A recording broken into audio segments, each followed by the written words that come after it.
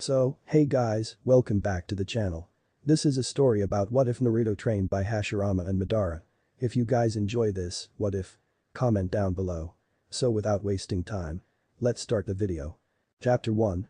Disclaimer: I don't own Naruto. History is decided by those who sit down and record it. They in turn are bound by the information they receive and their own honesty. It is said that when the first Hokage fight Madara Uchiha in the Valley of the End, he managed to gain a narrow victory, but succumbed to his injuries shortly before he reached the village. His brother, the later Nidame, who had accompanied his brother and was badly wounded himself, had reported that Madara had been completely obliterated by the Shaddai. However, should one open the Shaddai's tomb? 13 years prior to the Kyuubi attack, the pale man with slitted eyes entered the secret catacombs of the Hokages. He, Orochimaru, greatest of the Sannin, was standing before two coffins of solid stone. There was room for more coffins, but they had yet to be placed. And why should they be? The old fossil had yet to surrender his seed or drop dead, so there was no need to bury him yet. And afterwards, when he was Hokage, there would be no need to bury him, as he would be the immortal Hokage. After all, his only real competition for the seat of Hokage was the yellow flash Minato Namikaze, and that the goofy Ramen freak would become Hokage was more than doubtful. But Orochimaru hadn't come here to ponder, nor out of some sentimental reason. He carefully inspected the coffins, checking for seals or other means that would show it had been opened. Finding nothing, he carefully opened the coffin closest to him. He smiled as he recognized a corpse of the Nidame, bedded in dried flowers and with a few personal belongings that were useless to Orochimaru. He could have used the sword, but such powerful objects were sadly not placed inside of coffins in case situations like these occurred. But the body itself was in amazingly good condition, considering how long the man was dead already. Orochimaru suspected that the low temperatures, it was freezing in here, had preserved the remains. Scavengers were kept out by the coffin, and it was simply too cold for most bacteria that decomposed remains to function. Orochimaru grinned as he collected DNA samples. Hair was good, better than skin, but not as good as blood, but the DNA in it lasted the longest, and Orochimaru took all three before carefully resealing the coffin. After all, he didn't want the old fossil or anyone else to find out about this. Then he turned his attention to coffin number 2. He had to suppress a grin. Christmas had come early this year. While the Nidame's abilities would be useful, it was the other carcass that truly captivated his attention. The Shaddai, who could control wood and even subjugate them, second only to Madara Uchiha. Orochimaru could hardly wait to experiment with that power. He opened the coffin. And nearly howled in rage. It was empty. Only a few dried up flowers and useless personal items. Where was Shaddai's corpse? Has someone learned of his plan? No, if that were the case, both corpses would have been removed and he would have faced the old fossil and a squad of Anbu by now. Which left only two conclusions.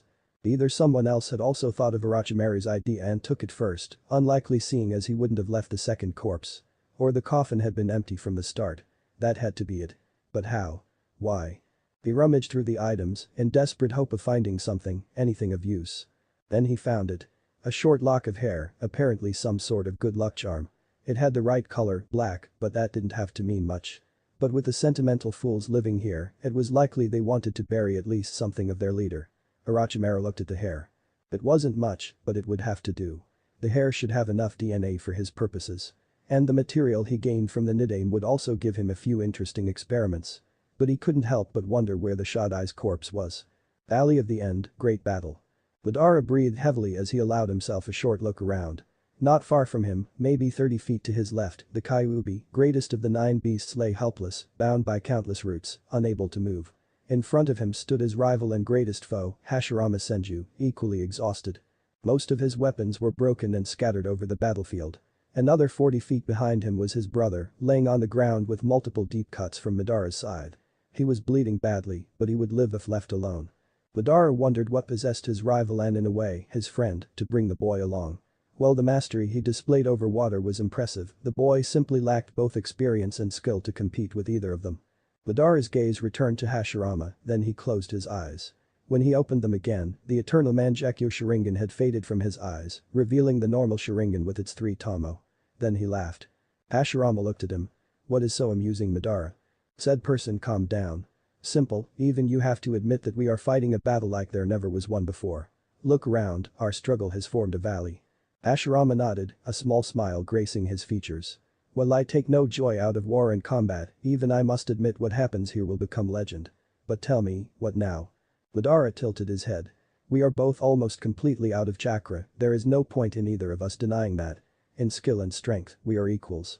I would even say that under normal circumstances, you may have very well defeated me here. However, Hashirama, you have made a fool's error. You have someone you need to shield, for I can kill him even without my chakra. Hashirama's eyes widened as he realized that Madara was right. In a fight man against man, he would have likely won, as his most powerful blade was still intact. However, if Madara redirected his attacks to Tobirama, he would take the hits. And then he'd be too weakened to withstand Madara's assault. Hashirama was cursing himself. He had insisted on joining his brother, claiming that against the fire jutsus the Uchiha were famous for, his abilities with water might be useful.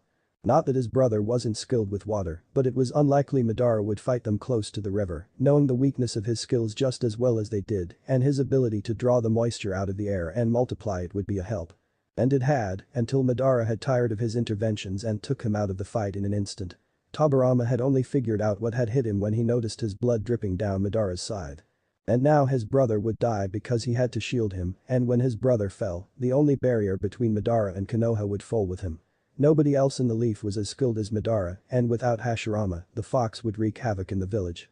The sound of bursting wood and a deafening roar pulled all three out of their thoughts. They saw that the fox had broken its restraints, and its head was shooting towards Hashirama and Madara, tilted sideways to give the bite the widest range possible. For an instant, Madara seemed confused, then he understood. Both he and Hashirama had made a fatal mistake. They had both used too much chakra and were now unable to tame the beast. Hashirama was too weakened to restrain it, and he himself couldn't keep his eternal Mangekyo active anymore. Normally, the continued activation wouldn't be necessary, but Madara had noticed that unlike any other creature, including the other as far as he had researched, the Kyuubi would break its mental restraints almost instantly if he deactivated the Mangekyo. And he had just done that. They had been fools to simply forget the beast and use so much chakra, and now they would pay for it. He sighed, knowing he couldn't even delay the inevitable. He had always wondered if it was true that one's entire life flashed before one's eyes if they met certain death. When one was in a situation where he was facing death and said force told him I'm here. In 5 seconds, you're dead. Spend them however you want, I'll give you that much time. You'd see the best of your entire life of sorts. He had doubted it, after all, once you were dead, nobody would know. Dead men tell no tales, as they say. But to his own surprise, he indeed remembered the single best thing in his life, which had been the most painful to lose his brother. Izuna, I'm sorry. He whispered. Hashirama heard him and gave him a sympathetic smile.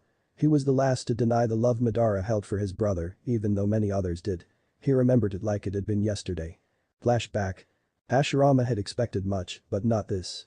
He had taken over the Senju clan 2 weeks ago, and now his rival, Madara Uchiha, also freshly baked clan leader of the Uchihas, was standing before him. He had already rubbed his eyes and pinched himself to make sure he wasn't seeing things. He straightened himself. What do you want here, Madara Uchiha? He asked. The man bit his lip, it was obvious he was swallowing his pride. I wish to request your aid. He said, his voice betraying no emotion. Hashirama raised a brow. He had expected anything, from clan talk to an assassination attempt, but not this. How exactly are we supposed to help you? He asked. Madara stared at the ground. My brother has infected himself with an unknown disease. We have tried everything, and nothing has worked. I need your help. His voice had begun to shake. Hashirama nodded, he had heard that Izuna was bedridden. The Senju clan had thrown a small party when they heard the news that one of the feared Mangekyo wielders was down for the count. But why turn to us? Of course we have a few medical prodigies, but there are other good medics outside of our clan. Now Madara looked up, with sorrow and desperation in his eyes and voice. Don't you think I've already tried? I've gone everywhere, but no one can help him. Watch your tongue. One of the Senju members shouted, clearly enjoying watching Madara squirm. Then Madara did something no one would have ever expected. He bowed. He dropped to his knees and bowed until his forehead touched the ground. I beg of you, help my brother. Everyone knew the Uchihas were proud before anything else. For Madara to throw his pride so far out the window, he had to be truly desperate. Hashirama looked at his own brother. If Tobirama were to fall sick and nobody but the Uchiha had the means to cure him, would he bow before Madara as Zed was now bowing before him? The answer was obvious. Yes, he would. He'd be on his knees, he'd be kissing Madara's feet if there was a chance it would help. He rose from his seat. Stand up. He said. Madara slowly rose, fear and a sliver of hope in his eyes. Hashirama raised his voice. As leader of the Senju clan, I hereby accept your request. We will send a group of our best medics with you, and they will do all in their power to help your brother. This is not up for discussion. He added when pandemonium broke out in the compound. And the medics had helped, albeit reluctantly. They had managed to cure Izuna Uchiha of his disease, but said the man would likely never regain his full abilities as a ninja. The disease had simply done too much damage to muscles and nerves they couldn't cure. He could still be a ninja, but never be as strong or fast as he was before, upper middle class at best. Shortly after, Izuna had begged Madara to take his eyes, saying that in his condition, he was not as important to the Uchiha as Madara, and that blindness was nothing Madara could afford. Madara had argued for hours before reluctantly giving in. The operation was a success, and Izuna even found a way to remain a ninja despite his blindness. He had developed that replaced his eyes and was even able to return to the battlefield, where he eventually fell by the hand of a small, relatively unknown clan. Madara would have accepted his brother's death, as fatalities occur in war, but that clan had desecrated his brother's corpse. The same day that Izuna's corpse was found, the compound of the clan that had desecrated him burned to the ground in black fire. There were no survivors. Flashback end. Hashirama nodded at Madara before using his last chakra to summon a root that shoved Tobirama out of harm's way and the fox's jaws. He looked at Madara. "It was an honor," he said. "Likewise," Madara replied. A moment later, the jaws snapped shut and Hashirama Senju and Madara Uchiha were no more. The Kyuubi growled in satisfaction, then in surprise as the vegetation started to attack it while black fire spread over its back. Apparently, the two great warriors wouldn't go down without a fight. The fox jumped back, then it quickly vanished, leaving Tobirama for dead. But he wasn't. He dragged himself back to the village and told them a lie about what happened. It wasn't evil intention, he just had yet to fully comprehend what had happened himself. Later he put a lock of Hashirama's hair into his coffin so that something of him would lay there once the buncheon dismissed itself. Sequence end. History may be distorted, both out of evil and good intentions. It is said that the fourth Hokage Minato Namikaze sacrificed his life to slay the great Kyuubi when it attacked the leaf. Some know better, but choose to remain silent. Others wish they had remained silent and now tried to force a silence. Why? The Kyuubi is a demon, and demons are immortal, and nothing short of the end of the world can kill them. With one exception. Any demon may be sealed inside of a person, and should that person die without releasing his prisoner, he'll drag the demon with him to death. But that is a knowledge long forgotten. But the Yondaime, without knowing that he walked the only path leading to a demon's true demise, sealed the Kyuubi in the navel with his only hours-old son, Naruto. For the seal he summoned the Shinigami, who demanded souls in return for his service, seeing it was the only being powerful enough to rip Kyuubi's soul from its body. But when the Shinigami is summoned by mortals, it only devours souls in pairs. Sarutobi sighed. He had made the mistake of informing the accursed council of Naruto's status as a. What had he been thinking? The council was an invention of the Nidaime. He had correctly presumed that the Hokage would not be able to handle everything and chose to call for aid. For military matters, the clan heads and other qualified ninja would advise the Hokage. In civilian matters, merchants and other qualified people would be helping the Hokage to lessen his load. It sounded perfect and on paper, it looked even better. Nidaime had later told Sarutobi that he was absolutely certain he had been drunk at the time he created the council. While the idea was good, the reality was different. The council had gotten used to the power and started to abuse it on a regular basis. Nothing major, except a major annoyance that instead of helping the Hokage cope with his work, they were adding more of it. And now this. Not even 5 seconds after Sarutobi revealed that the Kyuubi was not slain, but sealed inside of Naruto, the council had demanded his death. Mostly the civilians. Sarutobi had to fight the urge to kill some of the civilians that had the nerve to speak of losses when they had arrived only after the Kyuubi had been sealed. He was glad that most of the shinobi were keeping silent, Danzo being one of the unfortunate exceptions. The man seemed dead set on turning the boy into a weapon, something Sarutobi would never allow. He sighed again. Life for young Naruto Uzumaki would not be easy. He had no idea how right he was. Within the village hidden in the leaves, a freshly turned 7-year-old was running for his life. His name was Naruto Uzumaki and he was getting desperate. He would have been long gone by now, but he had forgotten Gama-chan, his purse, in his apartment. Normally he would have left it there, but it was Tuesday and he had just received his weekly allowance yesterday. The villagers would without a doubt raid and thrash his apartment, and if they found Gama-chan, all his savings plus this week's money would be gone, and he would again be closer to starvation. Naruto was, for some reason he didn't understand, the most hated boy in the entire village. He had been thrown out of the orphanage 2 years ago and lived on the streets for a few months, until he had managed to sneak into the Hokage tower and tell Jiji they had thrown him out. Once the old Hokage learned of this and that his secretary had always sent him away when he tried to talk to him, Naruto got a small apartment and a weekly allowance, while the secretary was fired. But his situation had not improved much. While he no longer had to steal simply to survive, he still had to pay ridiculous prices for food that was bordering on rotten at best. The only exception was a ramen stand run by a nice old man named Tucci and his daughter Am. They were nice to him and even gave him the occasional free bowl of ramen. But Naruto knew he couldn't go there in his situation. Most of the times, the villagers simply ignored him, acting like he didn't exist, at least when they weren't overcharging him, only occasionally beating him. But on October 10th, things got really bad. It was the day the nine-tailed fox, Kyuubi, was defeated by the Yondaime, but it was also Naruto's birthday. For some reason, large mobs shouting something about demons tended to gather that day to hurt him, and Naruto spent his birthday running for his life. The orphanage had never offered him protection from those people, the people there had actually tried to hold him so he couldn't get away. On his 4th birthday, he had tried running to Hokage Jiji, but the secretary had stopped him and called out to inform the mob of his location. That year, only the Anbu the Sandaime had placed on Naruto had stood between him and certain death. Ichiraku Ramen didn't offer any protection, they couldn't beat the mob, and Naruto didn't want to drag them into this. Naruto wondered what he had done to deserve such treatment, but he had no idea. It couldn't be his pranks, they were harmless, and the villagers had hated him long before he started pranking people so they would look at him. Naruto was craving for attention, he was terrified of the loneliness that had claimed more and more of his life. He was cheerful and trusting by nature, and even the beatings and glares couldn't change that, but the loneliness was tearing him apart. Well, the people chasing him seemed to try and take over that job. He decided to do what he, since his 5th birthday, always did when there was a mob on his tail. He ran into the forest. There was a Nichan living there that offered him protection ever since he had met her exactly 2 years ago. Well, maybe he just thought she was nice because she threw the sharp objects at the mob, not him. But her performance at their first meeting was beyond a doubt the coolest and most disturbing thing he had ever seen. Flashback Naruto's 5th birthday. Naruto had run into the forest, desperate to escape the more than 100 people that were running after him. They were gaining fast, and Naruto ground to a halt when he suddenly saw a girl in a trench coat standing before him. She didn't look like she was after him, simply because she looked just as surprised as he did. But the stop had cost him. The mob slowly came to a halt before them. Well, what have we here?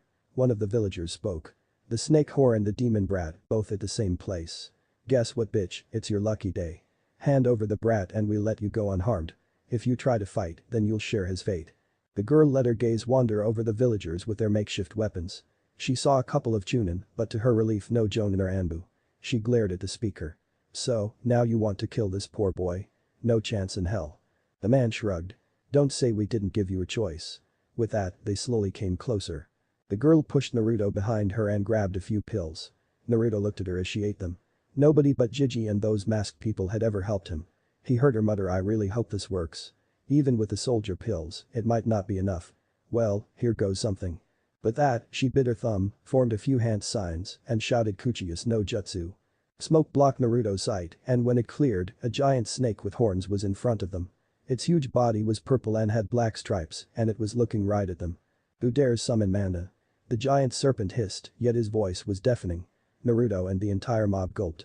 The girl looked ready to faint from exhaustion, but she managed to speak. Great Manda, I have summoned you. My name is Anko Midarashi. Manda looked at her. For what purpose have you summoned me, girl? Anko bowed.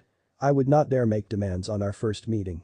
But, as an apology for my audacity to summon your lordship and as an offering, I have gathered these sacrifices.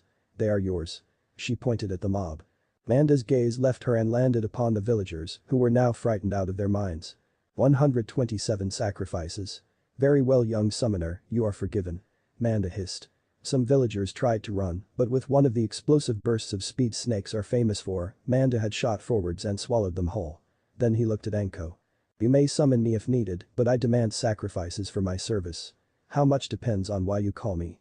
Anko weakly raised a hand. May I pay these in advance?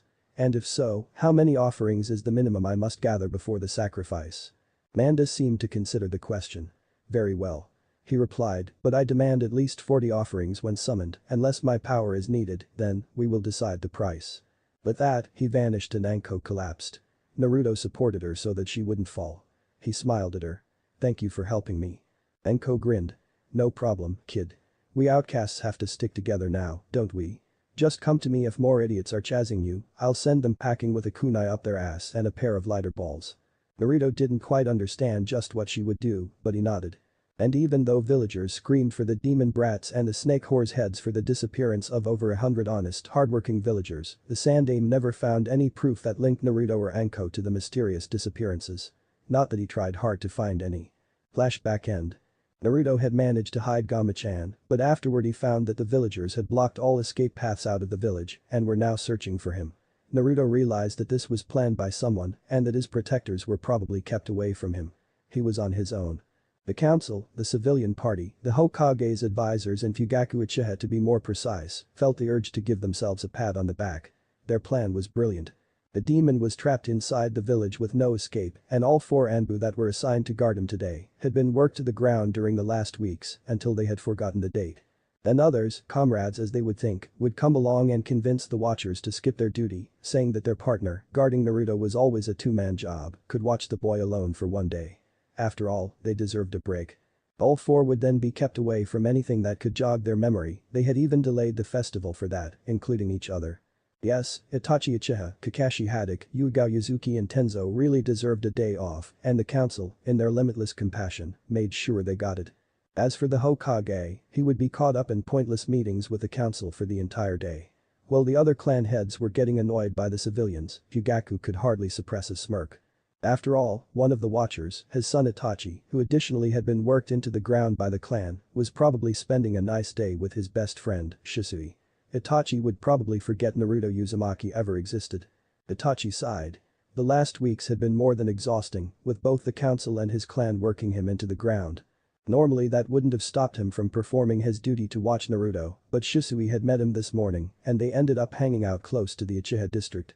The river was next to them, separating them from the rest of Konoha. Itachi had a few sticks of Pocky, and he could finally relax with his best friend. Shisui was right. The other Anbu should be able to watch Naruto alone for one day. He'd apologize to the Hokage and to Naruto, who he had started to see as a second little brother, tomorrow. What could possibly happen? Shisui hid an evil smirk. Unlike Itachi, he knew exactly what day it was and what would happen. He never liked the blonde kid that somehow managed to befriend Itachi, and he was more than willing to keep his best friend busy until the little hellspawn was dead. Then he would play clueless and life would go on. It seemed foolproof. Kakashi and another Anbu he knew as Nezumi, due to his rat mask, were sitting on a bench, noses buried in a little orange book. Nezumi had convinced the completely overworked Kakashi to skip his watch duty in favor of a visit to a certain bookstore. Jiraiya the Toad Sage had just released a book that would later come to be known as the predecessor of the Icha Icha series, and Kakashi had been itching to buy and read it, but he hadn't found the time, seeing as it came out only 2 days ago. No harm in a little reading, he'd just apologize to whoever his partner for today was, the Hokage and Naruto later. He liked Naruto. Unlike many idiots, he not only saw a remarkable resemblance between the boy and his own sensei, but he also had the brain capacity to add 2 and 2. Naruto was Yondaime's son, he had even managed to get Sandaime to admit it. But Naruto would forgive him for missing one day. Behind the mask, Nezumi couldn't help but smirk. He had lost his entire family to the demon, but instead of getting its deserved fate, the abomination was walking around like he owned the place, mocking them all with its sheer presence. Basking in the protection the kind old Sandaime was foolishly giving him. But this will end today. Kakashi was much too tired and focused on his little book to remember the Kyuubi festival. Tenzo sighed. Even though he admitted that he desperately needed a break, he still felt guilty about skipping his duty to watch Naruto. It simply went against his nature and training to ignore orders, but Usagi in his rabbit mask had a point. Tenzo needed rest, and the chance that a mob was huge enough to overpower even a lone Anbu before he signaled for backup was incredibly small. So he had, against better knowledge, agreed to spend a day on the outdoor garden of a certain restaurant. Usagi knew that there would be no Anbu to help the demon brat today. She had adored the Yondaime, and that the great man had fallen while his murderer was walking around in the very village his hero had died to defend from him, mimicking the Yondaime's face to further humiliate them no less. Was an unforgivable blasphemy. And today the grand task the Yondaime had begun would finally end today. And she would play an important role in the completion of this noble quest. She could almost see Yondaime smiling at him from the heavens. Yugao couldn't help but release a sigh. She had just left the hot springs Yacho, or had more or less dragged her into. Despite her exhaustion, she had never minded watching Naruto. If he wasn't about to be beaten by some stupid drunks, he was quite fun to watch. But even she had to admit that she really needed a break. And now Yacho convinced her to go shopping. She originally refused, intending to go to Naruto, but Yacho had used the one trump that always worked Gekko hate. Now she was looking around, checking which clothes Gekko would most likely like to see her in. She'd make it up to Naruto somehow. Probably by inviting him to ramen, he'd forgive everything if you did that. Yashu's face was split by a grin of pure evil, hidden behind his mask. Well, he had not lost anyone in the attack, he utterly despised demons. They didn't belong in this world, it was made for humans, not that filth that littered it. So he volunteered when asked who should distract Yugao's attention away from the fox brat that was parading itself right under his nose. He had worked together with Yugao on a few missions, so she hadn't suspected anything when he had convinced her to take a day off. Every one of the Watcher's distractions had worked with their targets and developed loose friendships, which had been an important criteria for who had been chosen. By now, the well-organized mob should have cornered the fox. It was a shame he couldn't join the hunt, but some sacrifices had to be made. And the mob had indeed managed to corner Naruto. He had managed to hide Gama-chan, but unfortunately there hadn't been enough time to hide himself, and every path leading to the forest where the nice Ni-chan was living had been blocked. There were not as many people in this mob, only around 40, but there were a lot more ninjas amongst them, including a black-haired Anbu with a lion mask. They had proceeded to beat him nearly senseless, then they dragged him to a distant part of the village where nobody could hear him scream. Then they started making him scream. Anko was getting worried. Naruto had yet to show, and he was never late. The boy had sharp instincts and knew when to make a break for it. But what if he couldn't come? That thought alone was more than enough to make her look for him. And on the rear end of the village, she found a man that was stacking wood and pouring oil over it. Well, stacking wood was not a rare occurrence here in the Leaf, soaking it with oil in an old, abandoned plaza certainly was. And the man kept mumbling to himself. Anko's heart stopped when she listened to what he said. The others are having all the fun with the demon, but that doesn't matter. In the end, they'll bring the pieces here, and I will be the one who lights the fire that will finally release Konoha and the world from the damned fox. Realization hit Anko. The man was building a pyre. Not even 2 seconds later, the man found himself stuck headfirst in the middle of his own pyre, just as it spontaneously ignited and was ablaze in seconds. Anko didn't wait until the man started screaming before she ran, now frantically searching. Meanwhile, a small girl named Ichiru Wasi was upset. Her parents had told her something important would be going on today, so the festival wouldn't start until dusk. She couldn't understand why, it had always started in the early afternoon. It was probably because they had forgotten. If that was the case, all she had to do was remind everyone that today was not a work day. She found some fireworks and set them up the same way she'd seen her father do it. Just as she was about to light them, her mother stepped outside. "Ichiru, where are you?" "No, don't." But it was too late. The small rocket shot into the air before exploding in a mixture of colors with a loud boom. Ichiru looked at her mother, confused by her shout. Nothing had happened, right? Slap. Her mother had hit her. Ichiru didn't understand why, but her mother said something about her ruining everything. But what had she done wrong?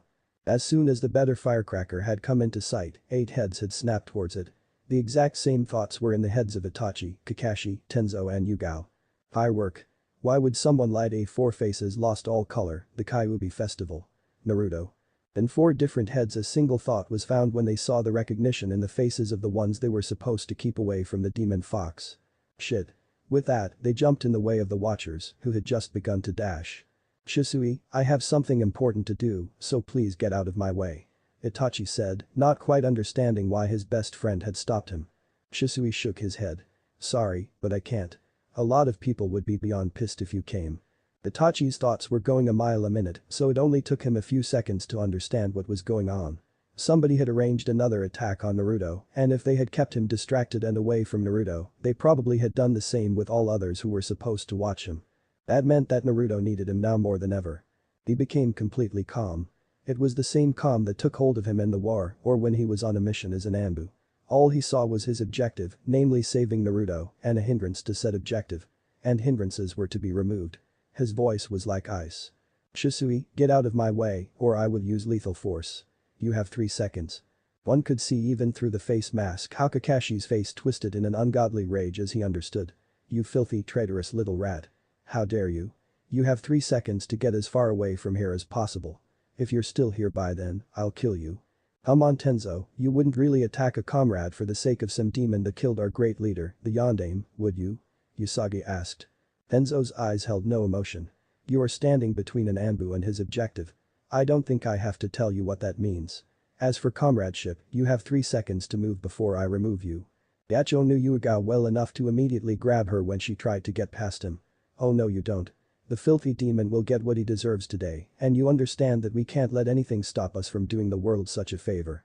She looked at her former comrade, disgust and hatred in her eyes as she kicked him in the chest, forcing him to let go. You swine. How dare you? He's just an innocent child. Get out of my way in 3 seconds or I'll turn you into bacon.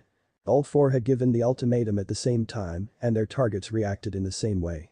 None of them moved, and all of them used the exact same arguments to talk them out of it. You wouldn't really kill me just to save the little hell spawn. 3. Was the only reply. You're bluffing. We're comrades. 2. 4 pairs of hands started forming hand signs. You can't be serious. After all, we've been through it together. 1. You're mad. Even if you kill us, you'll never find him. And even if, you can't just kill all who took part in this noble mission. Time's up. Shisui's eyes widened. Itachi had finished and muttered Suiten Kiga no Kiri.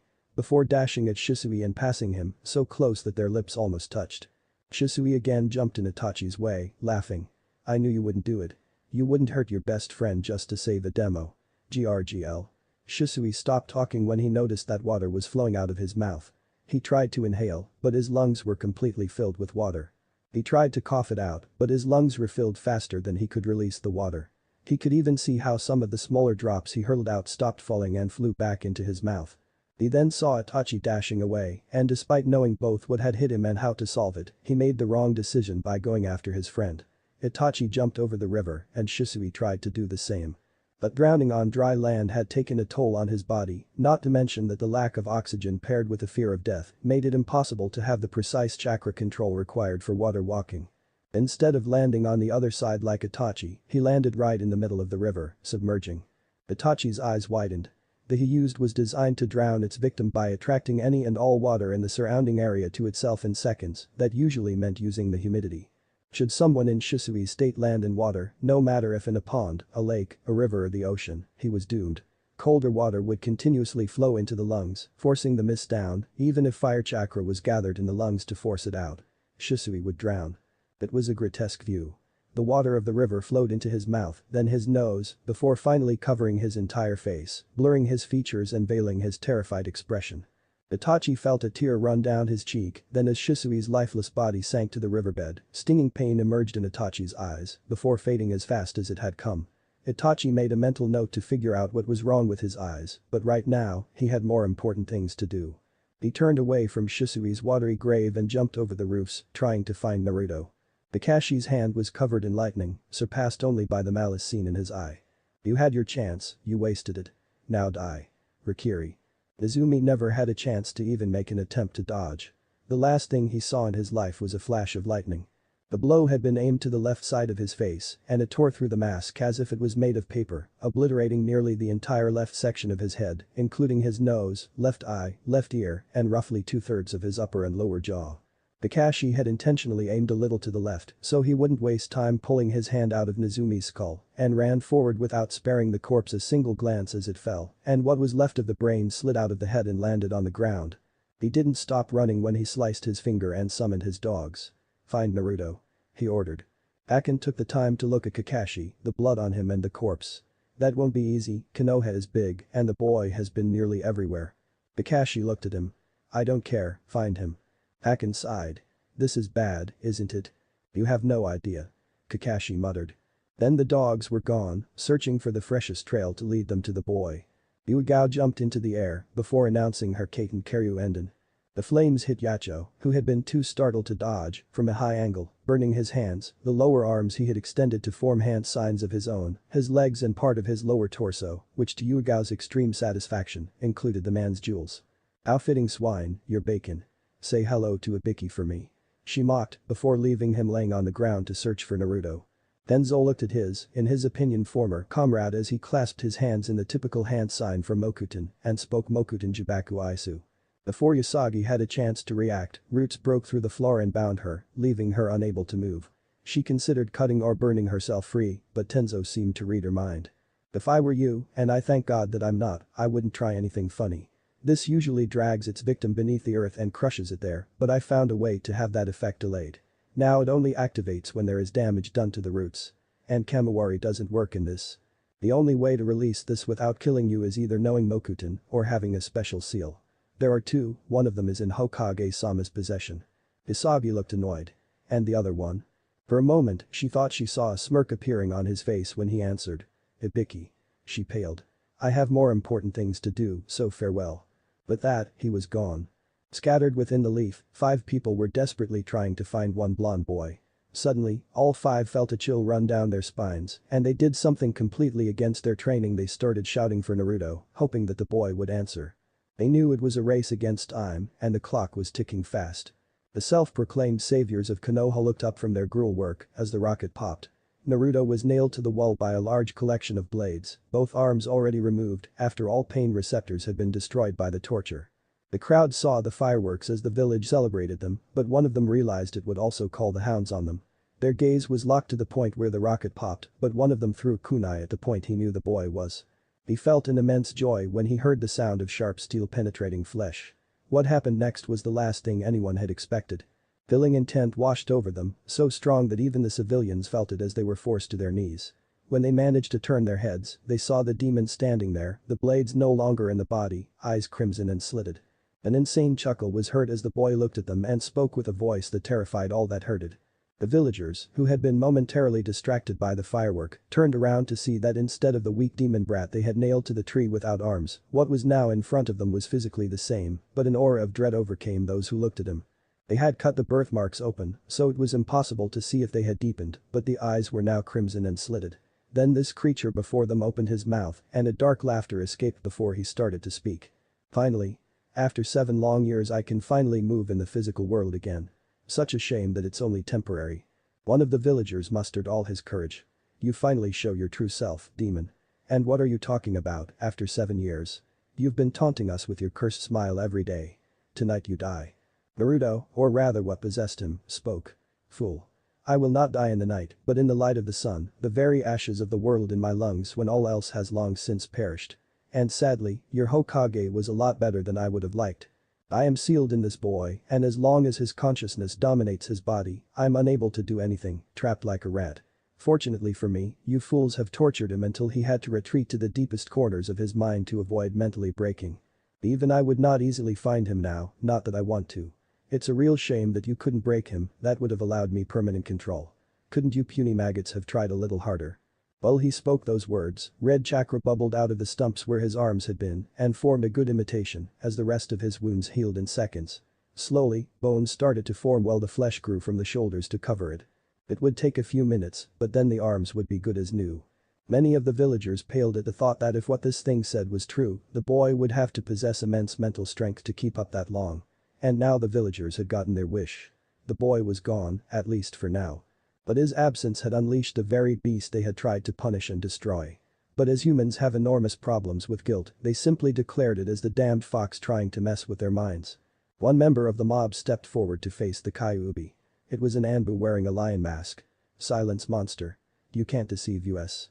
Kaiten Gakakyu no Jutsu. Kyuubi merely raised a hand of his red chakra as the fireball hit.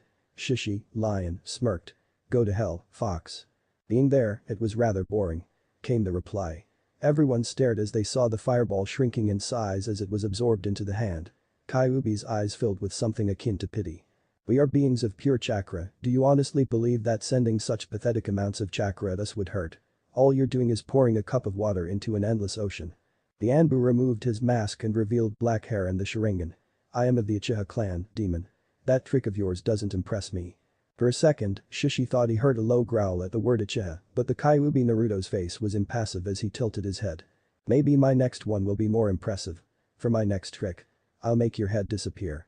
Before anyone had a chance to react, Kyuubi was standing in front of Shishi, his chakra hand on his face.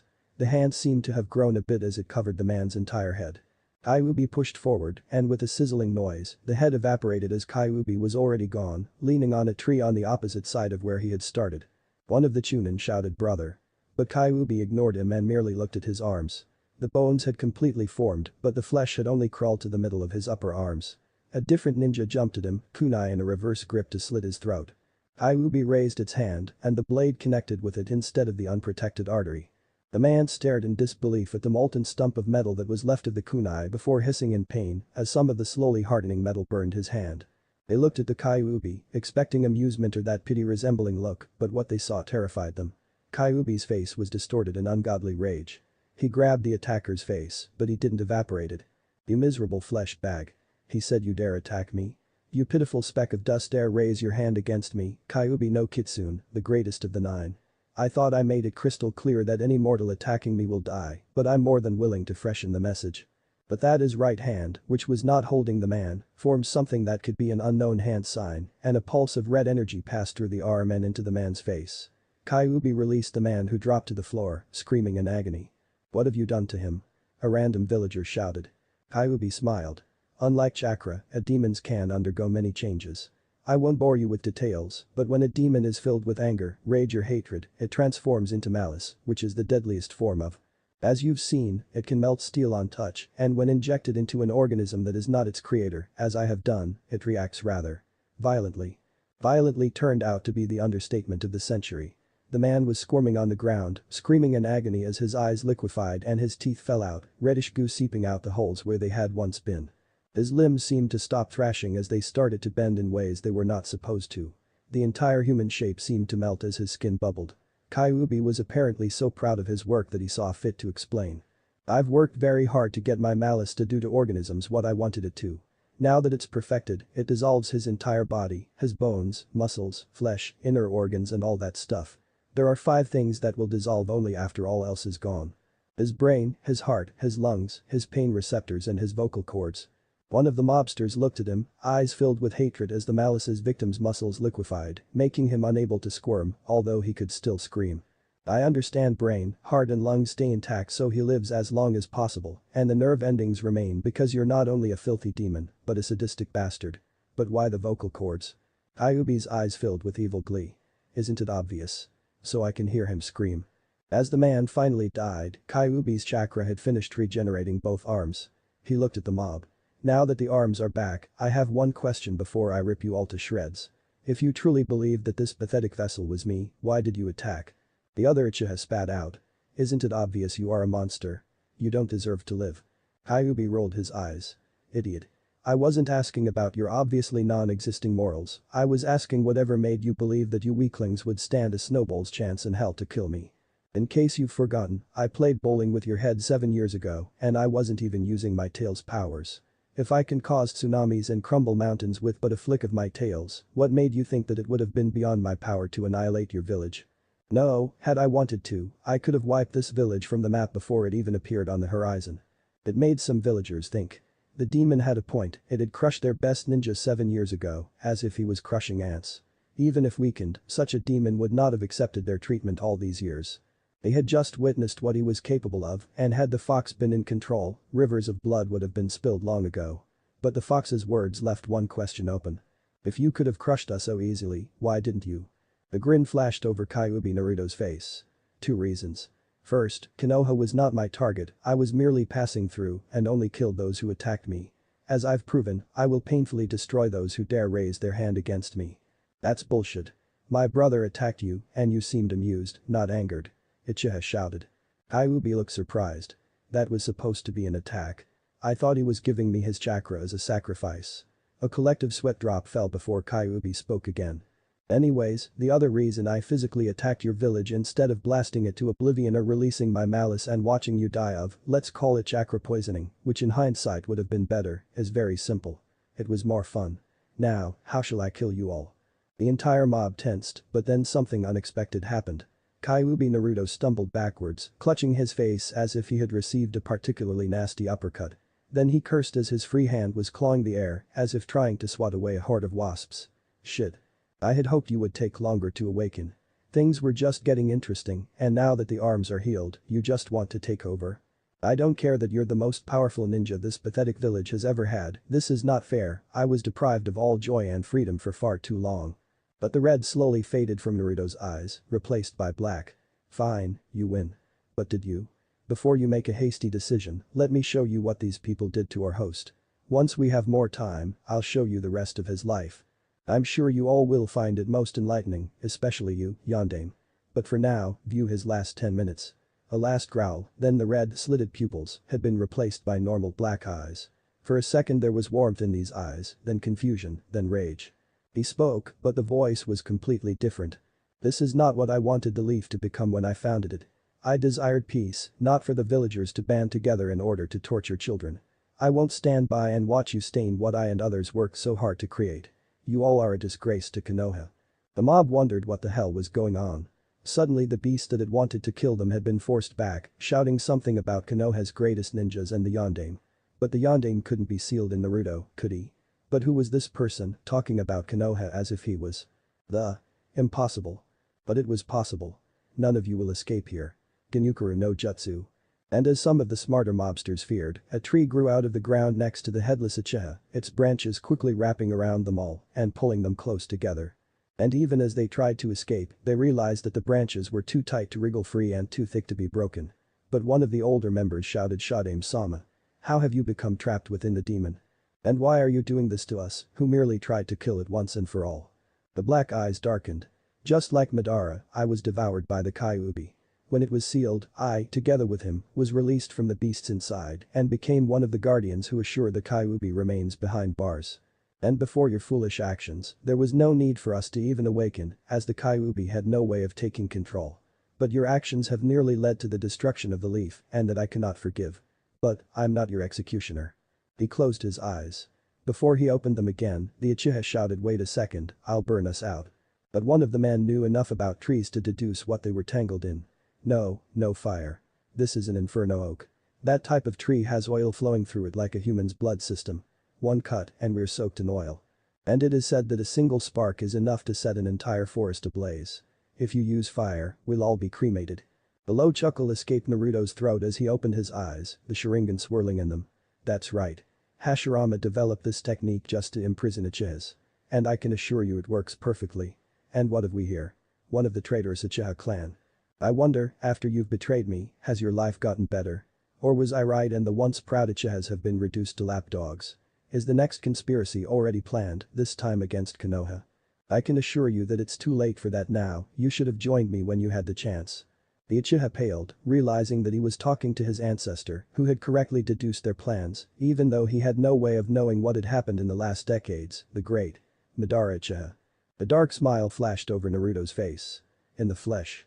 Well, not exactly, but you get the idea. But, I've wasted enough time chatting."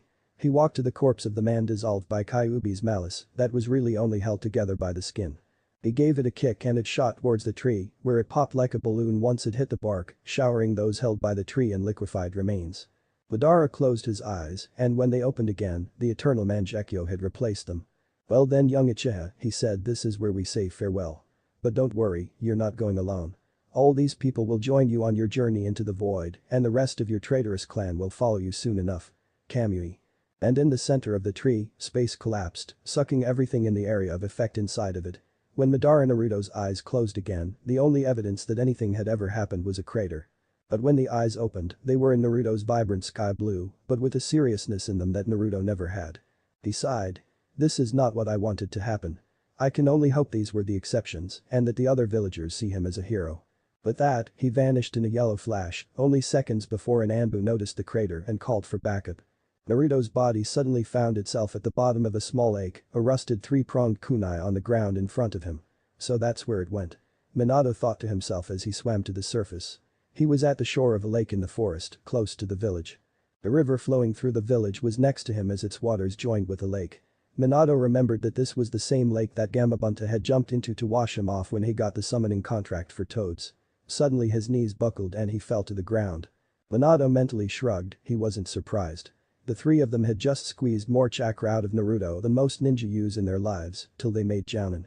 Now all he and the others could do was try to find Naruto in the depths of his mind while keeping the fox at bay, as he was the only one that could flood the empty chakra paths and take control, even if only temporarily. He started to search as Naruto's body lost consciousness. To her immense relief, Yu Gao found Naruto safe and sound, sleeping at the shore of the lake closest to Konoha. The boy must have had a run-in with those foolish villagers, as there were cuts and dried blood on his clothes, but he looked unharmed. Once again, she mentally thanked whatever force was responsible, probably the Yondaime, for arranging that the fox's power healed Naruto faster. Her guess was that he tried to reach Anko, but was blocked by a mob. He somehow managed to escape and snuck out of the village while he still could. But Yu Gao knew that there were a few ninja amongst the mobs and that she may not be enough to take care of them all. She had to make a choice, and she did, hoping that her allies were the faster ones. Peiton Akuten no Jutsu. A fireball shot into the sky, where it formed a blazing spiral that lasted 10 seconds, ate more than it was supposed to, and vanished. Yu Gao took Naruto and moved closer to the water. Potential enemies would have to pass the entire shore, so Yu Gao would see them coming, and if someone tried to come over the lake, the splashing would give him away long before he got close. When the spiral formed, 4 heads had snapped towards it, closely followed by their bodies. All 4 had been praying for some sort of sign of Naruto, and they got it. But the mobs also saw the signal flare and were heading in the same direction. All 4 knew that whoever fired the flare was on Naruto's side and either expecting a charge and wishing for support. Or already under attack. 4 pairs of feet suddenly kicked into a higher gear that was close to breaking the sound barrier as their owners ran to where they hoped Naruto would be. Yu Gao was getting worried. She could hear a number of people stampeding through the forest, and a second ago, they had broken through the foliage, murder in their eyes. There were at least 50 and a few ninja amongst them. Nothing she couldn't handle under normal circumstances, but she had to protect Naruto. To her immense relief, 4 people appeared besides her and Anko, Kakashi, Itachi and Tenzo were standing beside her, forming a protective circle around the unconscious boy. Kakashi spoke first. "Go home people, there's nothing to see here. We are ordered to protect Naruto with the use of lethal force, should we deem it necessary, and trust me, we deem it necessary if someone gets closer than 12 feet or starts throwing something." The mob seemed to hesitate. Anko spoke. "I want all you bastards gone in 10 seconds, or you're snake food." One of the mobsters sneered. "What makes you think you can order us around, snake bitch?" Anko looked at Tenzo. "Can you keep them stationary for a few seconds? I want to sacrifice them to Manda, and it'd be a pain if they ran away." That had an instant effect as the mob fled in wild panic. All 5 guardians waited a few minutes, then they turned to look at Naruto. Kakashi broke the silence. "He's probably completely exhausted. We should have brought him to the hospital. I know a few doctors and nurses like him and actually didn't take the day off in case something like this happened." The others nodded and carefully hoisted Naruto on Anko's shoulders while the others took a square formation around her to block possible attacks from all sides as they sprinted towards the hospital. Naruto's body reported that it felt the warmth of laying in a bed, surrounded by people that cared about him and weren't trying to kill him. That unconsciously caused Naruto to return out of the depths of his mind, but instead of waking up, he had found himself in a sewer. At first he thought the mob had thrown him here, but then he noticed that this one was unlike any sewer he had seen before, and he knew all sewers of Konoha like the back of his hand, having to hide there from mobs and people pissed by his pranks.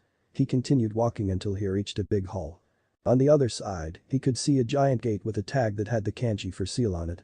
As he walked closer, he could see that to his left, a tree started to grow, only much faster than a tree should grow. When it had reached a size of 50 feet, it stopped growing as a hole opened in the middle of the bark, revealing a hollow space, similar to a cave. In the cave, he could see a shadowy figure in a lotus position, looking down at him with black eyes. He could only see the silhouette in the eyes. Then a red light from above caught his attention. He looked to see a blood-red moon rising to a full moon in a way surprisingly similar to an eye opening.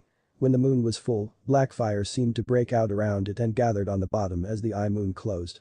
When it was barely more than a fine line, the fire dripped down like a tear, hitting the wet floor with a hissing sound as the water evaporated and the black fire broke out once more, another silhouetted person sitting inside of the fire.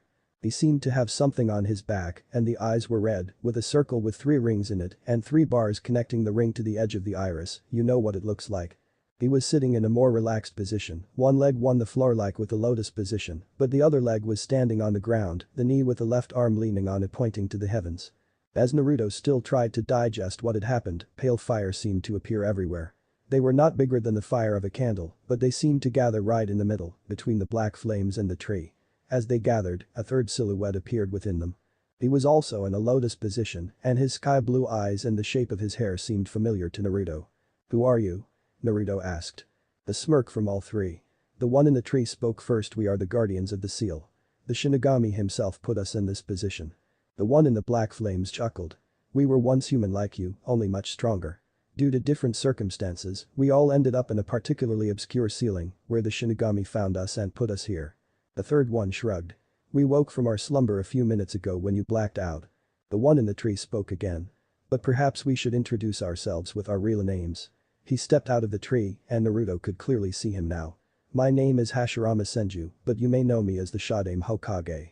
Naruto's eyes widened. The one in the black flames stood up and left his burning throne. When I was alive, I was known as Madara Uchiha, the most powerful Uchiha of all times, and our clan is very old.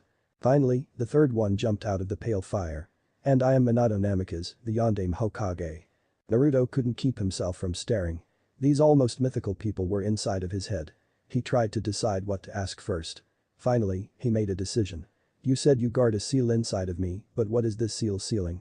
The voice was like thunder, and Naruto looked for the source. He noticed there were things swishing around in the darkness of the cage. It looked like snakes, only much bigger. Then a red glow seemed to slowly illuminate the interior of the cage, revealing the biggest thing Naruto had ever seen. What he thought were snakes were really the tails of a giant fox. It seemed to be bowing, look at the picture showing all 9. Kyuubi looks like in that picture, only not in a crater, but then he raised his head and released a roar that would make the strongest of men tremble in terror. And it had. Naruto gulped, then he looked at all 4. You're all show-offs. 4 grins answered him as he continued. I'm guessing that's the Kyuubi no Kitsune, if the 9 tails are any indication, but why isn't it dead, and how did it get inside of me? Kyuubi laughed. You're smarter than I thought. Indeed, I am the great Kyuubi no Kitsune. As for why I'm here, we cannot be killed by any means, but in a fight for our title. The Yondaime here did the next best thing and sealed me inside as an infant whose chakra coils weren't fully developed yet and therefore able to adapt to me. The poor fool wished for the child to be seen as a hero, but I don't need to tell you how that worked out. Guess who the lucky infant is? Naruto stared at Yondaime. Is it your fault? Because of what you did I had to go through all that, why me? There must have been other children that were an option, so why me? Minato squirmed but remained silent. Kyuubi smirked. Either you tell him or I do. Minato bit his lip, then he gave in. Naruto, there was a reason. I was the Hokage then, and as such I couldn't demand from others what I wasn't willing to do myself. I couldn't ask another family to give up their child when What I'm trying to say is, you're my son. Naruto froze like a statue. Minato was slowly getting worried, he had expected anything from jumping in joy to yelling at him, but not that he would remain as still as a statue. Then Naruto finally said I see. I guess that makes sense. I won't hold your decision against you, but I'm not sure if I'll ever be able to forgive you. Minato Namikaze. With that, he vanished into the real world where the other 4 could not follow. Minato stood there, as unmoving as Naruto had been seconds before. He could not believe how much it hurt to hear one's own son calling him by his full name, showing he was not viewing him as his father. Madara and Hashirama had decided to remain quiet as they really couldn't understand what was going on. Kyuubi had less decency. You know, I've been looking forward to this ever since I found out that you were in here. Revenge is so sweet. Sadist. Minato muttered. Kyuubi raised a brow. I burn half your village to the ground, kill everyone who stands in my way with my bare hands, liquefy a person who's fully aware of what's happening to him, and you realize that now. You're pretty dense. Minato sighed. Can you show me his life? The other 2 looked up, interested in that as well. Knowing your landlord was never wrong. Kyuubi grinned, and something about that smile gave Minato a very bad feeling about what he'd see. I thought you'd never ask. Naruto slowly opened his eyes. He was no longer inside of his mind, but out in the real world. He was laying in a hospital bed, surrounded by the 6 people he'd blindly trust his life to. Now he felt an important part of him, which had still remained hidden in the corners of his mind when he met the Kyuubi and his jailers, finally emerged his cheerful nature. He spoke. Hokage Jiji, Itachi Niasen, Kakashi Niasen, Yugao Nisan, Tenzo Niasen, Anko Nisan, nice to see you. How have you been? And why are you looking at me like that? The Sandaime raised a brow and looked at the 4 Anbu, who, after exchanging a surprised look with each other, had suddenly developed a fascination with the tips of their shoes. They all had broken an important protocol when they guarded him, namely giving away their identities. Each one had also spent parts of their private time with the sun-kissed boy, inviting him to ramen and such. But instead of reminding them of the Anbu protocol and giving out punishment, as the law told him to, the Sandaime merely smiled at them and made a mental note to give them a raise. Anko chuckled, being the first to regain her speech. We had to peel you out of your bloody clothes and you ask how we are doing. That's rich, brat. Naruto jumped up and down on his bed. Don't call me brat. He shouted, much to the amusement of the others. Then the Sandaime, Sarutobi, became serious. Naruto, do you remember what happened to you? He asked, the others looking at Naruto as well. Naruto frowned in concentration, which made him rather cute in the eyes of the present ladies. Then he shook his head. Nope. All I remember is running away, hiding Gama-chan, and waking up here. Gama-chan? Anko asked. The Hokage sighed. It's his purse, shaped like a frog. I gave it to him as a present. He explained. Anko nodded, it made sense. Hide your cash, or you risk losing it. Being a pariah of sorts herself, it had happened to her, at least until she started building a reputation as being bloodthirsty to the point of insanity. But Sarutobi was worried. One of his Anbu had reported that in one of the old plazas, one of the few sections that were deemed too expensive to repair after the Kyuubi attack and had been abandoned was gone, a giant crater taking its place. But nothing gave any hints on what had caused the crater. There had been no explosion, and no traces of chakra could be detected. It was a mystery. Had one asked Madara, he could have explained that the Kamui he had used not only sent the tree plus mob and ground to a different dimension, something that was impossible to survive, as the shift ripped everything apart molecule by molecule, but also sucked in air and all chakra residue. Effectively erasing not only all physical evidence, but also the leftover Yaki of the Kyuubi. Inside of Naruto's mind, the three great warriors that held the Kyuubi at bay had just finished watching Naruto's life, which was just a focused mass of abuse, neglect and torture, peaking into a single attempt of suicide. To say they were shocked would be an understatement, they were horrified. All three had seen many ugly things on the battlefield, but this took the cake. Madara pulled himself together first. I seem to have forgotten, please refresh my memory. He said, sarcasm dripping from his words. Burning Konoha to the ground was bad, why? Kyuubi looked up, a slight grin on its face. I second that question. Hashirama and Minato remained silent before the founder of the village in question spoke. I am beginning to ask myself the same question. Not even in my worst nightmares would I have expected something like this to occur. Madara nodded. When the village was formed, I had asked where all our mutual hatred had gone, considering my question was answered. Minato was still silent, unable to comprehend what could have gone wrong. He had asked for Naruto to be seen as a hero, how had it turned to this? Kushina always told me I was too trusting, I should have listened to her. He muttered, before turning away from the cage. What are you doing? Kyuubi asked. Minato didn't look up. I need a drink. A strong one. Kyuubi snorted, sending small waves through the water. Good luck with that, this is a sower. Minato shook his head. Wrong, this is a mindscape. And with that, he held out his hands and a bar rose out of the ground. Hashirama and Madara looked at each other, then they extended their hands to grab the sake-filled cups that had appeared. With a nod, they gulped it down. Kyuubi blinked. Could it really be that easy? He focused and tried to make a change he had wished for the last 7 years. And howled in frustration as nothing happened. Madara smirked. It looks like being a warden does have some advantages over being a prisoner. Shut up. Kyuubi growled. Minato was looking through the bar. Sake. Not strong enough. Wine. Not much better. What's this? Vodka. Never heard of it. He checked the label. 87% alcohol. Sounds right. With that, he put the bottle to his lips and drank. Madara raised a brow. We're technically dead, can we even get drunk? Hashirama shrugged. We're in a mindscape, so I guess we can get drunk if we want to. Though I don't think we can die of alcohol poisoning or anything else. Beside the kid's untimely passing, which is not as unlikely as it may sound at first. Madara muttered. Naruto was sitting on his hospital bed, sulking.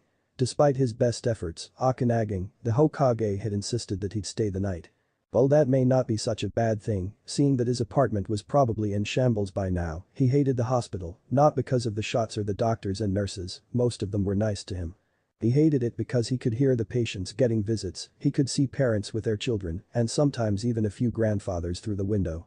It hurt him inside to see them all getting cared for while he was all alone. Then he remembered that that wasn't quite true anymore. He had a father, and he could speak to him. In hindsight he wondered what had been wrong with him when he first met his father. Even though he didn't know it, what had been wrong with him was the fact that most of his personality had still been hidden, and the only parts of him that had emerged into that chamber were his logic and his memories, most of which were rather bitter ones.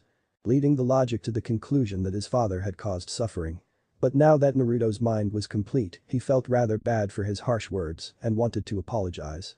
That, so much was undisputed amongst those that really knew him, was one of Naruto's great qualities. He was always willing to forgive, and he considered every stranger as a potential friend until he'd been proven otherwise. A joke running amongst those that liked him was that you could cut his arm off and he'd forgive you if you treated him to ramen. Of course, such crippling would only be temporary. But back to our story. Naruto had decided to apologize and was now at a very important question: how? He didn't know how to get back to the place where he had met his father and the other three. He decided to just go to sleep and hope he'd get an idea in his sleep, which would turn out to be the right idea. Sarutobi sighed.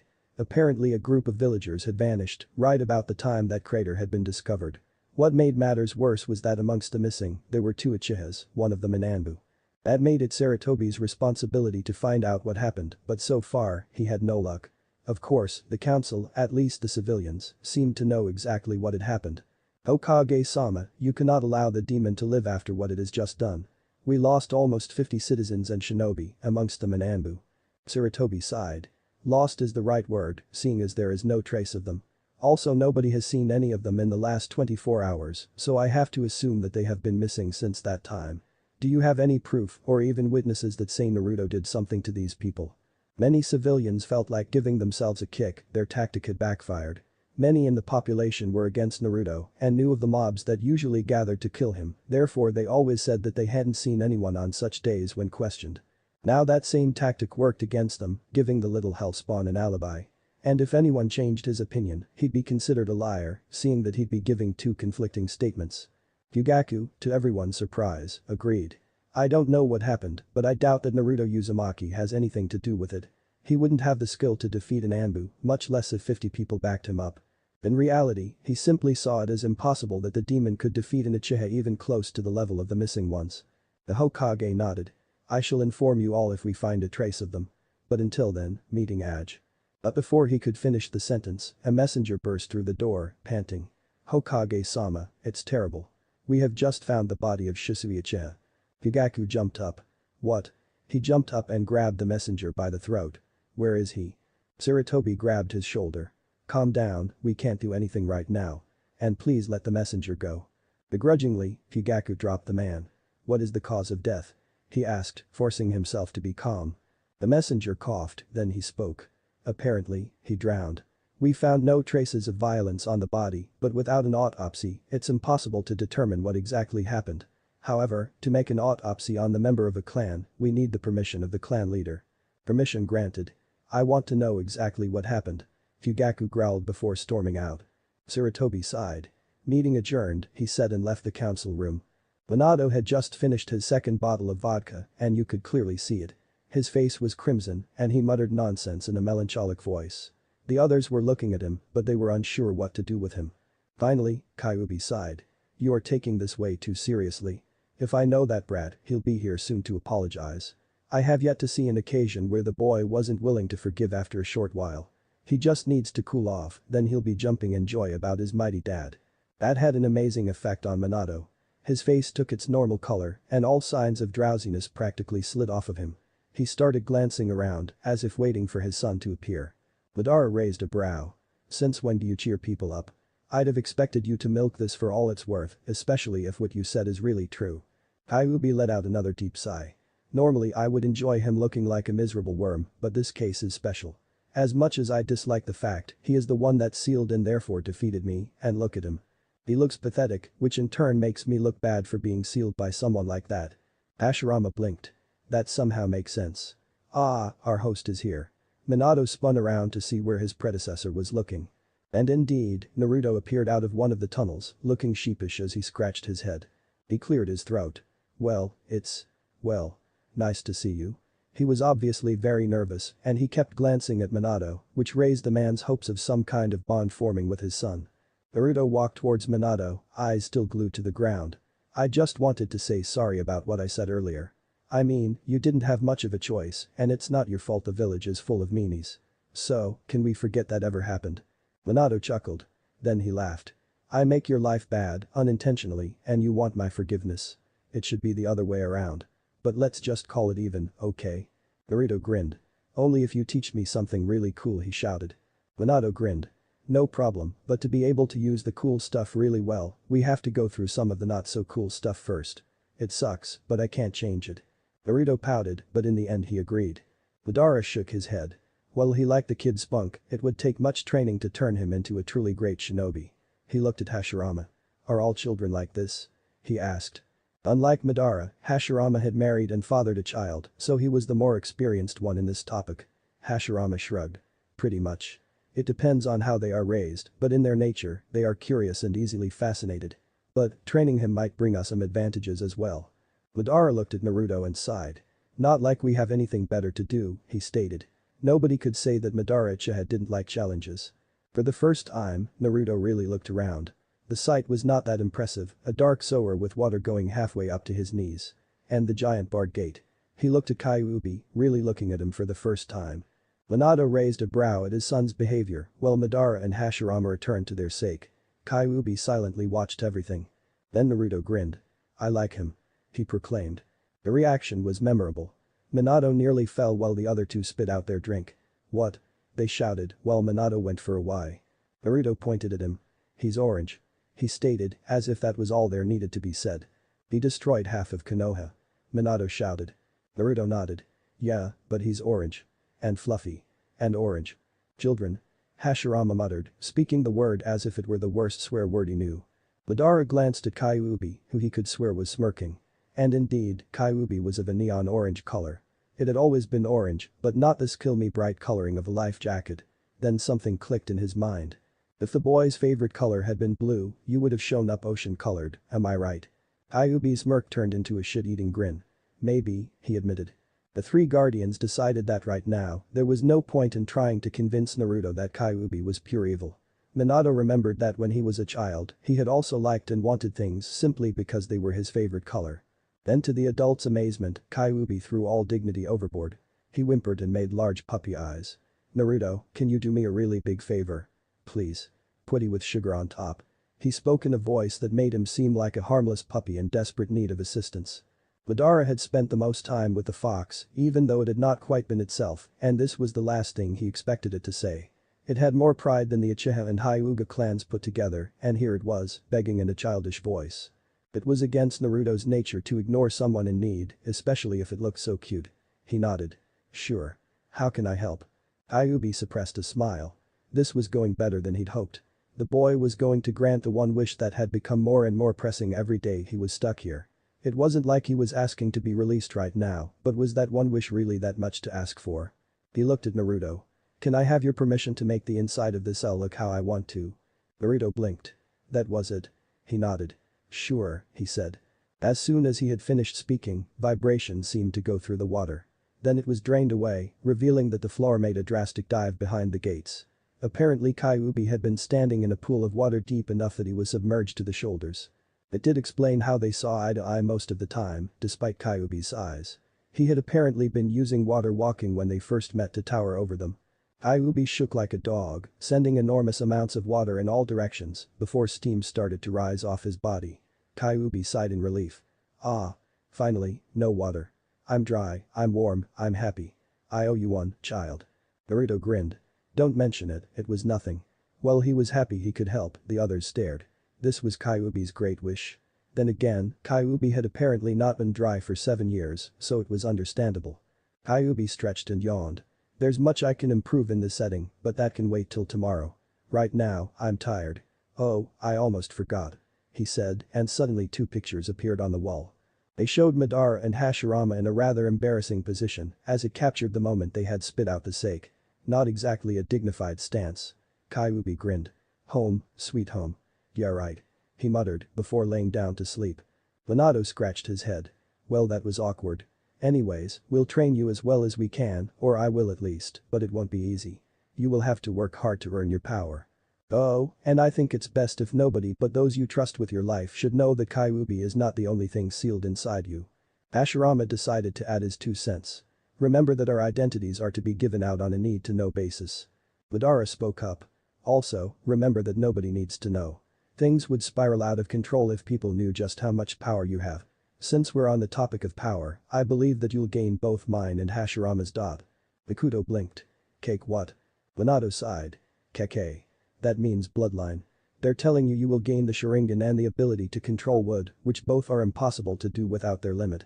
It usually can't be taught, either you're born into the family that has it, or you can't use it." Kyuubi opened his eyes. "What are you babbling about? Anyone can control wood, or rather plants," he muttered. All eyes moved to him. "What do you mean?" Hashirama asked, confused. Nobody but him could use wood or ever had. Kyuubi opened the other eye. "Well, everyone might have been an exaggeration, but everyone with a sufficient affinity for earth and water can do it. The reason why such techniques can't simply be copied is that how much of each chakra you need is unique to each person." Therefore, someone trying to make plant, ice, lava, acid, or any other element mix by copying what someone else used will fail because the percentage of each element that works for one person is unsuited for others due to the differences in the individual chakra concentration. Hashirama looked at Kyuubi. So basically what you're saying is that my child didn't get the bloodline because there is no bloodline. It did explain a few things Hashirama had never understood, for example, why he couldn't get anyone else to successfully control wood or plants as Kyuubi called it. What worked for him simply wouldn't work for others. Well, it'd probably work for Naruto, as he would essentially be using his ability. Kyuubi shook his head. You do have a, but not like you think. What makes mix element bloodlines different from normal element mixes are two things. 1. They are much easier to learn, as an instinctive knowledge on how to create the mix is already rooted in your subconsciousness. But the main difference is that bloodlines grant their mix special properties. I'm not talking about making it harder or more resistant than usual, that can, to a certain degree, be accomplished by chakra. Let's take yours for an example. The special property of your bloodline grants your plants the ability to seal Yaki and normal chakra, but it mainly targets Yaki, up to the point where you can actually manipulate the flow of Yaki. Hashirama looked up. So that's why I could tame them, he muttered. Kyuubi nodded. We demons are solidified, which is why we are immune to time and disease, as there is no real flesh that could rot and die. Since you can manipulate the flow of our, you can control our movement and our attacks. Madara nodded. Perhaps the boy can use that skill. As for the Sharingan, he'll have mine, but I won't let him activate the Mangekyo, much less the Eternal Mangekyo until I deem him ready for it. And that might take a while. He glanced at Naruto. A long while. Naruto pouted, but he had enough common sense to realize that all three guardians, whether directly or indirectly, had agreed to train him, and he had no intention of throwing a tantrum that might change their minds. He looked at Kyuubi. Kyuubi looked back. What? I hardly know any, I never had a real need for them. But it seems a lot of old knowledge has been lost, so I'll help out with what I can, as long as you don't bother me. He seemed to think. Since some spoilsports will probably object if I say I give you full support if you let me take control once in a while, let alone free me, that offer won't stand. I also want to know just how much knowledge was lost in the flow of time. Naruto grinned. He'd be unbeatable. Then everybody would accept him.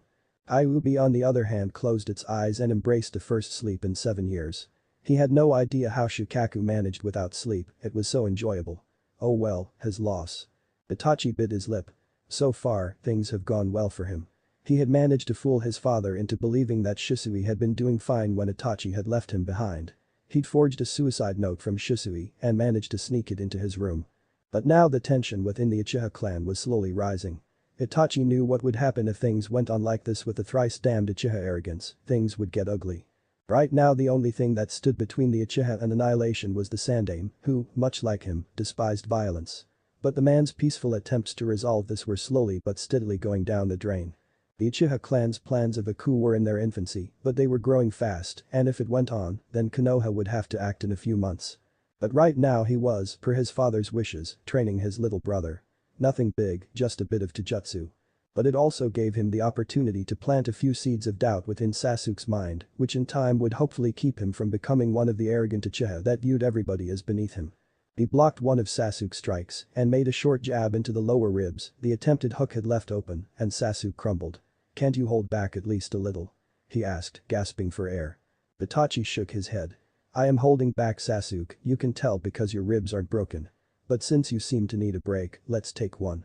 He sat down next to his younger brother, who slowly managed to sit up. Sasuke looked at him. You're really strong, brother. I can't wait till my Sharingan awakens. At this, Itachi's face sank. Did I use my Sharingan in our spar? Sasuke blinked. Well, no. But. Itachi looked him in the eyes. Then do you think that I'm strong simply because I can activate it? Sasuke was confused. His father had told him they were undefeatable because of their Sharingan. The only thing that could defeat an Uchiha was another Uchiha. But now that he thought about it, Itachi had a point. No, I don't think so. A small smile graced Itachi's features, but it vanished as quickly as it appeared. So, why do you think I am so strong? And why are you stronger than the other Uchiha your age? All alarms went off in Sasuke's head. The answer his father would expect would be because we are Uchiha heirs. But something told Sasuke that was not what Itachi wanted to hear. He thought about it, beads of sweat running down his neck. Then, hesitantly, he said because we work harder than the others. He closed his eyes, expecting a slap for saying such blasphemous things about the Uchiha, but all he felt was a pat on the head. When he opened his eyes, he saw Itachi smiling. That's right, brother. We train harder, therefore we are stronger. The Sharingan is very useful, but in the end, it's nothing more than a tool that we can use. And the Sharingan doesn't make us invincible. We still take damage from attacks, and we are not immune to poisons or diseases. Also, what good is being able to see your enemy if your body isn't fast enough to keep up with him? And the Sharingan has a weakness that few know about. In order to copy something, we must understand what's happening. We can copy normal ninjutsu because we know what the hand signs do, how they shape the chakra. That means that if someone uses some sort of hand sign we don't know or simply doesn't use hand signs, we can't copy them. Itachi explained. Sasuke listened to his brother, absorbing the information like a sponge. What hand signs don't we know? And why not use hand signs? Itachi's smile widened, this was going better than he had hoped. Sasuke was apparently not completely corrupted by the Uchiha doctrines, so there was still hope for him. He was willing to improve with hard work and he wanted knowledge to cover weaknesses most Uchiha denied they had. Now Itachi would give that knowledge. There are some hand signs that pop up every now and then that we can't copy, like the Yamanaka techniques. Then there are some things that demand chakra control beyond what a normal hand sign is supposed to do, like Nara's shadow techniques. As for techniques without hand signs, if you train them enough, you'll eventually be able to use almost any without hand signs, but there are some that don't need any to begin with, like the Yondame's Rasengan or the art of puppetry. That one is particularly nasty, since you can't tell what their puppets are going to do unless you know puppetry and can analyze the movements of their hands. Itachi explained, Sasuke trying to memorize every word. So, how do you beat a puppeteer? Sasuke asked. Itachi's mood was rising faster than he'd ever thought possible. The easiest way is to attack the puppeteer himself. Most puppet users are physically below the average ninja of their rank, as their puppets do their fighting. But the puppeteers know that too, which is why they are very good at hiding themselves. Also, when you find one, simply rushing in may not be the best choice. Always expect traps or second puppets. There are also some traps that can be hidden underneath clothing, like senbon launchers. My tactic is to place a chakra strengthened or explosive kunai into the back of their heads from a safe distance. He spoke before looking at the sun. Well, I think you had enough rest, so let's continue our spar. Sasuke groaned as he stood up. He was willing to swear he saw a sadistic smile light Itachi's face as they got into their fighting stances. He knew this wouldn't be pleasant. For the rest of the afternoon, Itachi mopped the floor with him. After Naruto woke up, he threw a tantrum until the stressed-out doctors signed his release papers just to get some peace. Then he wondered where and how his training would be. Suddenly he heard Madara's voice in his head. It will be unpleasant and you'll probably wish you were dead on occasion. And one thing I forgot to mention about the Sharingan you'll get, don't use it when others could see it. That will lead to a few questions you really don't want to answer. Madara said. Then Hashirama spoke. As for where you will train, I believe it's best we choose a spot a good distance away from the village, so that we don't raise suspicion due to chakra bursts that might alert Anbu. Naruto saw the logic in that statement and immediately went through the places he knew to see which one was best.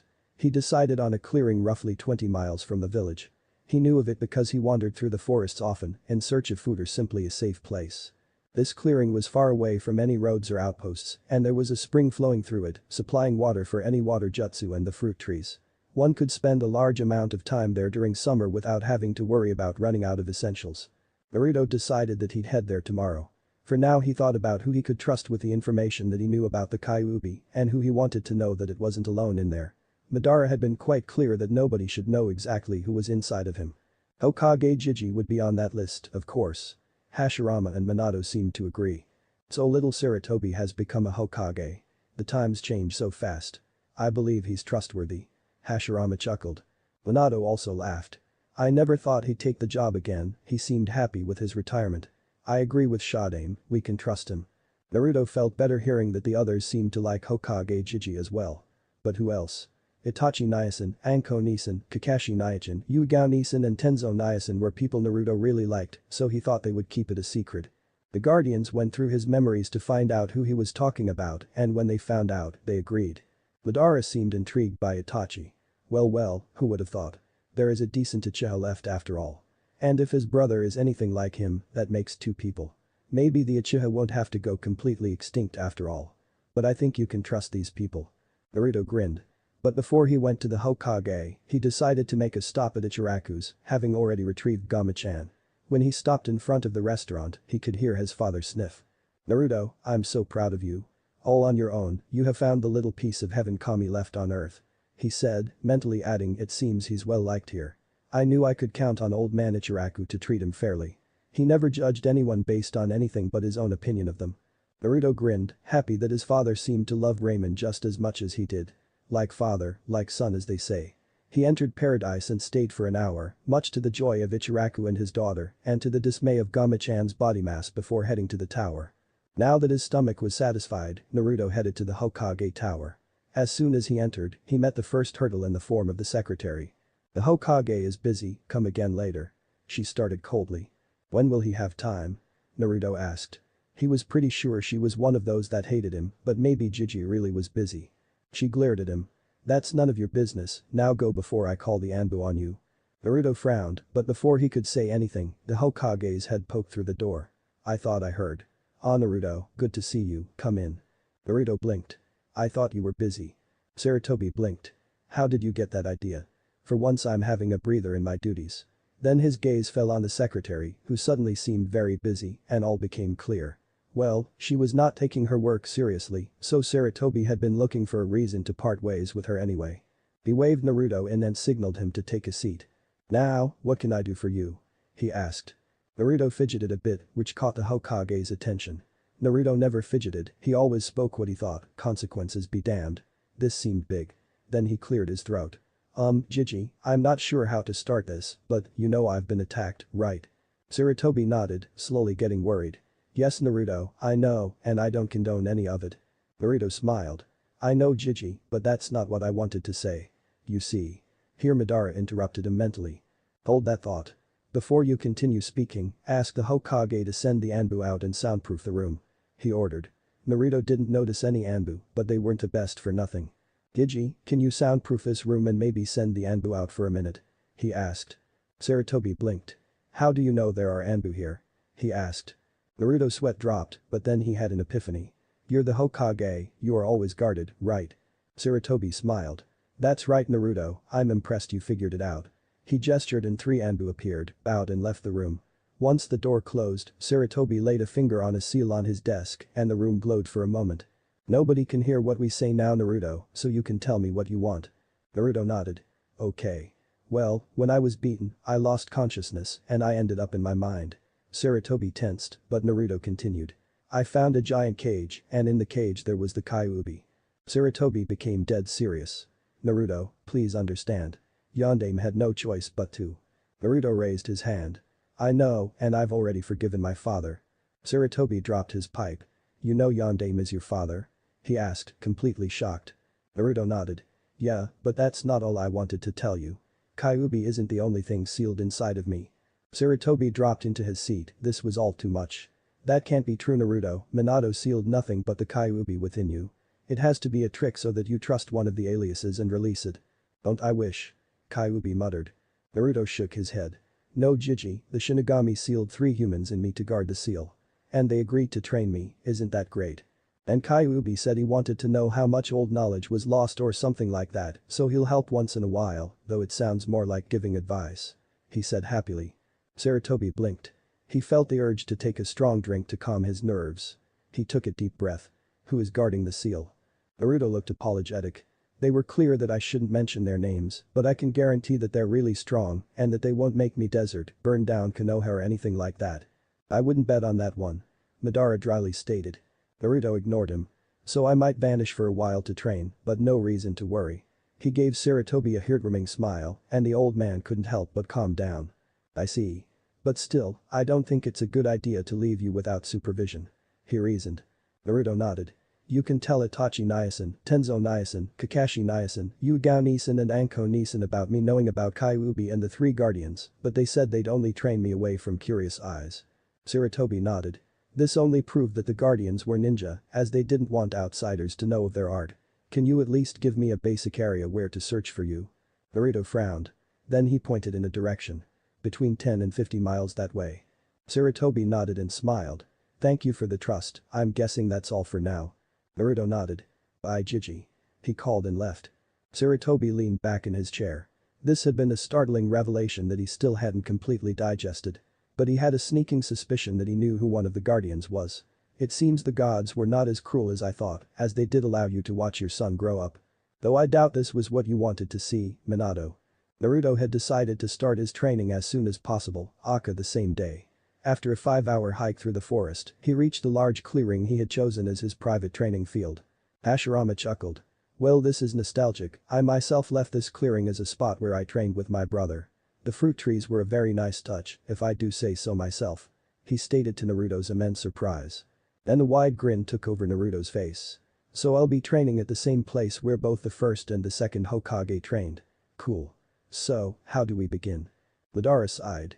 First of all, you have to improve your physical condition. You're already pretty fast, but you need more strength and stamina.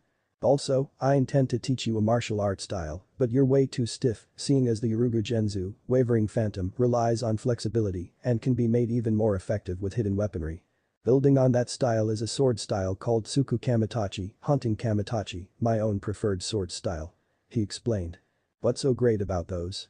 Naruto mentally asked. Madara explained. Both have a distinctive quality they're impossible to predict. They rely on moving in a way that your opponent doesn't know what to expect. One of the strongest styles of combat is the Drunken Fist, even though its masters usually don't get too old. What makes that style so dangerous is its unpredictability, following no pattern whatsoever, therefore it cannot be analyzed. The martial art I'll teach you is derived from that very same style, only that one moves with a bit more dignity. Once you learn how to use a sword, that won't change, seeing that many of the Tsuku Kamitachi's stances don't appear like you're ready for combat. You might be leaning on your sword or having it resting on your shoulder moments before you strike. But as I said, you're not flexible enough for that yet. Naruto's eyes were burning with determination, mentally already picturing his new kick-ass self when Hashirama decided to speak as well. Having fought Madara many times, I know one weakness his styles hold, the sword style in particular.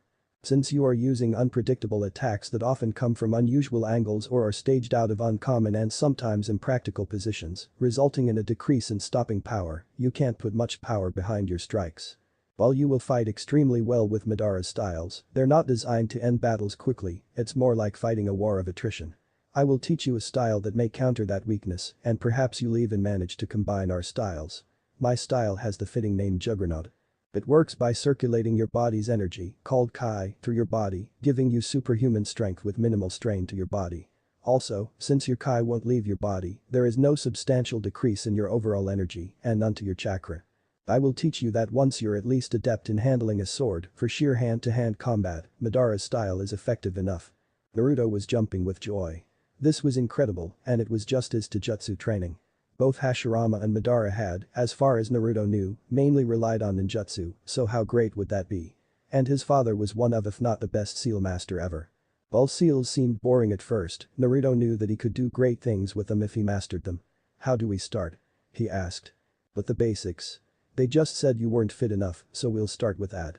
Run 50 laps around this clearing, then you stretch for 10 minutes to help your flexibility. Afterwards, you'll do 50 push-ups and 50 sit-ups.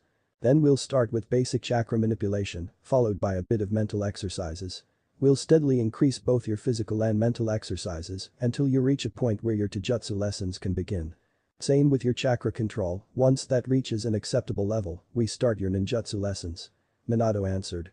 Naruto pouted, but after a second, he started running. No sacrifice, no victory. It took almost 2 weeks, but Naruto finally reached the necessary stamina, strength and flexibility to learn Madara's style.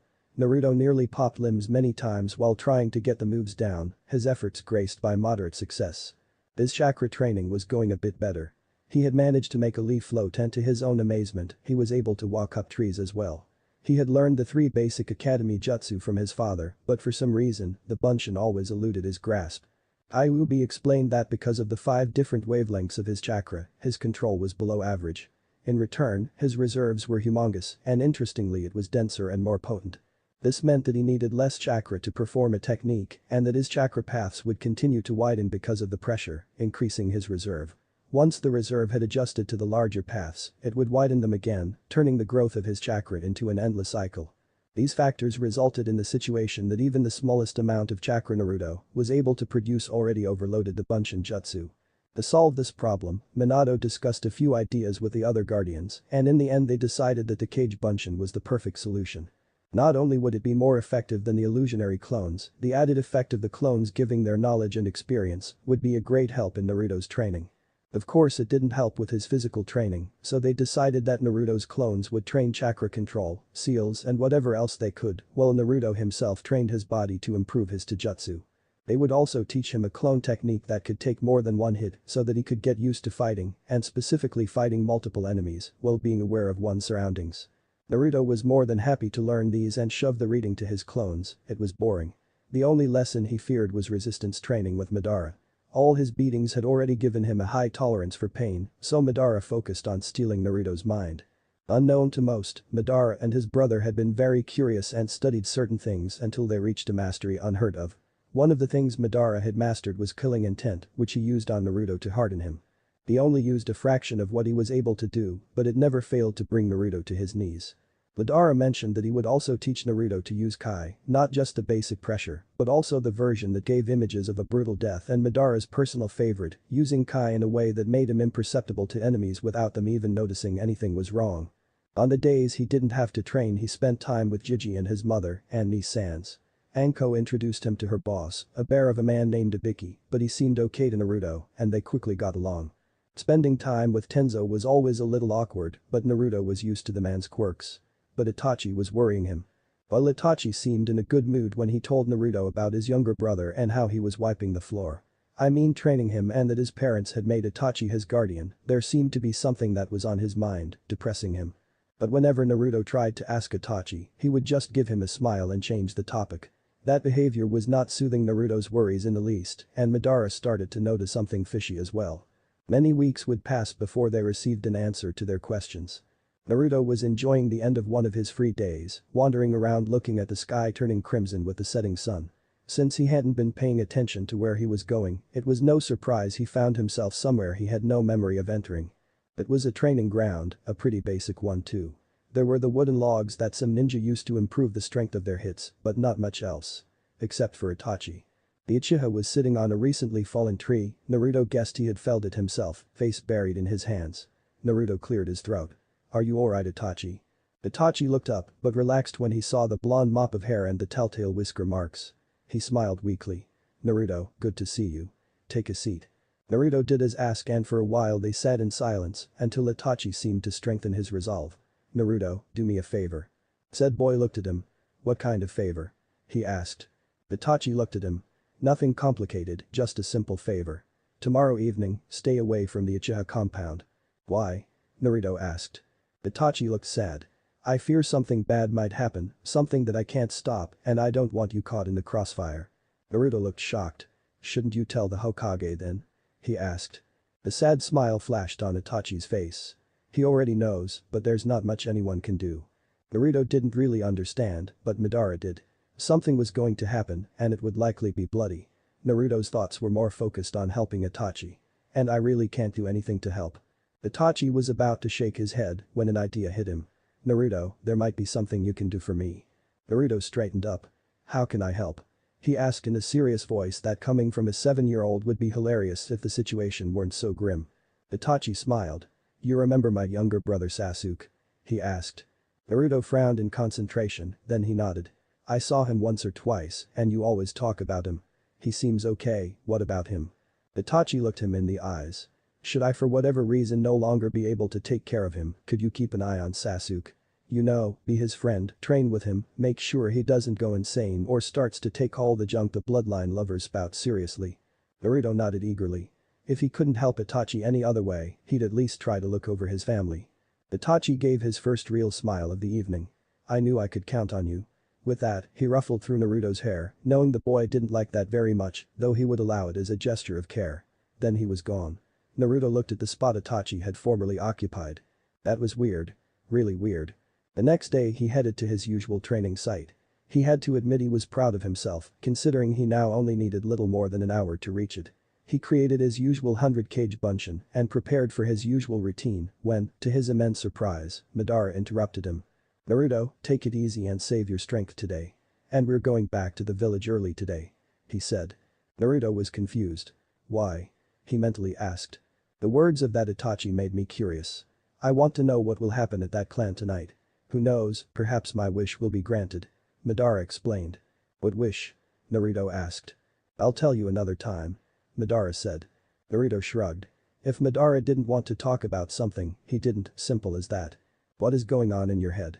Hashirama asked Madara, who simply smirked in return. Wouldn't you like to know? Yes, we would. Minato interrupted. What I want to know is why you're making this risky plan. If you read between the lines of Itachi's words, it's possible hell will break loose there. I don't want Naruto to die there. He clarified. Calm down, I have no interest in a meeting with the Shinigami either, so I'll make sure Naruto won't die. I'll take over should the need arise, and any lighter wound the fox can heal, whatever it's doing right now. Madara calmed them down. Ever since Naruto had given Kyuubi permission to make his cell look however it wanted, a dark curtain had blocked the sight into the cage, Kyuubi only occasionally sticking its head out to give a comment. The Guardians didn't care too much, the Kyuubi's one protest of their training ideas was enough for them not to ask for a repeat performance. Flashback. The Guardians were discussing certain issues about Naruto's training, slowly coming to an agreement when Madara mentioned a point they hadn't discussed yet. I believe it's for the best that we tell Naruto to stop playing pranks, it's immature and won't help him gather skills. He had hardly finished when all three were thrown off their feet, both by the shaking ground and a hurricane-like gust of wind. It took them a second to understand what had happened. Kyuubi had thrown itself against the gate and was now clawing at them. Not that it had any point, as the gate was too narrow to get the claws even close to the Guardians. What's the big idea? Minato cursed, rubbing a bump on his head. Kyuubi's answer was the last thing they had expected. Not the pranks. Take a paw, take a leg, take a tail, not the pranks. It whined. Hashirama blinked. Why are pranks so important to you? He asked. Kyuubi huffed. They're the only entertainment I have in here. Also, I'm a kitsune, and we love a good prank. Don't take the pranks away. Think of it as stealth training, getting in and out without being noticed, just don't take the pranks away. It suggested in desperation. The Guardians looked at each other, they hadn't really thought of it like that, but now that Kyuubi mentioned it, it sounded like a good idea. They nodded and the Kyuubi retreated back into its new and improved cage to do who knows what. End of flashback. The Kyuubi had been adamant and Naruto had continued playing pranks on people. Kyuubi thanked him by correcting the Guardians when they explained hand signs, giving them knowledge lost for eternity. Naruto, come to your mind, we want to teach you the hand signs, and they're easier to learn if you can see our hands. Minato said. Naruto obeyed and stood before his father. They smiled at each other and exchanged a short hug before Hashirama cleared his throat. Naruto gave Hashirama his undivided attention. Naruto, these are the basic seals. He showed them to Naruto, who tried to memorize them. Hashirama nodded. Good. Now that you know all 12 hand signs, you have to learn to make them instantly. Kyuubi's head broke through the curtain. All 12. What on earth are you talking about? Madara blinked. You did say you knew all the hand signs. Shouldn't you know then? Dog, tiger, dragon, boar. Kyuubi's face lightened. Oh, you're talking about the Eastern Zodiac set. You're right, of course, that set consists of 12 signs, just like the Western Zodiac set. The former is best for basic elemental manipulation, while the latter works better for non-elemental techniques, although both sets can be used for both purposes. They should be learned before one starts advanced hand signs, which are complex enough to be a sign language by itself. Everyone stared at Kyuubi. What? It asked. Minato gulped.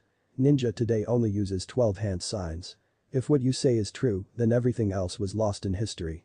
Kyuubi's face held limitless shock. You're kidding me. Three heads shook.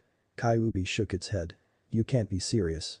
How can you only know 12 signs when Kyuubi pointed at Hashirama uses an advanced sign in nearly all his? Hashirama blinked. Who, me? Yes you. The final sign in your Mokuten jutsus. Kyuubi hissed. Hashirama put his hands together in a praying fashion, the sign used to end all Mokuten jutsu. This is no hand sign, it's just something I do because I noticed it helps me focus and makes controlling trees and plant life easier.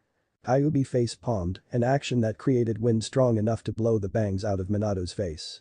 It's unbelievable, he uses an advanced hand sign half his life, and he doesn't even know it.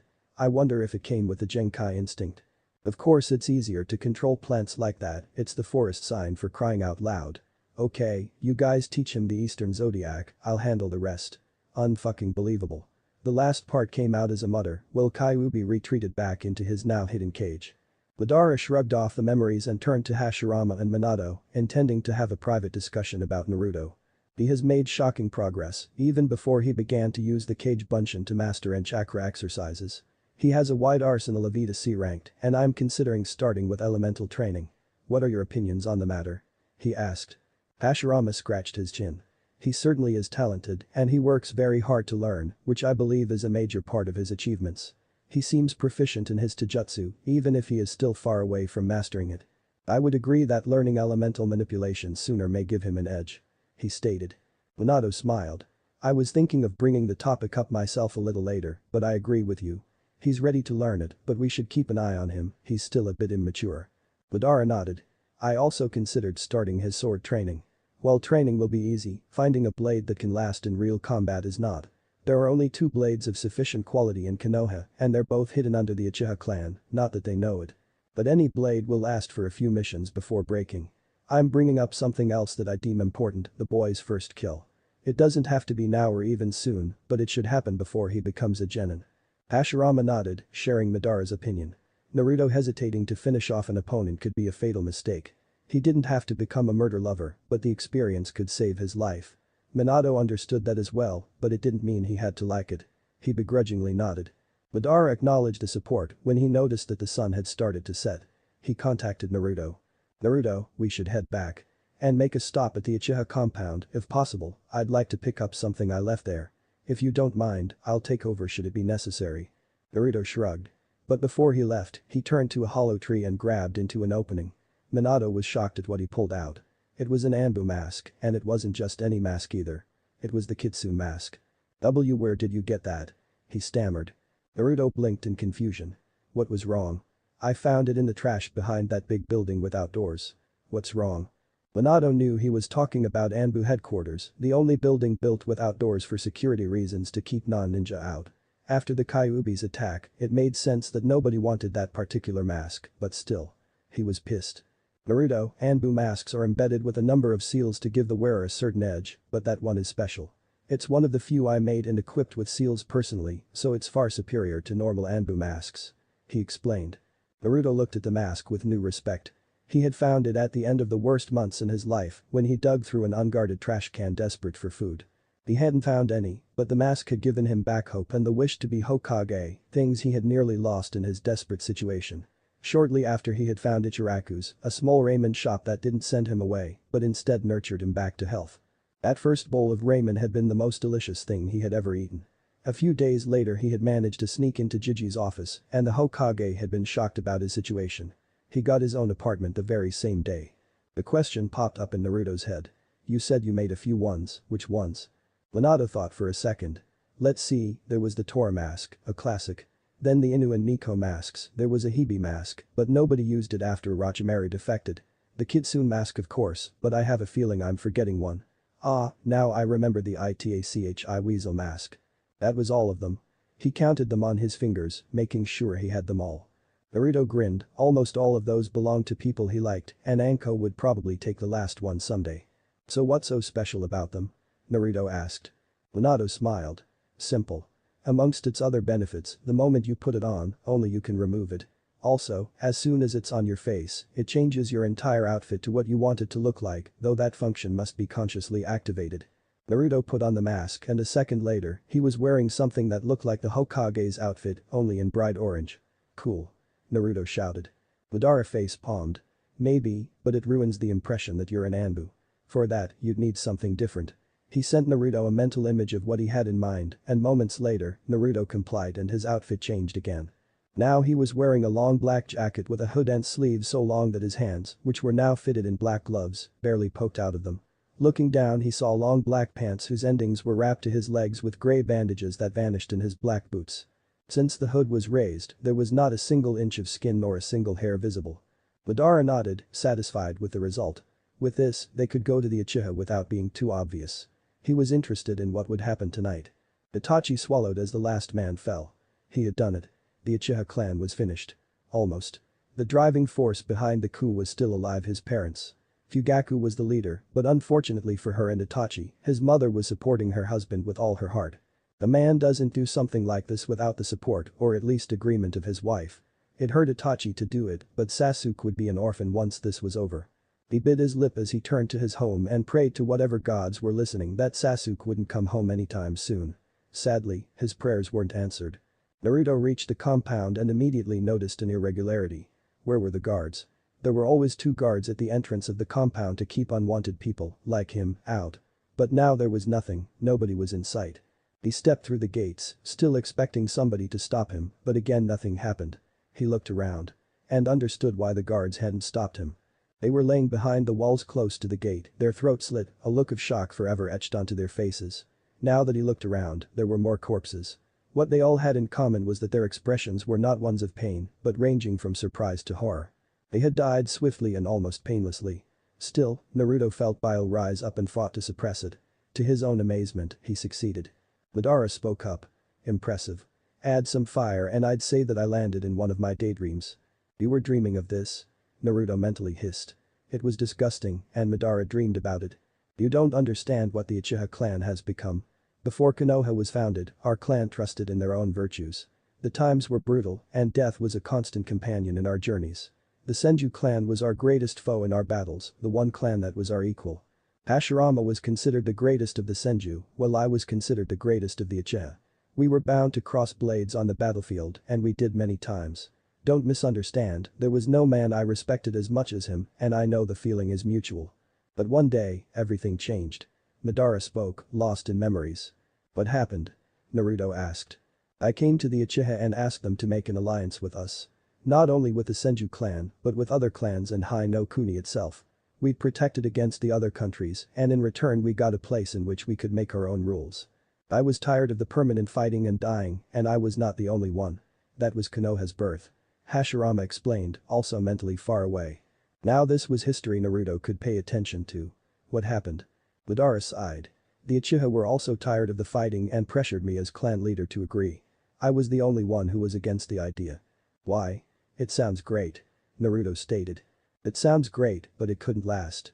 Of course I'll admit that I had personal reasons not to like the Senju and their allies, one of them killed and desecrated my brother, but there was another reason I didn't want to agree to Hashirama's plan. However, in the end, the rest of the clan forced my hand. Madara said. What was that reason? I always wondered why you disliked the idea so much.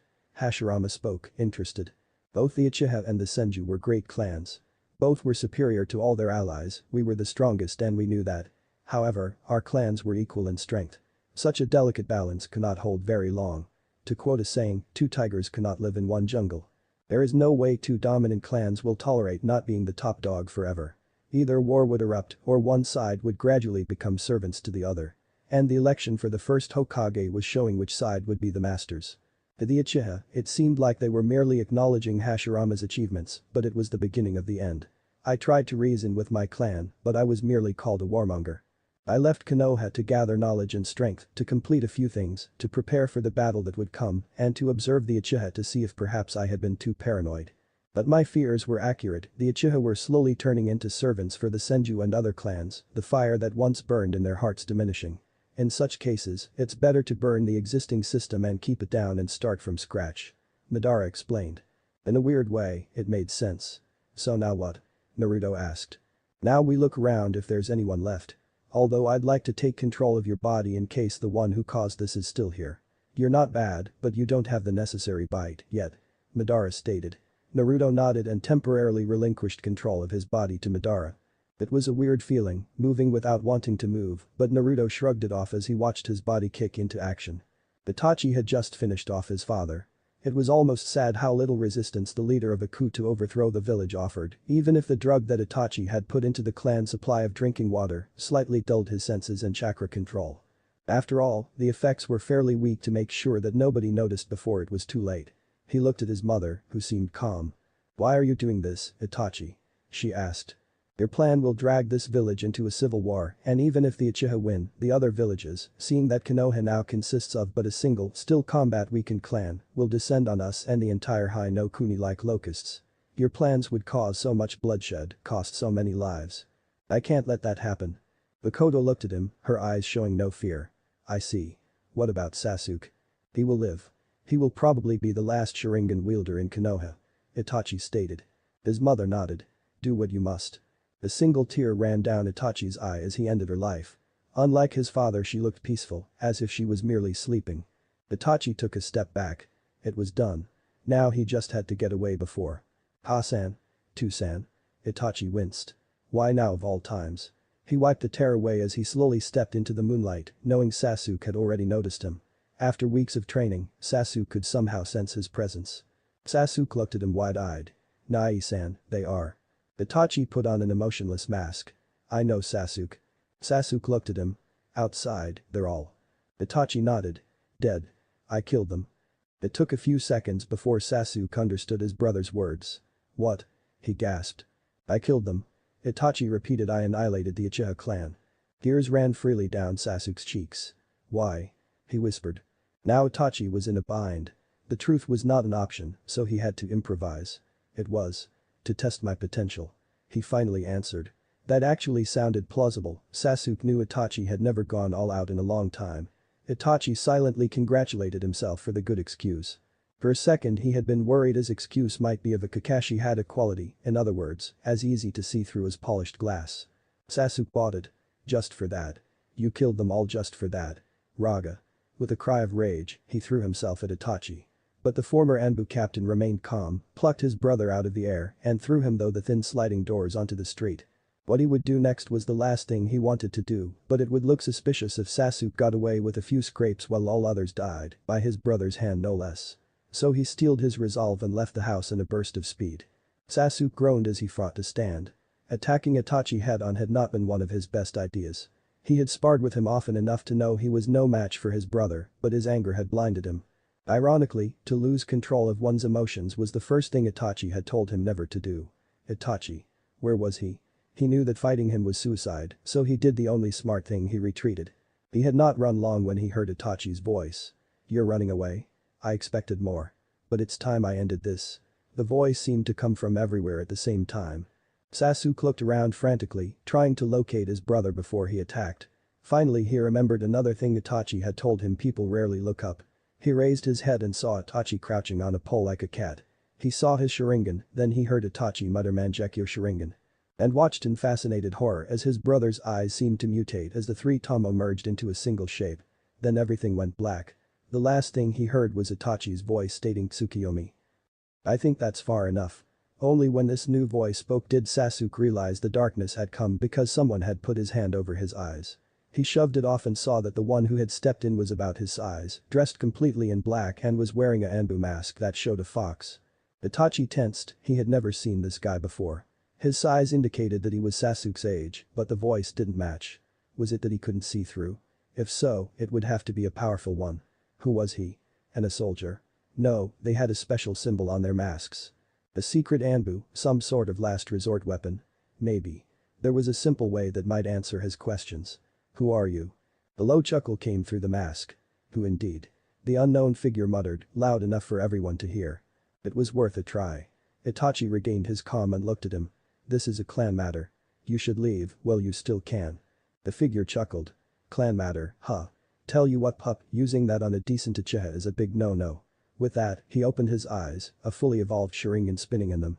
Itachi's eyes widened. He didn't know of any other Uchiha in Anbu besides him and the missing Shishi. He also noticed that this newcomer had called him pup, which indicated that he saw himself as superior to Itachi and a good bit older. Itachi knew he had some time and decided to start relaxing before he'd send him to hell. Well, this is a surprise. Shouldn't you be wearing an Uchiha insignia somewhere? Shishi actually carved it into his mask. The figure tilted its head. Shishi. Ah, him. May his soul burn in hell. As for the insignia, will this suffice? He raised his left hand and the fan of the Uchiha suddenly appeared on the glove. Itachi's eyes narrowed. What are you doing? Minato asked him. Don't worry, now he thinks my appearance is high level and won't think that this is our real height. Madara explained. And he was right. Itachi had concluded that whoever was before him was using some advances on him, most likely to mock him for being beaten by someone Sasuke's size. He also concluded that Shishi was dead, and from the sound of it, this guy had something to do with it. Whoever he was, this man was obviously dangerous. Itachi sent killing intent his way that left Sasuke, who was still standing beside the figure, gasping for air. The man just shook his head. You have much to learn. The man said. This is how you use killing intent. In an instant, an incredibly strong wave had washed over the clan compound and Sasuke was hugging the floor before he realized it, his entire body refusing to function under these conditions. Itachi was shaking. This was intense. But his opponent wasn't done. And this is how you focus it. Suddenly the pressure on Sasuke vanished and he could bring himself up to a crouched position again. Itachi on the other hand suddenly had extreme difficulty breathing. This was insane.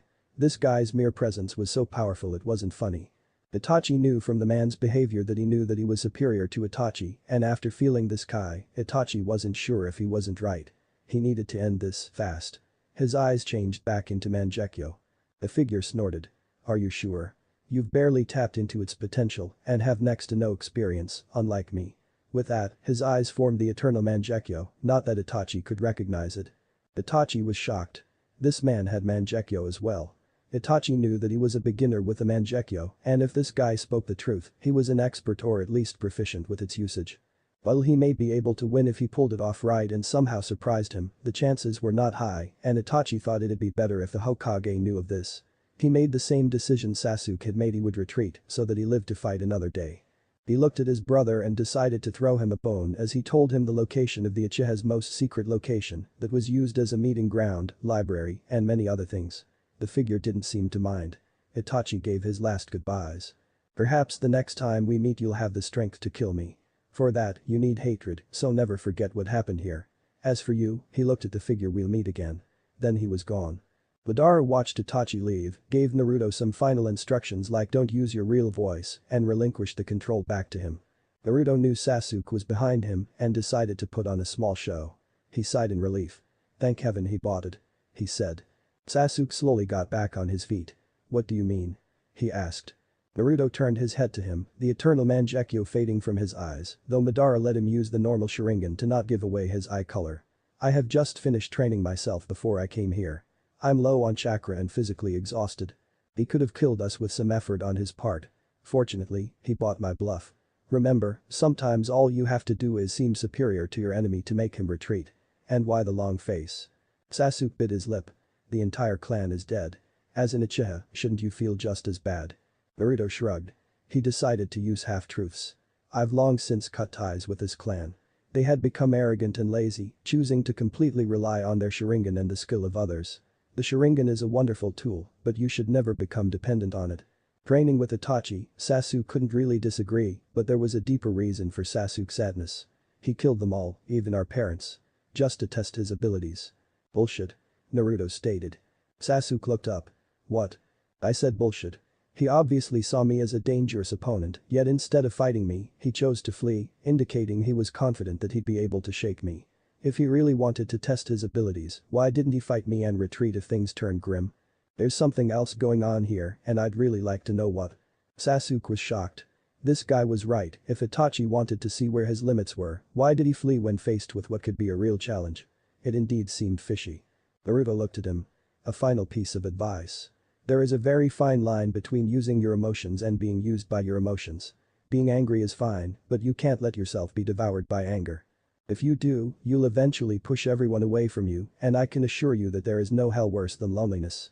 And even if you kill the evil, if you are consumed by rage, you will only take its place. Revenge leaves you hollow once it's accomplished, and few can truly live again like that. Wise words. Madara stated, but now we should leave. The Anbu are almost here. We can pick up what I wanted to get another time. Naruto nodded, then he snapped towards the direction the Anbu had to come from. Time for me to go. With that, he was gone. A few seconds later, a group of Anbu appeared. One of them spoke into his headset. We have a survivor, I repeat, we have a survivor. Send a medic ASAP. Sasuke leaned on a wall as more people swarmed into the graveyard that was the Uchiha compound, observing the darkness that slowly crawled from the edges of his vision. He was placed on a stretcher when the darkness overtook him and he fell into blissful unconsciousness. His last thought went to his unknown savior. Who was he? Naruto yawned. The last night had been taxing, to say the least. Even though he hadn't been the one staring Itachi down, his body still remembered the experience. His father and the others had told him that it was okay to skip training today and relax. The question was, how? He had gone to Ichiraku's, the one place he'd always loved more than anything else, and listened to the citizens exchange rumors about what happened at the Uchiha compound. While he knew more than all of them put together, something told Naruto it was best if nobody knew that. But now he was bored. Because of the commotion, everyone ranked Chunin and above were on duty, meaning that he couldn't visit any of his friends. Jiji also was busy with the whole mess, so Naruto really had nothing to do.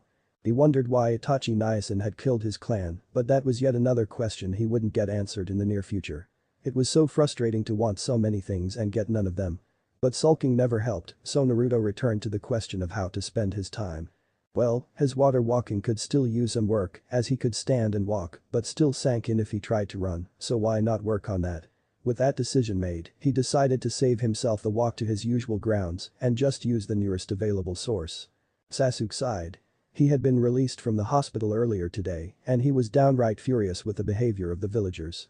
They either started whispering when they saw him while giving him looks of pity or babbling something about his strength to be the lone survivor and of the responsibility now resting on his shoulders.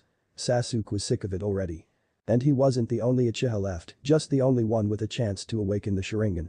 Itachi had spared a few of the people that had been declared unable to both activate the Sharingan and produce offspring that could.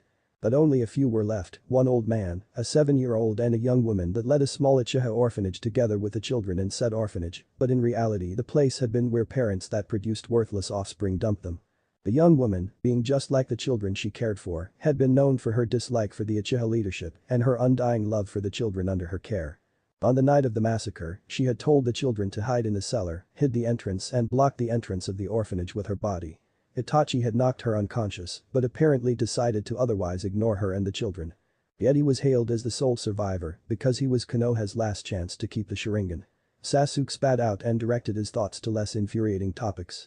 The Hokage had told him that tomorrow, Sasuke would be questioned on what happened, so he should rest for today. Sasuke was looking forward to seeing the fox mask Anbu again and properly thank him for his rescue. As he walked towards the place he had called home for so long, he realized that he didn't really want to return there, nor could he. The cleanup wasn't done yet and Sasuke didn't want to see the dead again. The Hokage had told him to rest in an inn until the Uchiha compound was suitable for living again. So he turned around and headed in a different direction when he noticed a blond boy sitting on a pier, staring into the water, then raising his head to look at him. At first they exchanged glares and were both ready to turn their heads away, then, strangely, they both smiled at each other. For Sasuke, it was refreshing to see someone giving him neither pity nor absurd praise, but just treating him normally. For Naruto, it was the feeling of feeling someone who felt the same loneliness that he did.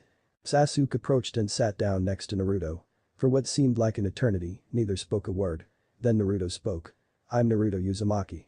"Sasuke Uchiha." Sasuke replied. Naruto nodded.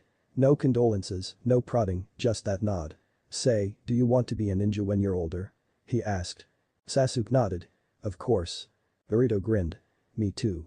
Do you want to train together sometime? But I warn you, I will train hard." Sasuke remembered his training with Itachi and smiled despite the sting in his heart. "Hard I can handle. Next Tuesday. We'll meet here." Naruto nodded. "I have a place I like to train, but it's a distance away from Konoha. Do you know a good place to train?" Sasuke nodded. "There is one. In my compound." His voice trailed off. Naruto gave him a short comradely pat on the shoulder before slowly getting up. "I heard what happened." He snorted. "It's impossible not to be in this village. But as much as it hurt, what happened, happened. You can't change the past, but you can change the present to form the future. Well, I'll see you Tuesday." With that, he walked away. Sasuke stared after the boy, Naruto. For some reason, Sasuke felt better. He knew a bit about that boy, though the different sources painted very different pictures. His father had described Naruto as a beast, as a being with no pride or honor, that used the kindness of the old fool, commonly known as the Hokage, to escape his deserved fate. His mother had described him as a troublemaker and had warned Sasuke not to get close to the boy. Itachi had described him as a lonely child who had few friends and an iron will. His brother had also told Sasuke that Naruto was actually a nice kid once you got to know him, that he had something that made even slightly open-minded people immediately like him. And that was fiercely loyal to his friends. Itachi had also mentioned that Naruto was carrying a heavy burden for the sake of the ungrateful village, but refused to go into detail. Now that Sasuke had met Naruto, he was inclined to believe that Itachi had been closest to the truth. For some reason, he was really looking forward to next Tuesday. Naruto also smiled. He had finally made a friend that was his own age, something he had been wanting to do for a long time. And Madara seemingly agreed with his choice. The Uchiha that is not rotten is a good choice for a friend. Before Konoha existed, we were known to never abandon a comrade. Sadly that changed, but I still hold hope for the Uchiha now that the taint has been purged. With some help and a little push in the right direction, he could do great things. He stated. Naruto nodded, not really getting what Madara was saying, but thinking that it basically meant Sasuke had talent. Minato was also happy that his son finally found a friend, even though he thought it amusing that he chose Fugaku's child as his friend. When Minato was young, Fugaku Uchiha had been his number one pain in the ass. The man had, to quote Kushina, two 10-foot poles stuck up his ass, one of them sideways. Still, Sasuke seemed to be an okay guy, and parents and their children weren't always identical. I agree with Madara. The boy has talent and he could be a valuable comrade, he said, making up his mind. Naruto nodded eagerly. He could hardly wait until Tuesday. Sarutobi sighed deeply, feeling a massive headache coming. Itachi had reported that a Sharingan-wielding Anbu in a fox mask that seemed to possess frightening power had shown up, saving his brother from a potentially traumatizing death. Itachi had thought it may be one of the Hokage's black ops, seeing that the man hadn't even attempted to follow Itachi. And now Sasuke had described the same person, an Anbu in a fox mask, and asked Sarutobi to deliver his thanks. Sarutobi gave Sasuke a serious look. Sasuke, listen to me. You say that an Anbu wearing the kitsune mask saved you, right? Sasuke nodded, not seeing the problem. Yes, he drove Itachi off with a killing intent like you wouldn't believe. What's the problem? I mean yes, Anbu's identities are supposed to be a secret, but can't you at least deliver him my gratitude? Sarutobi shook his head. I can't. You see, the problem is, there is no Anbu wearing the kitsune mask. Sasuke's eyes widened in shock. What?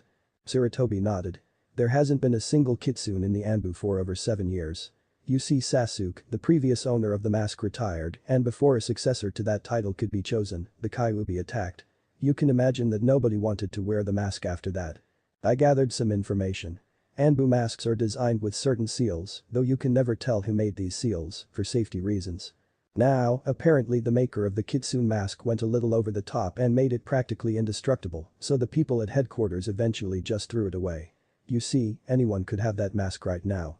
Sasuke nodded. He said he had long since cut ties with the clan because he thought they were becoming too arrogant. That was news to Sarutobi. Apparently, the Enigma had made conversation with Sasuke after driving off Itachi. What exactly did he say? Sasuke, this is important. Maybe we can determine the alliance of this ninja. Sasuke blinked. Do you think he's an enemy of Konoha? Sarutobi shrugged. I'm not sure, but if you're the Hokage, you have to take every possibility into account. Sasuke nodded and told the Hokage all he could remember. When he was done, the Hokage sat down nodding, lost in thoughts. I see. From what you told me, I'd say he had some disdain for the clan, but I don't think he betrayed the village. Usually, those that do somehow mark their defection, usually they scratch their headbands. If he was a nuke nin, he would have somehow marked the Konoha insignia. Still, we can't rule out the possibility that the man that saved you was an enemy that chose to leave the insignia intact to gain less attention. Sasuke nodded. He didn't think that the man in the kitsune mask was an enemy, but still he knew that in the world of shinobi, the global motto was better safe than sorry, and that counted double when dealing with unknown people. Sarutobi sighed. You may leave, Sasuke. Sasuke nodded. Thank you, Hokage-sama. And he left, while Sarutobi wondered how much he should tell the council. But both shared a single thought: who is this kitsune? Tuesday had come and Sasuke had been baffled at the training Naruto put himself through on a near-daily basis. The first hour had left Sasuke gasping for air and he had barely even started on chakra control. However, Sasuke took it like a good sportsman and asked if they could train again, maybe on a more moderate level. Naruto happily agreed, eager to spend time with his new friend. Needless to say that the civilians were not happy that the demon brat was infecting the last Uchiha, but with the Hokage supporting the friendship and the noticeable improvement in Sasuke's mental constitution and mood, there was little they could do. They trained on a daily basis, improving at a baffling pace, both physically, chakra-wise, and in their knowledge of non-elemental. And before one noticed, a year had passed. Naruto was training at his private ground, alone for a change. It was the day of the massacre, and Sasuke had remained in Konoha for the day, paying his respects to his deceased family. So Naruto was alone for the day. He had gone through enhanced physical training and chakra control, and was plain and simply on his knees when he saw two figures enter the clearing, locked up in an argument. One of them looked normal, the other one seemed too short and bulky, almost like a humanoid snail. They were both wearing black cloaks with red clouds. Sasori and Madara were not getting along. Both were wondering what the leader had been thinking when he put the two of them together. Yes, they both considered themselves artists, but that was it. And their ideas of art couldn't have been further apart. Which led to constant bickering between the two, going so far that Itachi and Kisame, Itachi's new partner, were having a bet going on which of the two artists would kill the other one first. Right now they were at it again. I tell ya, Sasori, true beauty is fleeting, only existing for a moment before fading away. Madara stated. Sasori snorted. What would a pup like you know about art? True art is eternal, resisting all, remaining unchanged for eternities. Madara rolled his eyes. Ever tried looking at something for an extended period of time? Everything gets boring if you stare at it for a while, nothing happening. Sasori shook his head. You have no idea about art. But again, what did I expect from someone who blows his village's leader to smithereens? Madara grimaced. Like you're one to talk. I heard you took your village's leader and made a doll out of him. Would you do it? Sasori tilted his head. He was a horrible tyrant that I couldn't leave in command. Madara snorted. Yeah right. He probably insulted your doll play and you wanted his power. That was part of the reason, but Sasori had told the truth. The Sandaime Kazekage had been a horrible tyrant, suppressing the villagers and ruling with an iron fist. Sasori had taken and killed him, expecting that Suna would have a small fit, throw a party, then he'd return, get his demotion and a slap on the wrists, and life would go on. What had happened was that Suna had sent all available forces to find their evil leader and mark Sasori as an S-rank nuke nin, commonly called missing nin. It had been a shock to Sasori, who had suddenly been robbed of his home. With nowhere to go, Sasori had wandered the nations, killing those coming for his head and turning them into puppets until Akatsuki approached him. They offered shelter from the constant attacks, and since Sasori didn't know what else to do, he had joined. In a way it was sad. Sasori was fighting for an ideal he didn't believe in, he was, or rather would soon be, spreading the word he didn't hear. Sasori glared at Madara. And why did you kill that Tsuchikage? Madara gave a humorless chuckle. Ironic really, but for the same reason you named, he was a horrible tyrant that I simply couldn't leave in command. Sasori raised a brow. Are you sure he didn't just annoy you and insulted your firecrackers? Again, Sasori's words had truth in them, but Madara had not done it for that reason. The Tsuchikage had been as much a despot as the Kazekage, but he had had a worse character. He had permitted slavery, including the killing the slaves, and even female ninja, who belonged to the Tsuchikage only, could not file a complaint if they were raped. The final straw for Madara had been when the Tsuchikage had sold a childhood friend that Madara was planning to marry to an important nobleman who had degraded, raped and eventually killed her, slicing her throat in front of Madara when he had tired of her. Madara had patiently waited until the nobleman and the Tsuchikage had met again in the latter's office, then blasted it to hell, killing them both. One thing one must know about Iwa, a village located in a small valley, is that while the majority of it was built inside of the canyon walls, there are many large towers inside of the valley. In these towers Iwa does its business, merchants set up camp and store their goods there. The oldest and largest tower is the village center of sorts. Here the civilians and many ninjas spend a majority of their time, and the top floors are reserved for the Tsuchikage. His home and office are there, on the place with the best view over Iwa. But as Madara had to find out, the Tsuchikage's tower was not only the oldest, but also the most fragile building in Iwa. When Madara killed his mortal foes, the entire tower had collapsed, killing hundreds, if not thousands. Flashback. Madara watched the tower collapse in silent horror, his nails digging into the flesh beside his eyes. He couldn't believe what had just happened. He snorted, then a chuckle escaped his lips. The chuckle grew louder, until Madara was laughing madly. Haha. Wahahahaha. People looked up and saw him, riding his clay bird. A man in red samurai armor suddenly jumped up, steam lifting him until he was standing behind Madara. The man grabbed Madara's shoulder and spun him around. Madara, what have you done? Have you completely lost your mind? What were you? The rest died on his lips when he saw Madara. Tears were running down his face, even while he was laughing. Madara's fingers had long since clawed away the skin on his cheekbones and were now digging their way into his flesh. Madara looked at the man, finally stopping in his laughter. And, it just fell apart. I killed them, the scum who slaughtered Natsumi, but the tower just fell apart. Tell me Han, why did the tower collapse?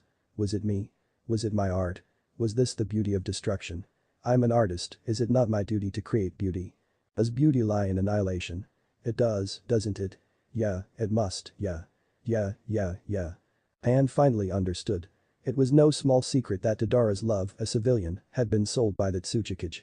The man had done it to show Madara his power, to remind him that as a shinobi, Madara belonged to him alone, while the civilians belonged to whoever the Tsuchikage wanted them to belong to, and made the mistake of saying that right into Madara's face. Everyone who knew Madara knew that he hated his cage and would not let this rest. He had taken revenge, but the tower hadn't been as eternal as everyone was taught. And now Madara was breaking because of the results of his actions, going insane to keep himself from falling apart. If nobody stopped him, he'd probably have convinced himself that art was only found in blowing the shit out of stuff in a few minutes. Han did the only thing he could think of. He slapped Madara in the face. Wake up. What are you babbling about? Think of what Natsumi would say if she saw you like this.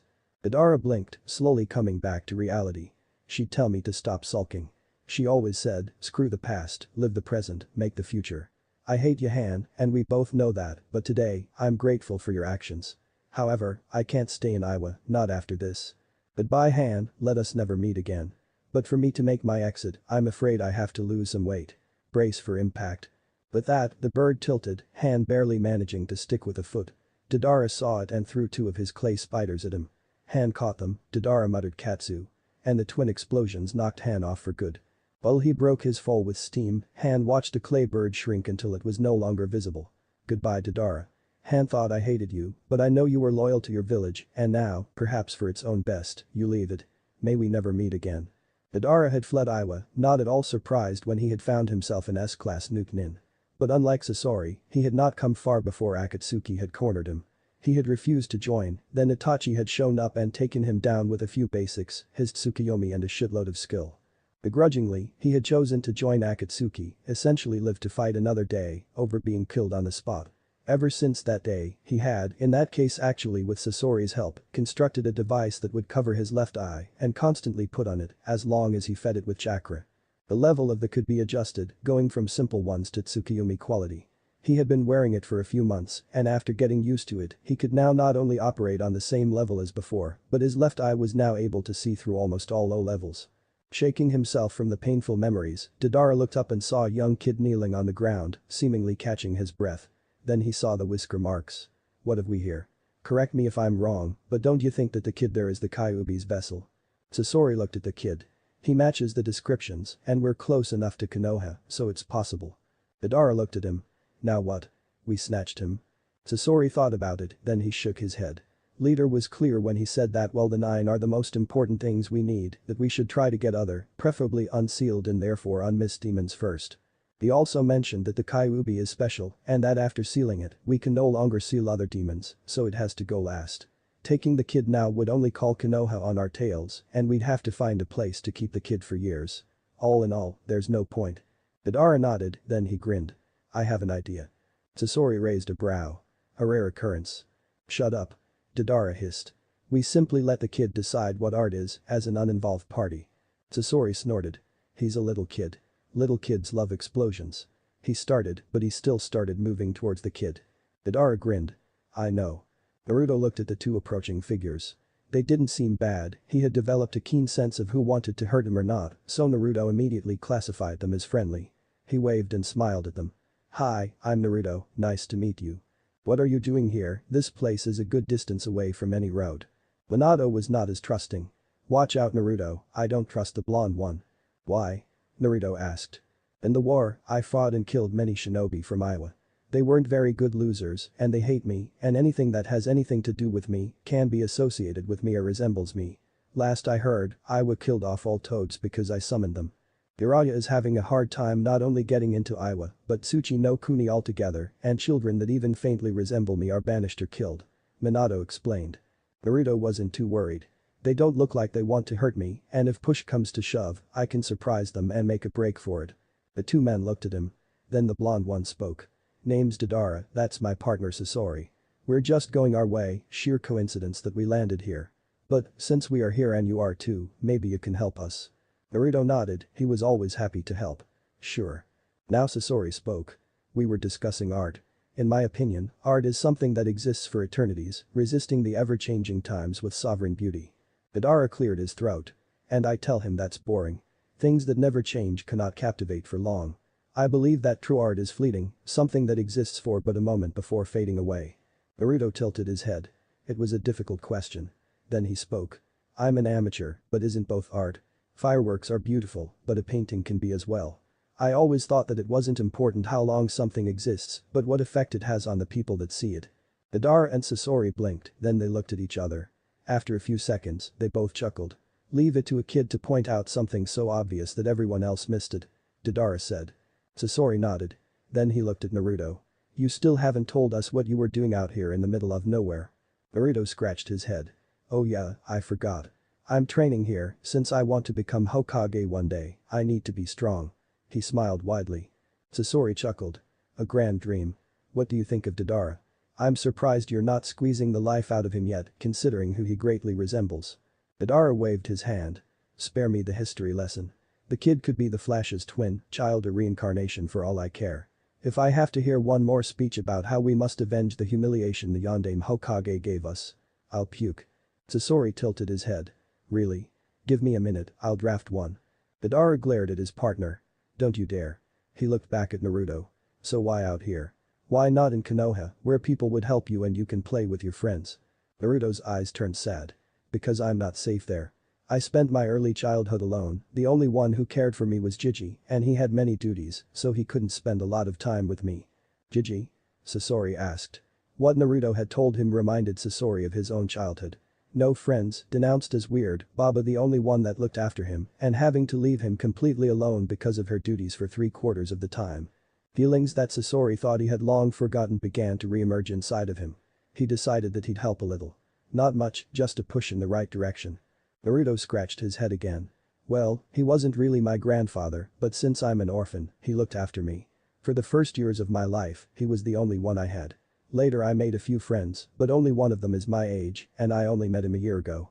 Madara remembered that thanks to his multitude of mouths, he had spent his childhood as an outcast, with only a single friend, the same one he had violently lost, thanks to the late Tsuchikage and that detestable nobleman. He knew how precious true friends were, and decided to help the kid keep him. Of course he couldn't just teach him S-class, but there was one he liked, not because of its offensive abilities, which were slim to none, but because it was very useful to learn. Tell you what Naruto. I'll teach ya, one of my personal favorites. It's not a destructive one, but it saved my neck a few times. It's called Doten Megurukure no Justu, and it allows you to travel through the ground. I'll even throw in the advanced form, Doten Dachu Usenku, which is the same thing, only you can move much faster. My tip is to learn them in the order I gave them. They're both C-ranked, but trust me, with a little imagination, they pack a punch. These are the hand signs. He showed them to Naruto, who was thinking about the new highs these would give his prankster career. Thanks, Madara Niacin. Sasori Niacin, don't you think they're cool? Sasori chuckled. Niacin, huh? Very well, I have something for you as well, but first, you should see my real face. With that, the hooded body rose, and a smaller figure with red hair slipped out. He shook his head. It's been a while since I left Hiroku, my transport puppet. He looked at Naruto, who was gaping at him. As you can see, I'm a puppeteer. What I'll teach you is something that can both be used as an attack and an exercise for chakra control. I'll teach you how to create chakra strings. Madara gave Sasori a distrusting glance. Are you trying to make the kid a puppeteer? Sasori shook his head. No, I can tell that he is not the type for the art of puppetry. He will want to fight his enemies personally, not with a puppet doing the fighting. Still, the threads can be used for more than puppetry. He turned back to Naruto and explained how to form the strings. Afterwards Naruto told them a little about himself, and they spoke about themselves and what things were like in their homes. Until Madara asked a single question. So Naruto, how many people are on your side? Naruto scratched his head.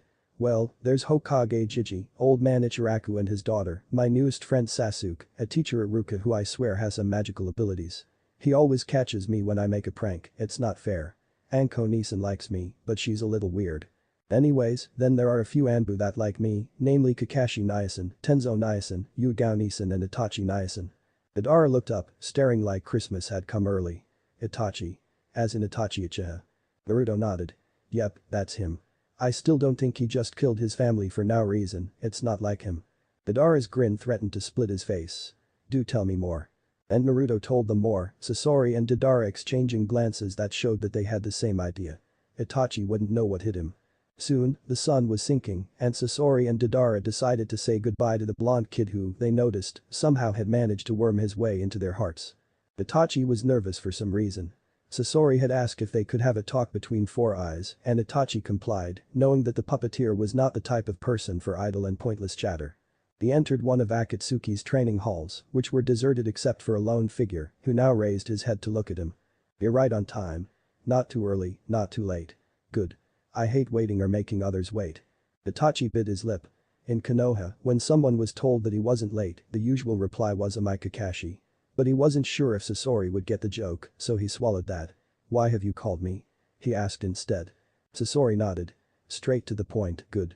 You see, on my last journey, I came a bit close to Konoha and I met a blonde kid with whisker marks. The Kyuubi Jinchuriki, to be exact. Itachi's eyes narrowed slightly, this was not good. And what did you do with it? Nothing. Sasori replied. Leader said Kyuubi has to go last, so there's no point in taking it now. Besides, I believe you volunteered to get the Kyuubi, so why should I do your job? Itachi nodded. I see. But you didn't call me here just to tell me that, did you? Sasori shook his head. No, I didn't. You see, I had a very interesting conversation with little Naruto and he told me some fascinating stories about his Itachi Niasen. Itachi jumped backwards, Sharingan activated and prepared for a fight. Sasori looked at him. You cannot defeat Itachi, you lack experience, former Anbu or not. Itachi ground his teeth. We'll see. He said. Sasori still made no move to attack. You never had any intention of capturing Kyuubi, did you? Itachi activated his Mangekyo. No. But you know too much. Tsukuyomi. Sasori remained calm. Jinjutsu, even the famous Tsukuyomi, do not work on me. Itachi cursed silently, his was useless. Then I'll improvise. He stated. I think not. A voice behind Itachi spoke and suddenly Itachi felt something tighten on his neck like a collar. He looked down and saw a snake made of white clay that was on his neck like a too small necklace. There was only one person who used that kind of clay in Akatsuki and that person hated Itachi's guts. Madara. Itachi stated. Correct. Came the mocking voice. Did you forget that Akatsuki always travel in groups of 2? Don't turn around, I'd hate to be hit by you. And don't try anything funny, that snake has more than enough power to take your head off. Itachi knew he was beaten. What do you want? He asked. Madara grinned. Sasori, what should we do with this traitor? Sasori looked at Itachi. If I find a way to use his eyes, he'd make a good puppet, so try to leave the head at least somewhat intact. Itachi was close to a panic. It couldn't just end like this. Then Madara spoke again. You know, if you don't work for Akatsuki, why are you here? Itachi knew there was no point in lying, but that was no reason to tell them everything. I intended to gather information that may save Naruto's life. Madara nodded. I see.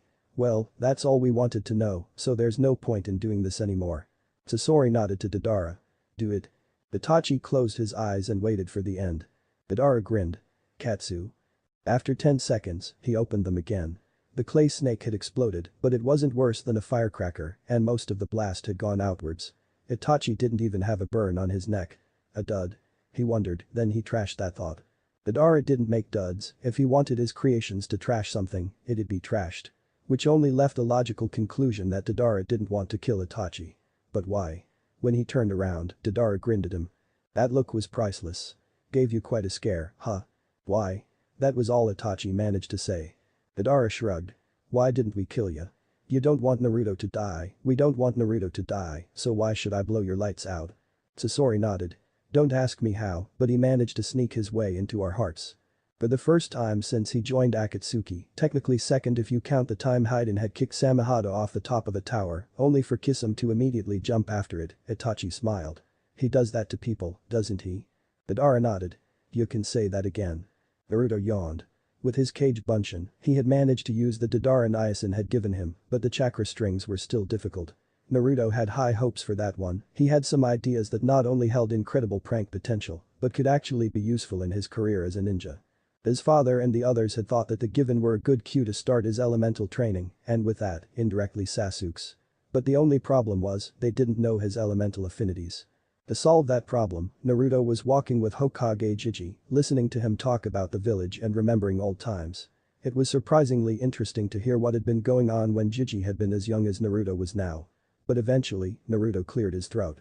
Jiji, can I ask you for a favor? Sarutobi smiled. Of course Naruto, what is it? Naruto looked nervous. Well, the Guardians, he tapped his forehead, said it was time to start with my training in elemental manipulation, but I don't know my element, so we don't know what to train. Sarutobi raised a brow. Elemental manipulation at that age, while not unheard of, was rare. Then again, Naruto was not something you could call average either, something Sarutobi swore he inherited from his parents. He sighed, then he looked for something in his pockets. I know I had it with me, now where? Ah, here it is. He pulled out a slip of paper and gave it to Naruto. Just channel your chakra into it, then we'll know. Naruto shrugged and focused his chakra into the paper. What happened then nobody expected. A X-shaped cut appeared, cutting the slip into 4 pieces. One dropped to the ground like a rock, totally soaked. One crumbled to the size of a pea, as if an invisible hand had gripped it. One was blown away, having instantly turned into a fine powder. The last one caught fire, as if it had been soaked in oil. Unfortunately for Naruto, the piece that caught fire was the piece he was still holding, and to make matters worse, the fire started right where he was holding it. With a hiss of pain, he dropped it. It had burned to ashes by the time it reached the ground.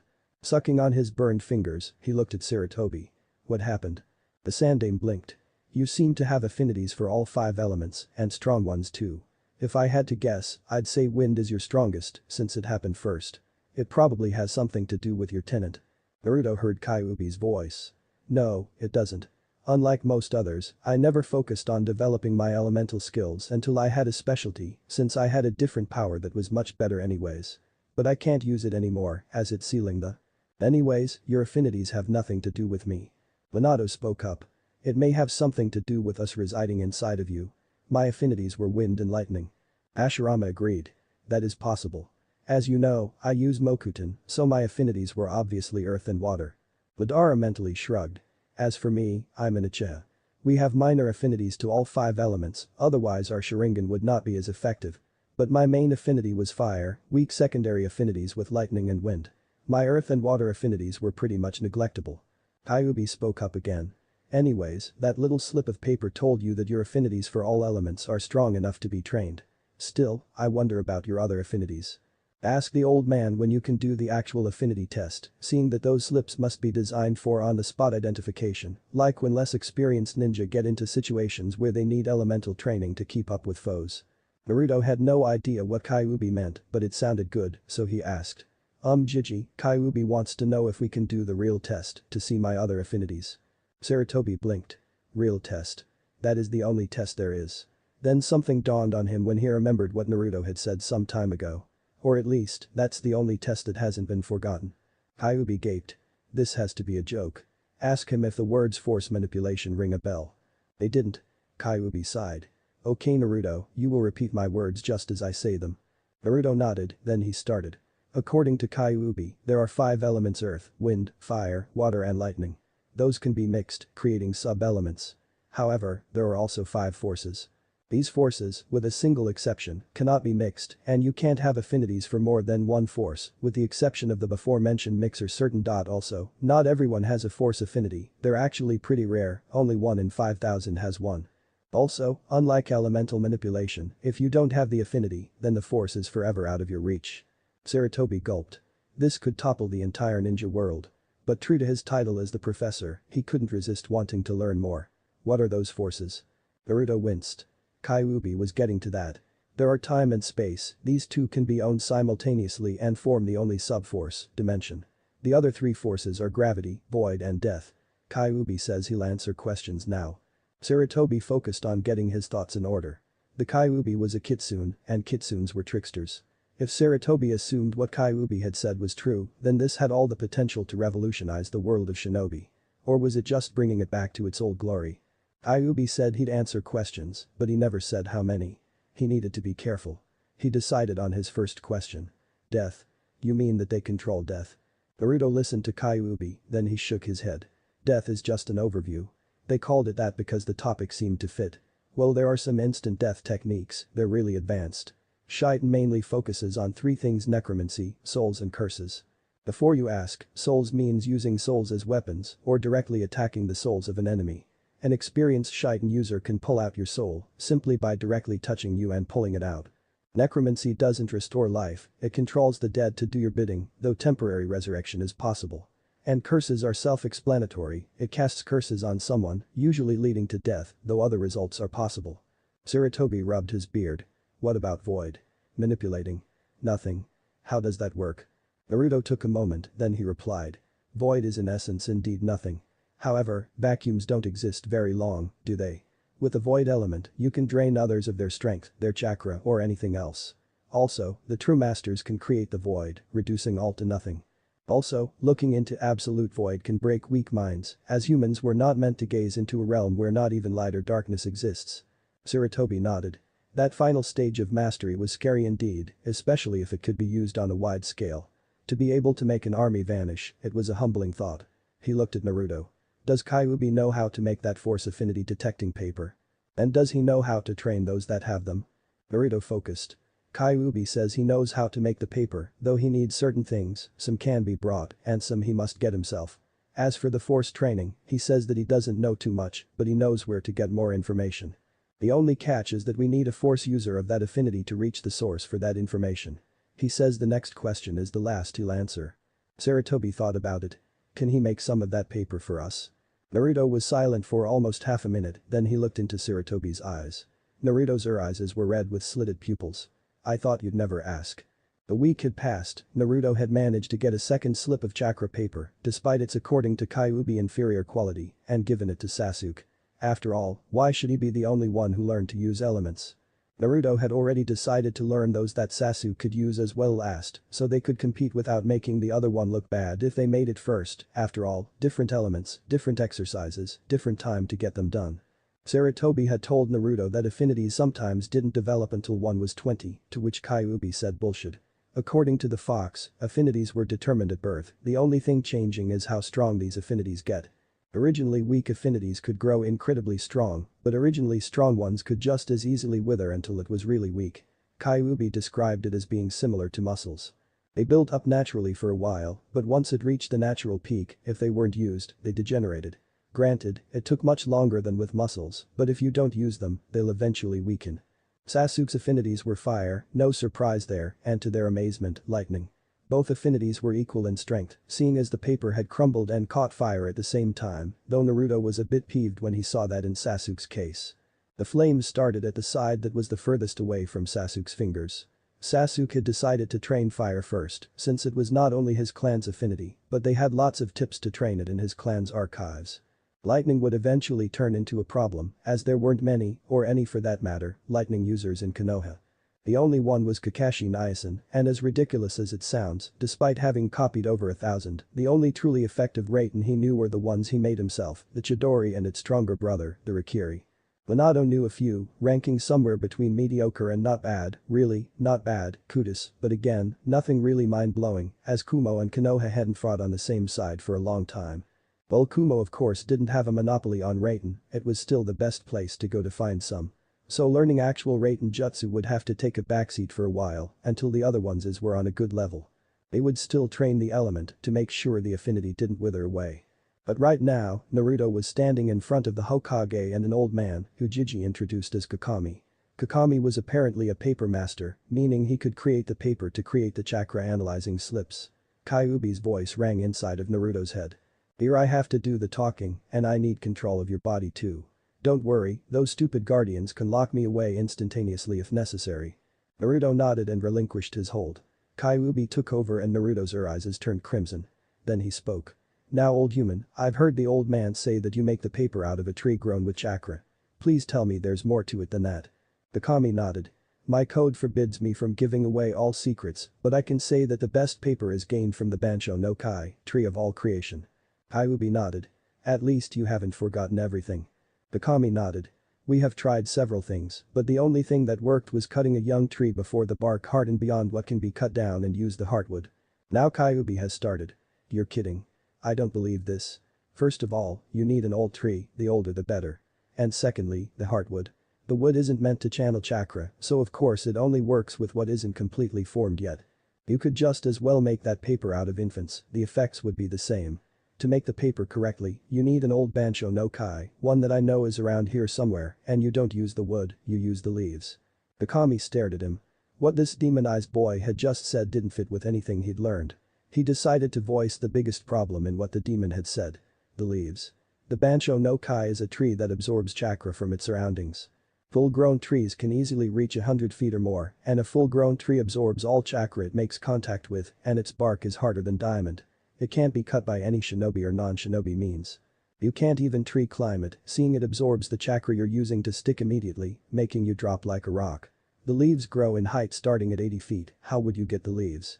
Kyuubi rolled his eyes. By doing the correct ceremony, how else? Now Sarutobi decided to speak up.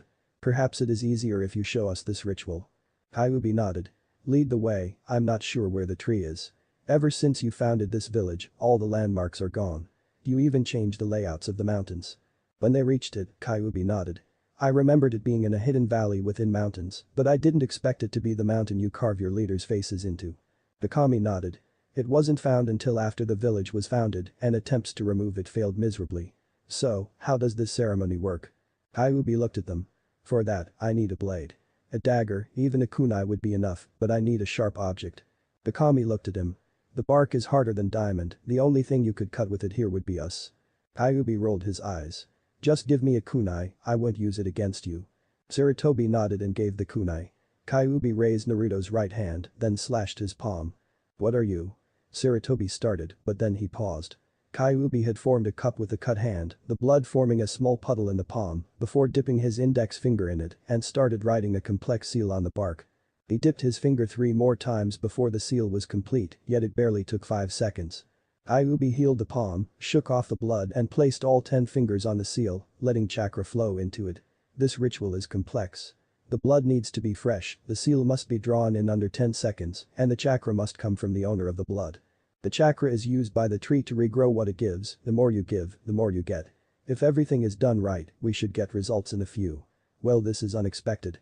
Above their heads, a figure had begun to materialize in a gale of flower petals.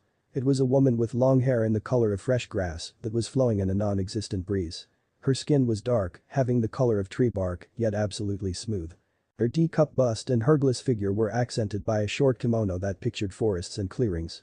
She was barefoot, not that she seemed to need shoes as she floated above them, laying on her side. When she opened her eyes, they were of a dark green coloring. She chuckled, her voice sounding somewhat like wind passing through treetops. Now this is interesting. Kyuubi bowed. I had not expected a spirit to appear, much less you, Komori-sama, Komori equals tree forest. Not very original, but I didn't have any better ideas. Komori chuckled. I was curious. It has been a very long time since anyone used that ritual, much less with blood and chakra that were of 1 yet 4, and a demons in addition. And what do I find, the Kyuubi Jinchuriki. I must say, this is fascinating. Sarutobi had trouble not to get a nosebleed, and Kokami wasn't faring any better, but the Hokage finally spoke. Kyuubi, who is that? Kyuubi looked at him. Show respect, mortal, you are in the presence of a being that is my equal, perhaps even my superior. Before you is Komori, the ruler of all plant spirits, or perhaps you better understand if I call her the most powerful of all wood and plant elementals. Sarutobi's eyes bulged. He knew of elementals, spirits of elements, equal to demons yet very different. Elementals existed in the 5 main elements and every sub-element, even acid, not to mention light elementals and darkness elements. They lived inside of their own realms, yet they could use their element as a gateway to this one. Here, they could easily exist outside of their elements, though slightly weakened. They didn't use, nor did they have any need to, since they could control their element to a degree impossible to mortals. It was said that a mid-level elemental could go toe-to-toe with a cage, the high-level ones rumored to be strong enough to beat a legion of cage-level opponents. Rumors of elemental rulers existed, they were said to possess the strength of lesser gods, and being seen as demigods themselves. If this woman was one, she could destroy Konoha with but a wave of her hand, especially if you considered Konoha was built right inside of her element. Komori smiled. You need not worry, here is in Sarutobi. I have no intention of harming your village. In fact, I somehow liked Hashirama Senju, who spread my children in this world. However, they have seen some fairly unpleasant things as well, done to the child Kyuubi is moving, and that takes very good care of my children, and while I normally do not involve myself or them, I reserve the right to bring whoever I feel like to his just punishment. It was clear that when Komori talked about her children, she was talking about plants in general. Of course, being the elemental of the only element that is actually alive, the bonding was much closer. Kyuubi snickered.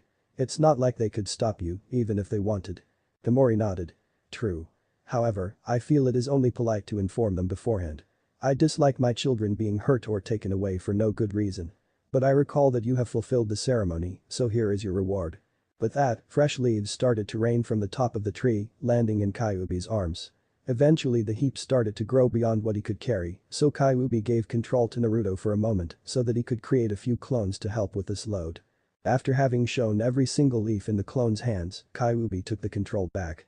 Now, I hope the papermaker knows how to turn leaves into raw paper mass. I'll need some other ingredients, but they're all pretty common, or should be at least. Kokami nodded. That I can easily do. Also, there is something I'd like to show you. It has been in my family for centuries, so long that we have forgotten what it's for, but we know it was important. He pulled out a wooden box and opened it. Inside was a smooth piece of smooth wood, absolutely straight with rounded edges, as thick as a broomstick and as long as a pen.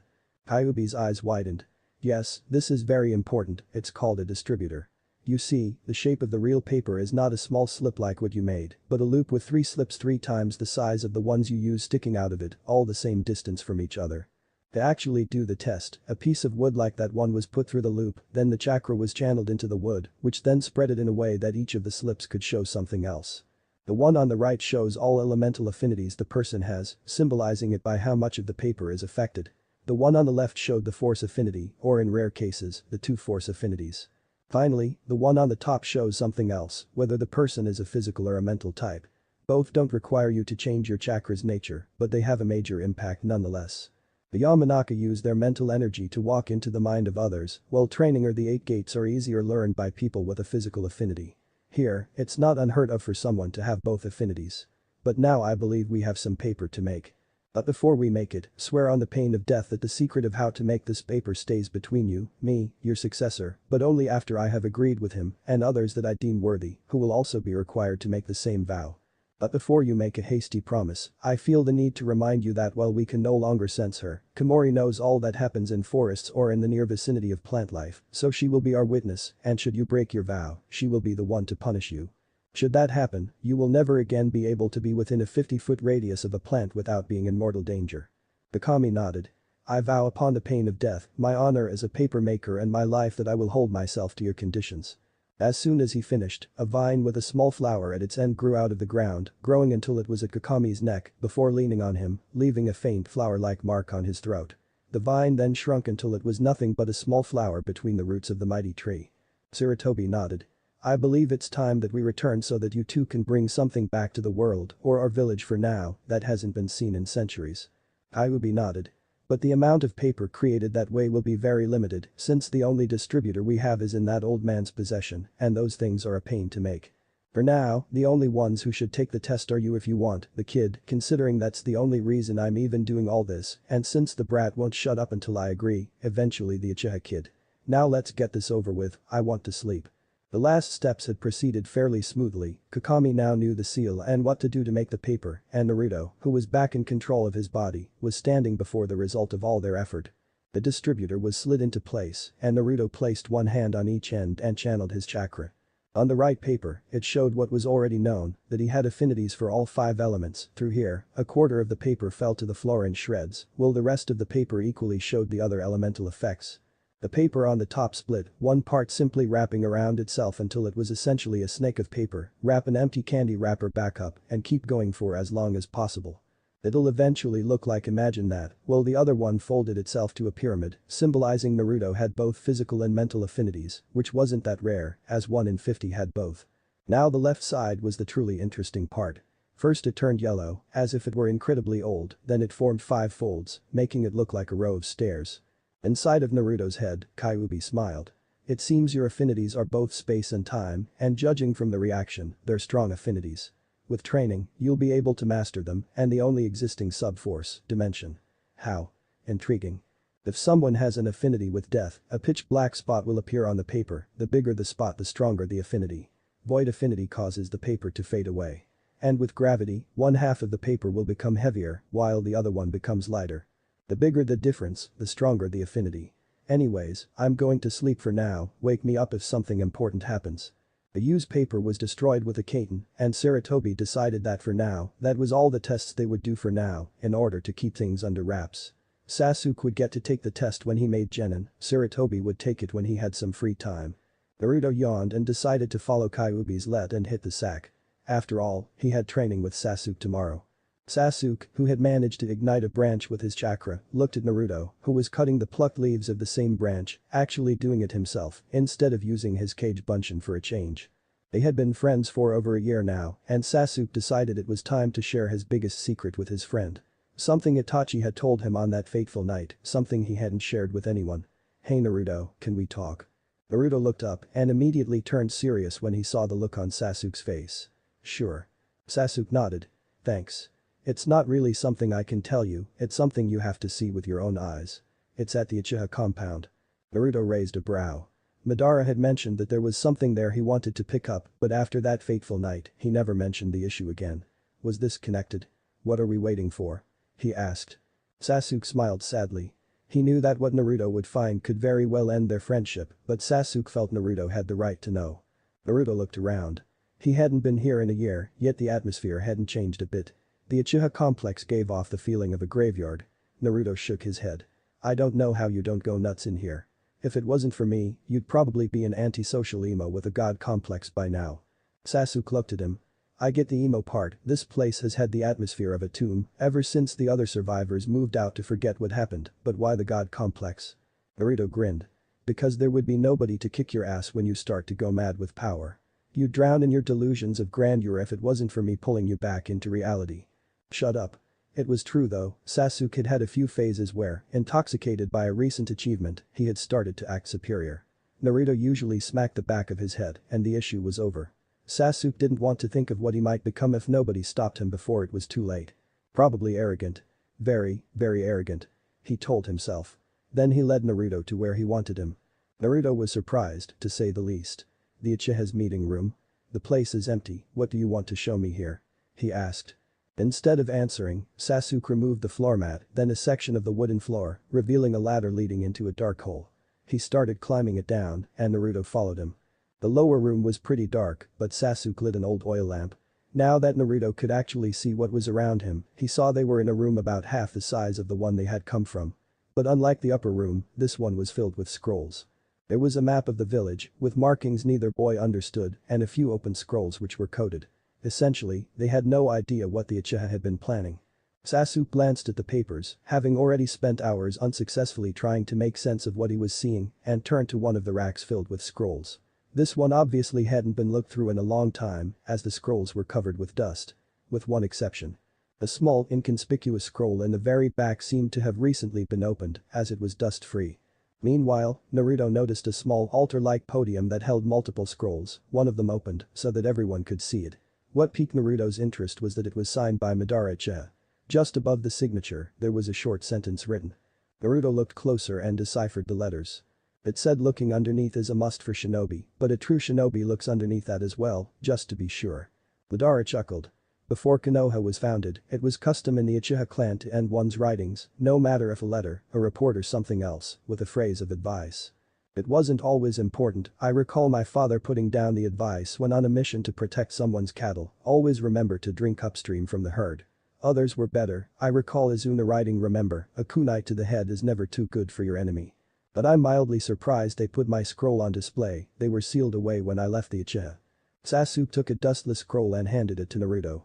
Naruto unrolled it, and to his shock, he found that it was a basic description of the Mangekyo Sharingan and what you had to do to get it, kill your best friend.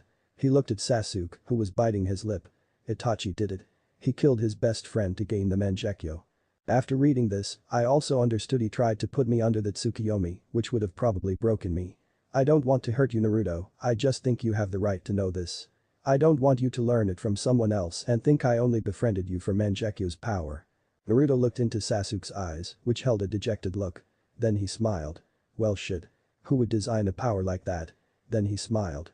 Sasuke, since you were honest with me and told me something that could have endangered our friendship, I'll do the same. You probably noticed that most of the village doesn't like me, right? Sasuke nodded, it was pretty hard not to. He had entered the academy and ended up in Naruto's class, much to both their joy. After that, Sasuke had noticed that almost all teachers tried to sabotage Naruto. They would send him out on important lessons, which Sasuke would later summarize for him, ignored his questions, not that Naruto asked many, and as a short peek on Naruto's sheet on an exam day had revealed, he was given different, much harder tests. Whenever Naruto walked through the village, Sasuke noticed glares and disgusted looks. But he had no idea why. Naruto cleared his throat. You probably know what happened on October 10th, 8 years ago. Sasuke nodded. The Kyuubi attacked and were killed by the Yondaime. Naruto shook his head. Kyuubi is not only a demon, but nothing humans can do will kill it. The Yondaime did the next best thing, as he sealed it away. But objects would break, animals would be controlled by it, and adults wouldn't survive the strain to their chakra system. The only thing that stood a chance of containing it was an infant. Sasuke's eyes widened. Your birthday is October 10th. You don't mean. Naruto nodded. He sealed the Kyuubi inside of me. Sasuke remained silent for a moment, then so they hate you because you're the seal that holds Kyuubi and they associate you with their loss. Naruto nodded. Sasuke's eyes narrowed in disgust. Idiots. They're all idiots. Oh Kami, let it rain brain, for in this village, many are walking around without one. Naruto blinked. So, you don't hate me? Sasuke looked at him. Sure I hate you. You're annoying, loud, for some reason always a step ahead of me, always getting us into trouble, what's not to hate? Then he grinned. But do I think less of you because of the Kyuubi? No, I don't. For a second, both were silent. Then they smiled at each other, their friendship now stronger than it ever was. Naruto looked at Madara's scroll again. What I'd like to know is why that scroll is there. From what I can tell, there are seals that keep it from being destroyed or moved away more than 10 feet, but why present it like this? I mean, Madara Uchiha was called the traitor of all traitors, so why display something heroic? Sasuke looked at the scroll. He hadn't thought about it, but now that Naruto mentioned it, the question was justified. Why display a traitor's work? A glance revealed that the message wasn't anything mind-blowing either, just a short report on his actions as clan head. The only thing that stuck out was that line above the signature. Well, Sasuke knew about the old-time tradition that justified that line's existence, something about it just screamed hidden meaning. Let's see. Looking underneath is an old phrase, and it seems that it just means that you should triple-check everything. But let's associate that with us. We looked underneath our feet, underneath the mat, and then underneath the floorboards to get here, so we quadruple-checked and reached this secret room. Wait, that doesn't make sense. Why give a clue that can only be found at the destination? Let's try this again. We looked underneath the floor beneath our feet, checked underneath the underneath to get here. Then if we looked underneath that. With that thought, Sasuke dropped to the floor, looking for some hidden switch. Finally, he grabbed under the scroll holder and felt something give away beneath the pressure of his fingertips. He pushed and moved back as the altar and part of the wall moved forward before sliding to the side and revealing another opening. Naruto blinked. That was unexpected. He stated. Madara chuckled. That boy has a good head on his shoulders. I didn't think either of you would get it, but I can live with the surprise. Anyways, what I wanted to get is in there. There are no traps, just a short set of stairs, so go in. And take some light with you, looks like nobody's been in there since I left. Naruto looked into the darkness. I think we should take a lamp or something. Sasuke followed Naruto's gaze. Good idea. He grabbed it and carefully took the lead, carefully checking every stair for a hidden trap, but as Madara had stated, there was nothing. The room they entered was small, hardly bigger than Naruto's living room. This room held less scrolls, but a few weapons instead. Naruto saw katana, tantos, daggers, throwing knives, sickles, bow staffs, halberds and even an axe. Madara looked through his eyes. Now where did I put it? It was somewhere. But Naruto never heard where it was. Suddenly, he had a ringing in his ears, and before he knew it himself, he had spun on his heels and headed to one corner of the room, grabbing what was before him. Sasuke, do you mind if I take this? His voice sounded strange in his ears, as if someone else had spoken to them. Sasuke shrugged. Sure, help yourself. He was busy going through the scrolls. Naruto blinked. What the hell? He muttered. That just happened. Finished his father. Hashirama spoke. I once had a similar experience. Weapons like the one you're holding are more than lumps of metal. They have their own will, their own souls. The saying that it's not the wielder who chooses the blade, but the blade who chooses the wielder, is more than an empty phrase. Apparently, the weapon you're holding chose you as its wielder. What kind of weapon is it? It's the Shinigami no Hika, Dirge of the Death God, a very special sword. It belonged to Izuna. Madara stated. Naruto looked at the blade. At the first sight, it looked like a wooden sword, as there was no handguard, and the hilt seemed to be made from the same material as the wooden blade, and looked just like it. The only unusual thing was that the wood was pitch black, but that may have been caused by the bad lighting. Then he realized that hilt and scabbard simply matched well and pulled on the hilt. The blade, just as black as the rest, slid out with a soft hiss, and Naruto was surprised at how natural it felt to wield it.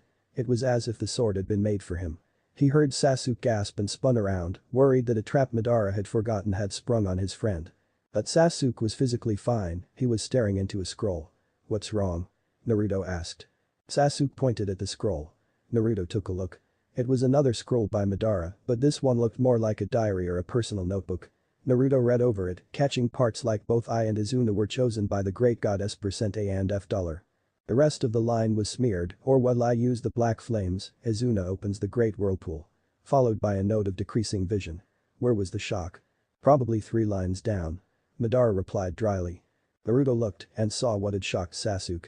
It was a short note mentioning that the effects of the brothers' Mangekyo were similar, despite that they had been gained through different methods. Madara had accidentally killed his best friend, but Izuna had found another way to activate it. Unfortunately, the description of how Izuna had activated his Mangekyo without killing his best friend was also smeared and unreadable. Before he had a chance to ask, Madara spoke again. Yes, I know what Izuna did to gain his Mangekyo, I was the one who wrote that, after all. No, I won't tell you yet. Right now, that knowledge will do the boy no good and it might cause him to make some foolish decisions that may cost him his life. I will tell you when the time is right. Naruto nodded to himself, then he looked at Sasuke. Isn't that great? There is a way to get this Mangekyo without killing. All we have to do is find it. Sasuke blinked, then, slowly, a smile curled up his face. You're right, Naruto. Shall we return to the surface? I could really use some fresh air now. Naruto nodded. Sure. But maybe you should have a look around here too, to see if there's a weapon you like. Sasuke nodded and for the first time, gave the weapons a good look. He went around, then he found something that seemed to call out to him. Eventually, he noticed a set of 4 identical daggers that seemed interesting to use. He grabbed the set and together, they left the hidden rooms, making sure to securely shut and hide the entrances. Afterwards, they decided to call it quits for the day. Both had many things to think about and both had new tools they needed to familiarize with. Naruto was training with his new sword. It really was pitch black, the blade, the hilt and the scabbard.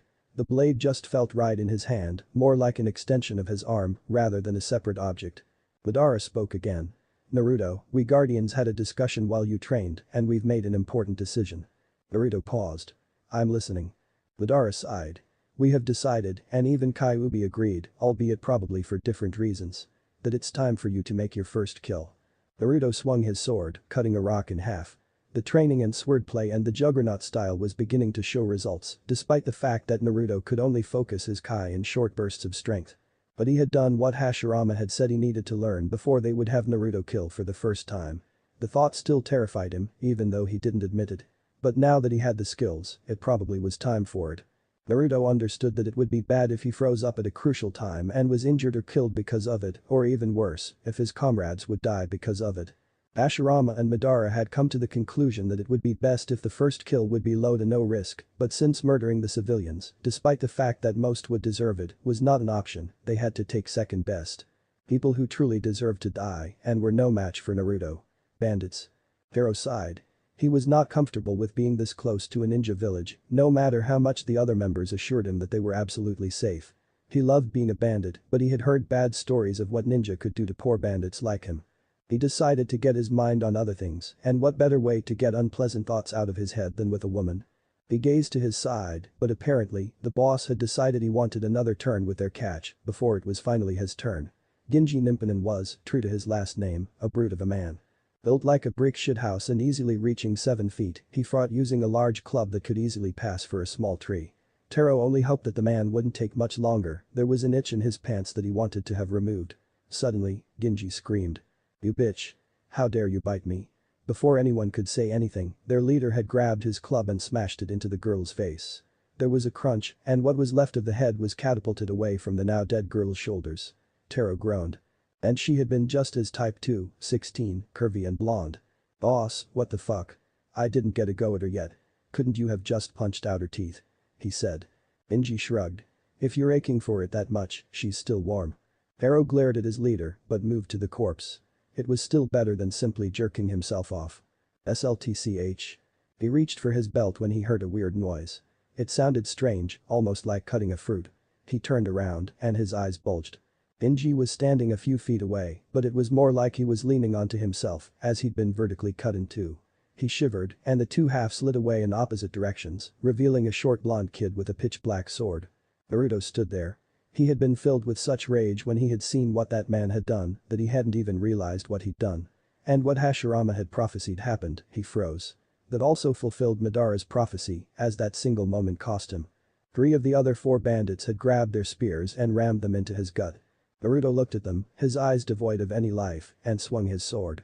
3 heads rolled onto the ground, their bodies following them a second later, collapsing like puppets with cut strings. The last man obviously thought that Naruto was heavily injured as he pulled out his sword and charged at Naruto with a fierce battle cry. Naruto reacted on instinct. He slashed the spear's long poles off as there was no time to remove them and jumped into the charging man while thrusting his sword forward. All motion stopped. Naruto and his opponent were so close that the boy's head was nearly touching the man's chest. The hilt of the black sword was next to the boy's head, right where the man's heart was. The blade was sticking out of said man's back. The man slumped together on Naruto, and the boy could clearly hear his heart. Silence. Naruto shuddered. He stepped to the side, and the corpse slid off his blade. Naruto pulled the spear tips out of his gut, Kyuubi healing him while muttering something about stupid and freezing up at the worst possible time before looking around, seeing all the death.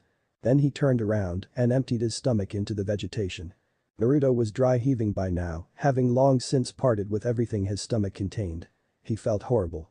Not so much about the first man, he hadn't seen that much of him, just a surprised look, but about the other four.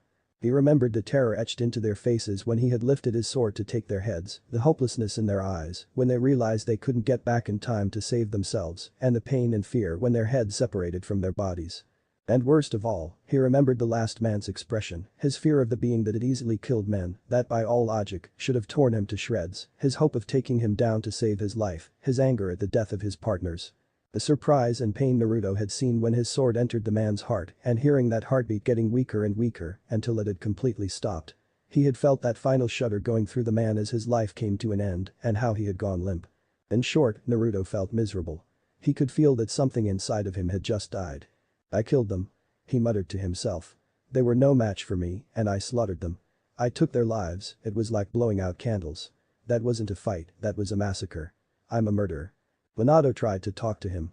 "Naruto, I know this is hard for you, hell, after my first kill, I locked myself up in my room for a week, but you have to see it in a different way. Of course these men were no challenge, that's why we chose them. But you saw them. They kidnapped a young woman, almost still a girl, raped her and killed her, and that one man was going to further desecrate her corpse. And I'm sure that wasn't the first time they did that, they looked like it was routine to them. If you hadn't killed them, they would have destroyed even more innocent women. Sometimes, you have to do a small evil to prevent an even larger evil, such as the nature of shinobi. What we do is occasionally very dirty, but someone has to do it." Naruto sniffed. "Is it okay if I still feel bad?" Hashirama snorted. "Naruto, we'd start to worry if you didn't. Killing is a vile thing, so finding joy in murdering your fellow humans is always wrong, it would take a sick twisted person to enjoy killing. Or a demon. Killing humans is nothing special for a demon, it's pretty much the same as when humans kill insects because they're annoying or simply in the way." Kyuubi spoke up. Madara sighed. "As a shinobi, you will eventually harden up against the killing. The sense of guilt will dull, but it usually never goes away. I know it's a little late, but there is a saying that you should never look someone in the eye the moment he dies by your hand, or he may haunt you forever. Killing is something you will do, and there is nothing wrong with ending people who deserve to die. Personally, I like to think of it as a deal. By killing one person, you may save 10 others. You kill 10, you save 100. You kill 100, you save 1,000. Till 1,000 and 1,000,000 people may live happy lives. Of course, you have to judge if a person truly deserves to die before making such a decision. It may happen that a person did something wrong, but had honorable reasons for his actions, or that a man that seems harmless is making thousands suffer. Killing is not something that should be done without a thought, unless you're at war, then your goal is to kill them before they can kill anyone you cherish, and that is also the reason they fight. Well, there are a few deeply disturbed people, but that's a different story." Strangely, Naruto actually felt a little better. He turned to the gruesome scene, gulped and did the only thing he could think of, he buried the girl beneath a tree, while a few dozen shadow clones pulled the other carcasses away and threw them into a nearby river. Once he was done, he looked at the tree that now held the poor girl's body.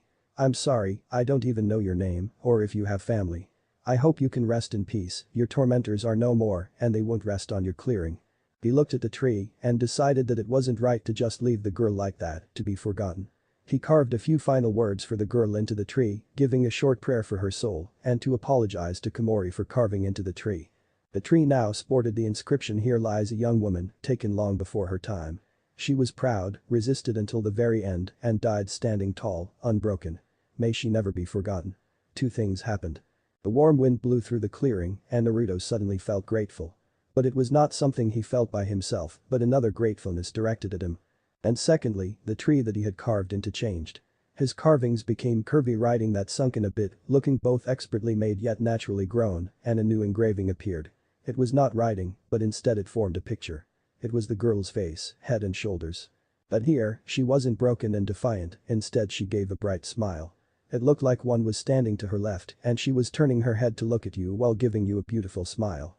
Naruto knew that Komori had for some reason decided to make sure that this woman wouldn't be forgotten. Kyuubi shrugged. "That will probably never wither away. But it's not like the tree didn't get anything out of it. The dead make excellent fertilizer." Before you rethink your decision to bury her, consider this: her soul is in a better place, and her mortal shell will become one with the tree, and by extension the forest. Naruto decided that that was a good thing, said a final prayer for the unknown girl who would now share her smile with all who saw her. After that first kill, Naruto proceeded to wipe out a few other groups of bandits and even low-ranked Nukenin, and what Madara had said was true: the overwhelming sense of guilt slowly dulled, and ever since his encounter with the sharp ends of 3 spears, he never froze up again. In fact, after much internal debate, he had brought Sasuke along for one of his bandit hunts, so that he would be able to cope better with his later pressure. Sasuke's initial reaction had been the same as Naruto's, throwing up until his stomach could give no more, but after a bit of cheering up from Naruto, Sasuke actually coped better with the experience than Naruto originally had and occasionally accompanied him on his hunts for C and low B-rank Nukenin. The 2 B-ranked ones had been tough fights, but with their teamwork, they had actually managed to surprise them enough to win. Naruto had shown him to a place that he now considered sacred, the final resting place of the girl whose name he never learned. Sasuke was very quiet after hearing the story and silently paid his respects. Their training was also improving on a near-stellar level. Sasuke had practically mastered fire manipulation, though he was still lacking a sufficient number of, and had started on his lightning training, getting some advice from the Hokage and Kakashi Hatake, who had given them a scroll on the basics and left nose buried in a little orange book. Naruto meanwhile had mastered wind and had started working on earth, since he already had 3, since Hashirama had taught him the Tsuchi Bunshin no Jutsu, which he used to improve his and Sasuke's strength and precision, as these things needed to be hit with a fair bit of force or in a clearly fatal spot in order to break. In masses, they were great for training. But Naruto had started to notice something about himself that worried him. He was starting to get cocky.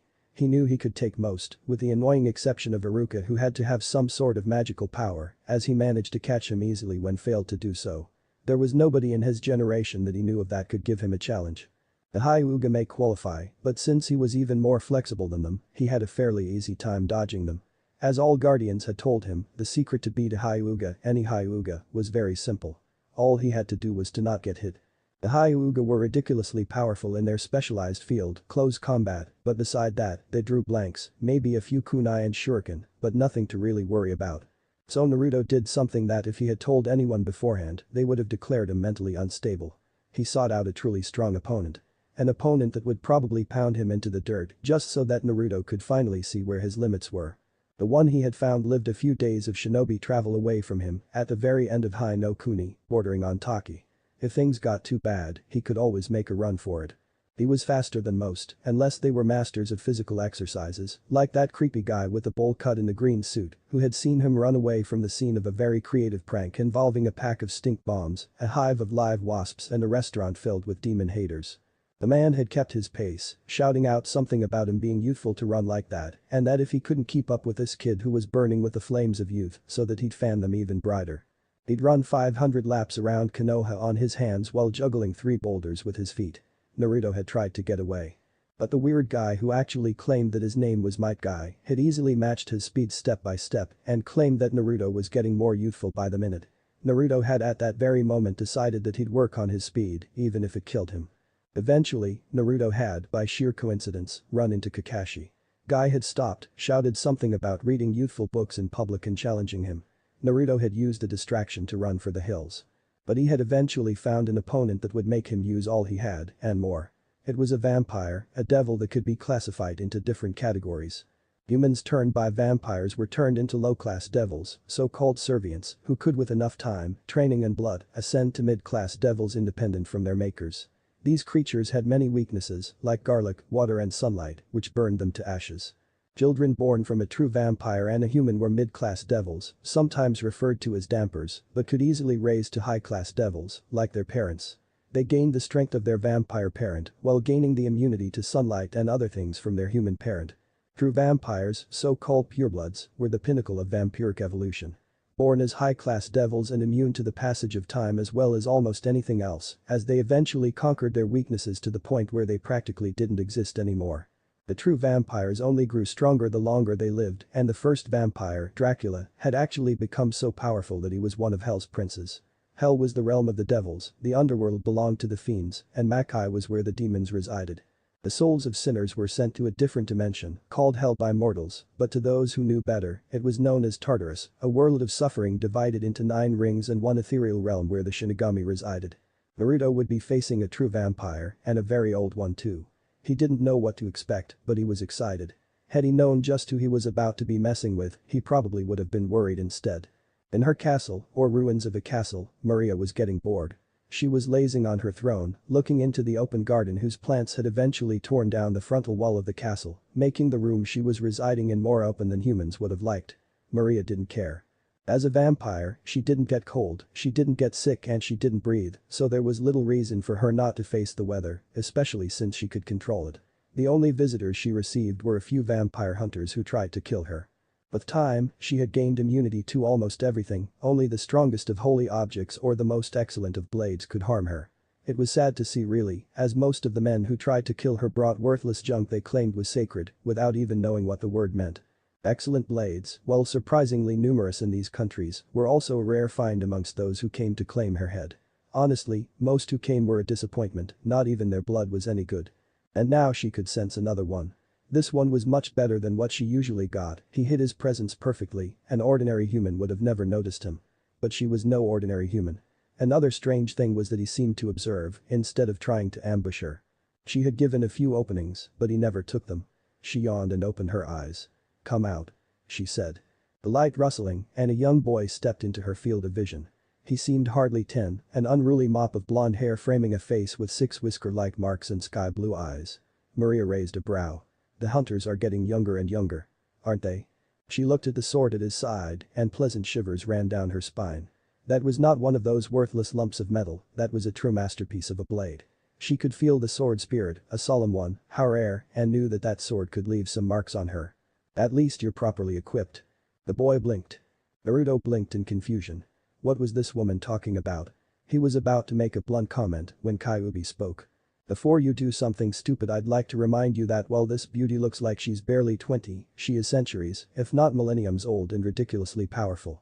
And she is a pureblood vampire. These people don't like it if people are disrespectful to them. Be polite if you like your head. The chances we'll survive this are slim anyway, so whatever you do, don't provoke her. Naruto glanced at her. This pretty was supposed to be that dangerous. She wasn't even dressed for combat, as she was wearing a black dress with a long skirt that reached the floor and lots of frills, especially at the sleeves. The dress was cut so that a generous portion of her ample cleavage was visible. Her face was heart-shaped. Slitted green eyes framed by black scleras with long eyelashes glanced interest between her long black hair that flowed down her hergless body until it reached the lowest part of her back. Her skin was so pale that it was as white as snow, her red lips curved into an open smile, revealing sparkling white teeth, with 2 being longer than the others and razor sharp. But if Kyuubi said the woman was dangerous, then she most likely was. Naruto quickly reordered the words he wanted to say. Excuse me, what are you talking about? The woman tilted her head. Are you not here for my head, like all the other fools? Naruto shook his head. No. My name is Naruto Uzumaki, I come from Konoha. The woman frowned. Konoha. Konoha. Ah, I remember. There was a village that trained humans to fight more effectively in this country. Since you introduced yourself so politely, I'll give you my name. I am Maria. Why have you come, Naruto Uzumaki of Konoha? Naruto looked at the ground. In my village, there is no one who is willing to train and fight me, that is strong enough to push me to my limits. Amongst those I know, there is nobody who matches me. I am afraid. Myra raised a brow. Afraid. Naruto nodded. Yes. I'm afraid of my own arrogance, I'm afraid that I will drown in my delusions of power, simply because there's no one who can pull me back to reality. Maria looked at him. And so you come to me, a being that is far beyond your power, in hopes that I will humble you? Are you not afraid to die? Naruto looked at her. I have faced death far too often to be afraid. Besides that, I'm pretty hard to kill. My village has been trying ever since I was born and I'm still around. And I'm pretty fast, so I guess I'll just run away if things get bad. Maria chuckled. Well, aren't you an honest one? But fine, I'll play with you. She stood up and stretched. Naruto blinked. Are you sure you want to fight in those clothes? They look like they hinder movement. Maria looked at him. Aren't you going to draw your sword? Naruto looked at her. But you're unarmed. Maria tilted her head. You're adorable. But against me, you'll need everything you have. She looked at him. Those whisker marks really do make him look cute. I just want to eat him up. She licked her lips. Then I'll get the remains back to good looks, preserve them and hang them on my wall. Or I turn him when I'm done and keep him as a pet. Decisions. But now let's play a bit.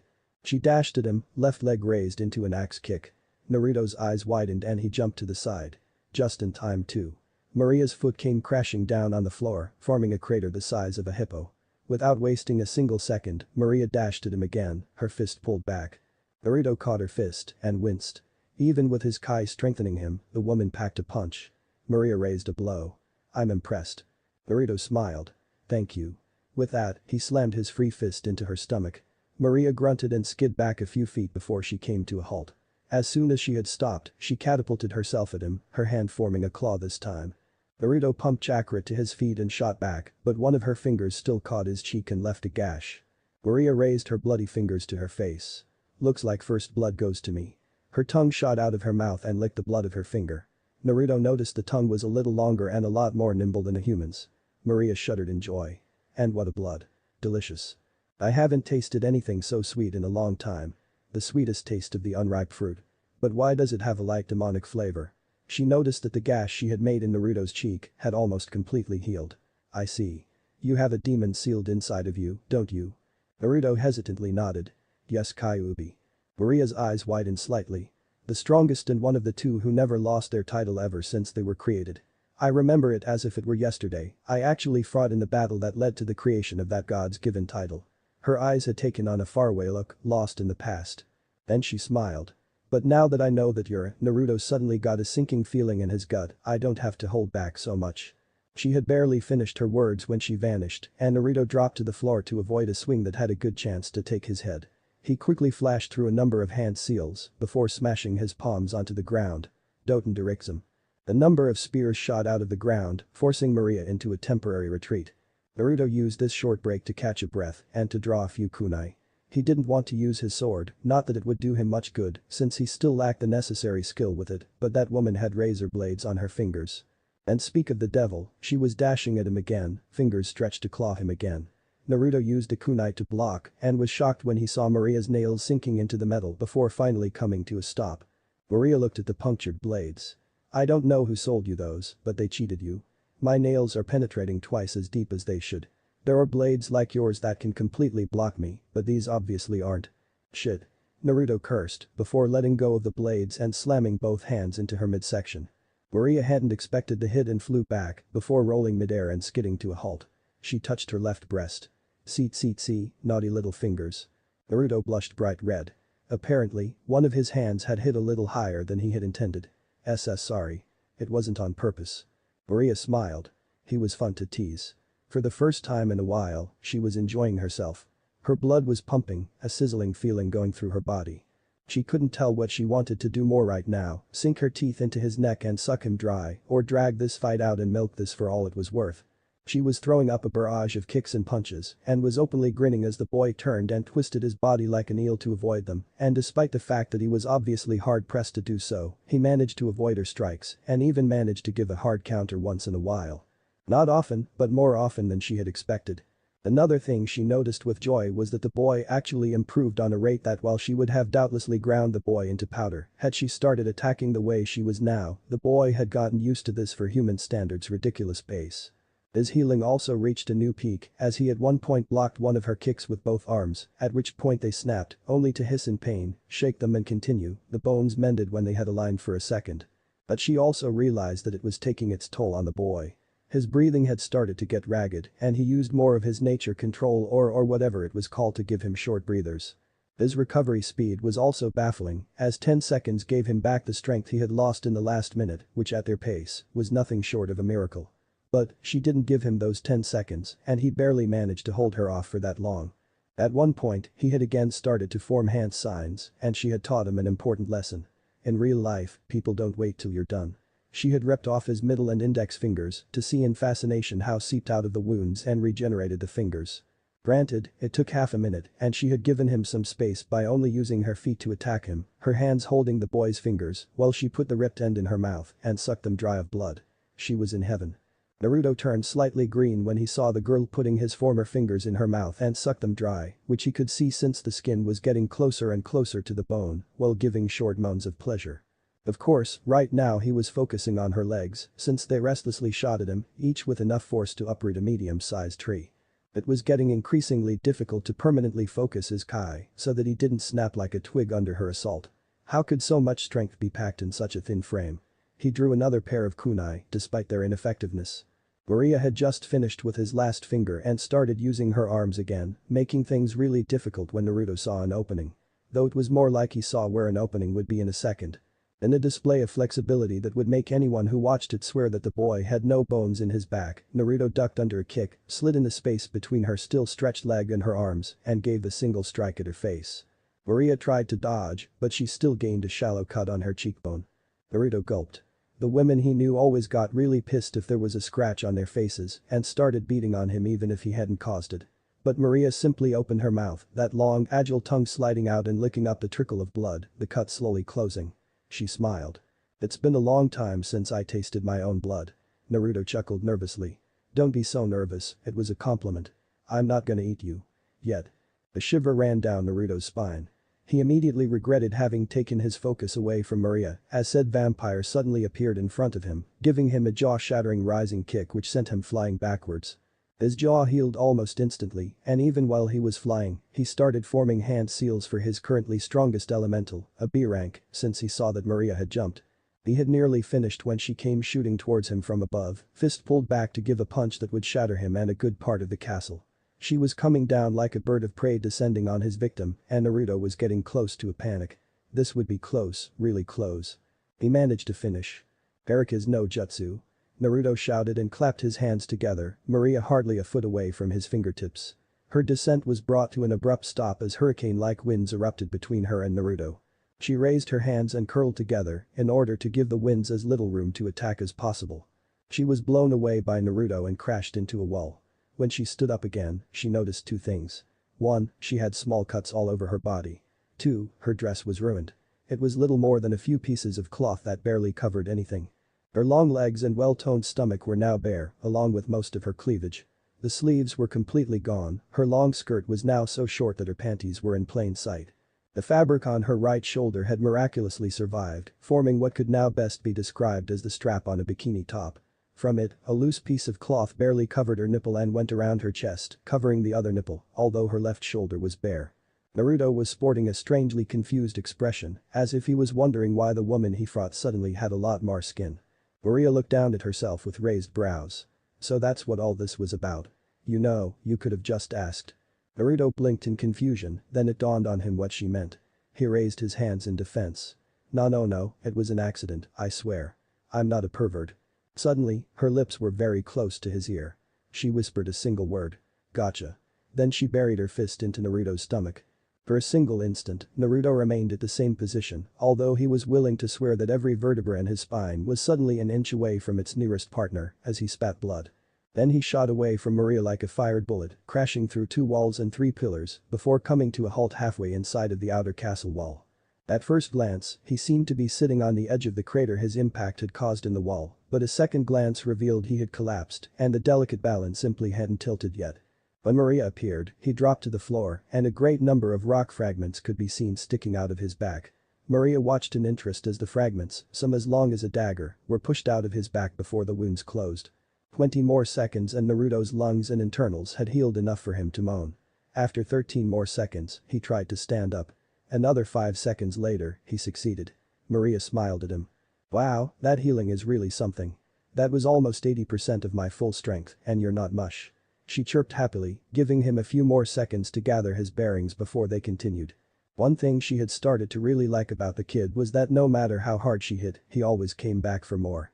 And considering he couldn't be older than 9 or 10, he was amazing. Maria wondered what would happen when he grew up. Her thoughts were rudely interrupted by what appeared to be an arrow sticking out of her chest. Annoyed, she turned around to see 3 ugly, middle-aged people standing there, grinning smugly. One was a muscular redhead with filthy hair and a mixture of sweat and dirt of all kinds covering him. He was wielding a large sword that, as she was able to tell when she focused really hard, had a faint sacred aura. But it was so weak that not even a servient would be worried about it, much less a no-life queen as herself. The second one looked like the result of mixing a priest with large amounts of heavy liquors over an extended period of time, utterly pathetic. He probably had blessed the weapons the group was using himself, hence their incredible patheticness. The last one was, relatively speaking, the best-looking one in the bunch. Not exactly a looker, but he seemed to take at least some care of himself. He was wielding a crossbow and a set of arrows that looked eerily similar to the one in her chest. All three were shouting something about cleansing the world, filth and other things that every amateur vampire slayer wannabe usually spouted off. Since she had just remembered the object in her chest, she turned her lower body to mist, and the better stick dropped to the floor as she reformed herself and broke it beneath her foot. The laughter died instantly while the men seemed to organize.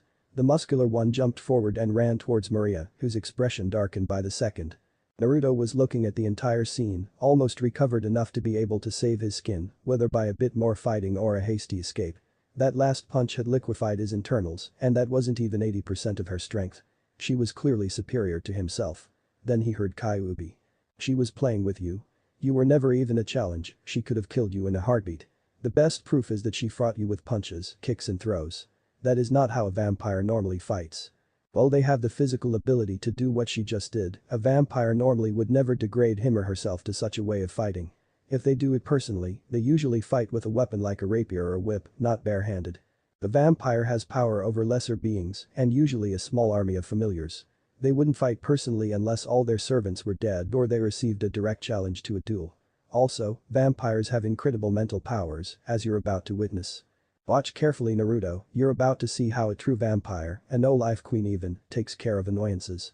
Maria looked at the savage that was storming at her. She sighed. And I was having so much fun. Then she pointed at the man with her left index finger. She spoke again. ATP break.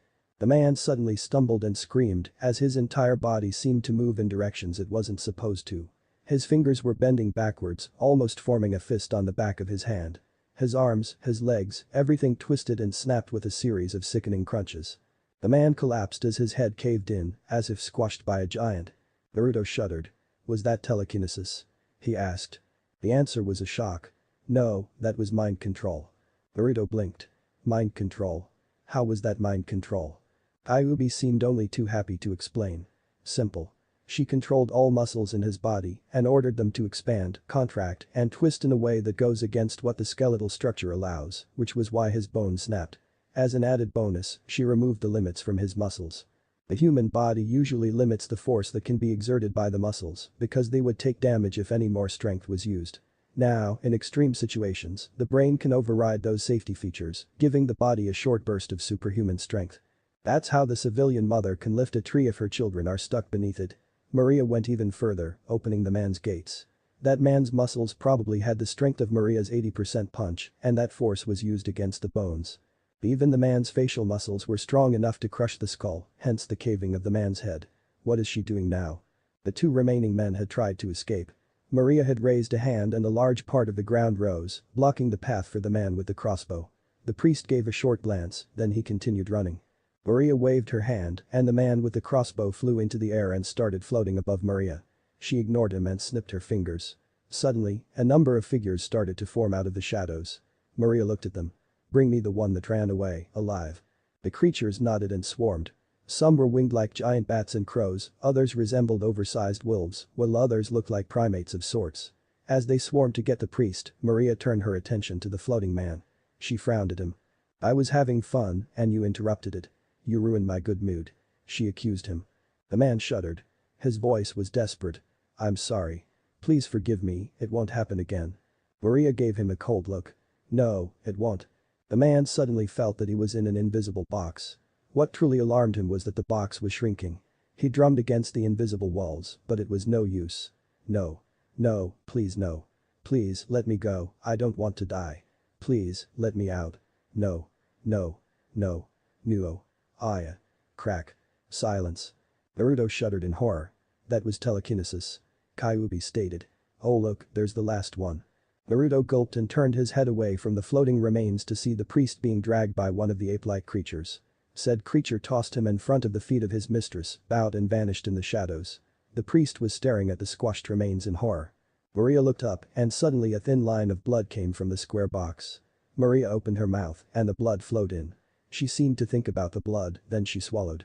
A little bland, but drinkable. She noticed that the priest had slumped together and was muttering something.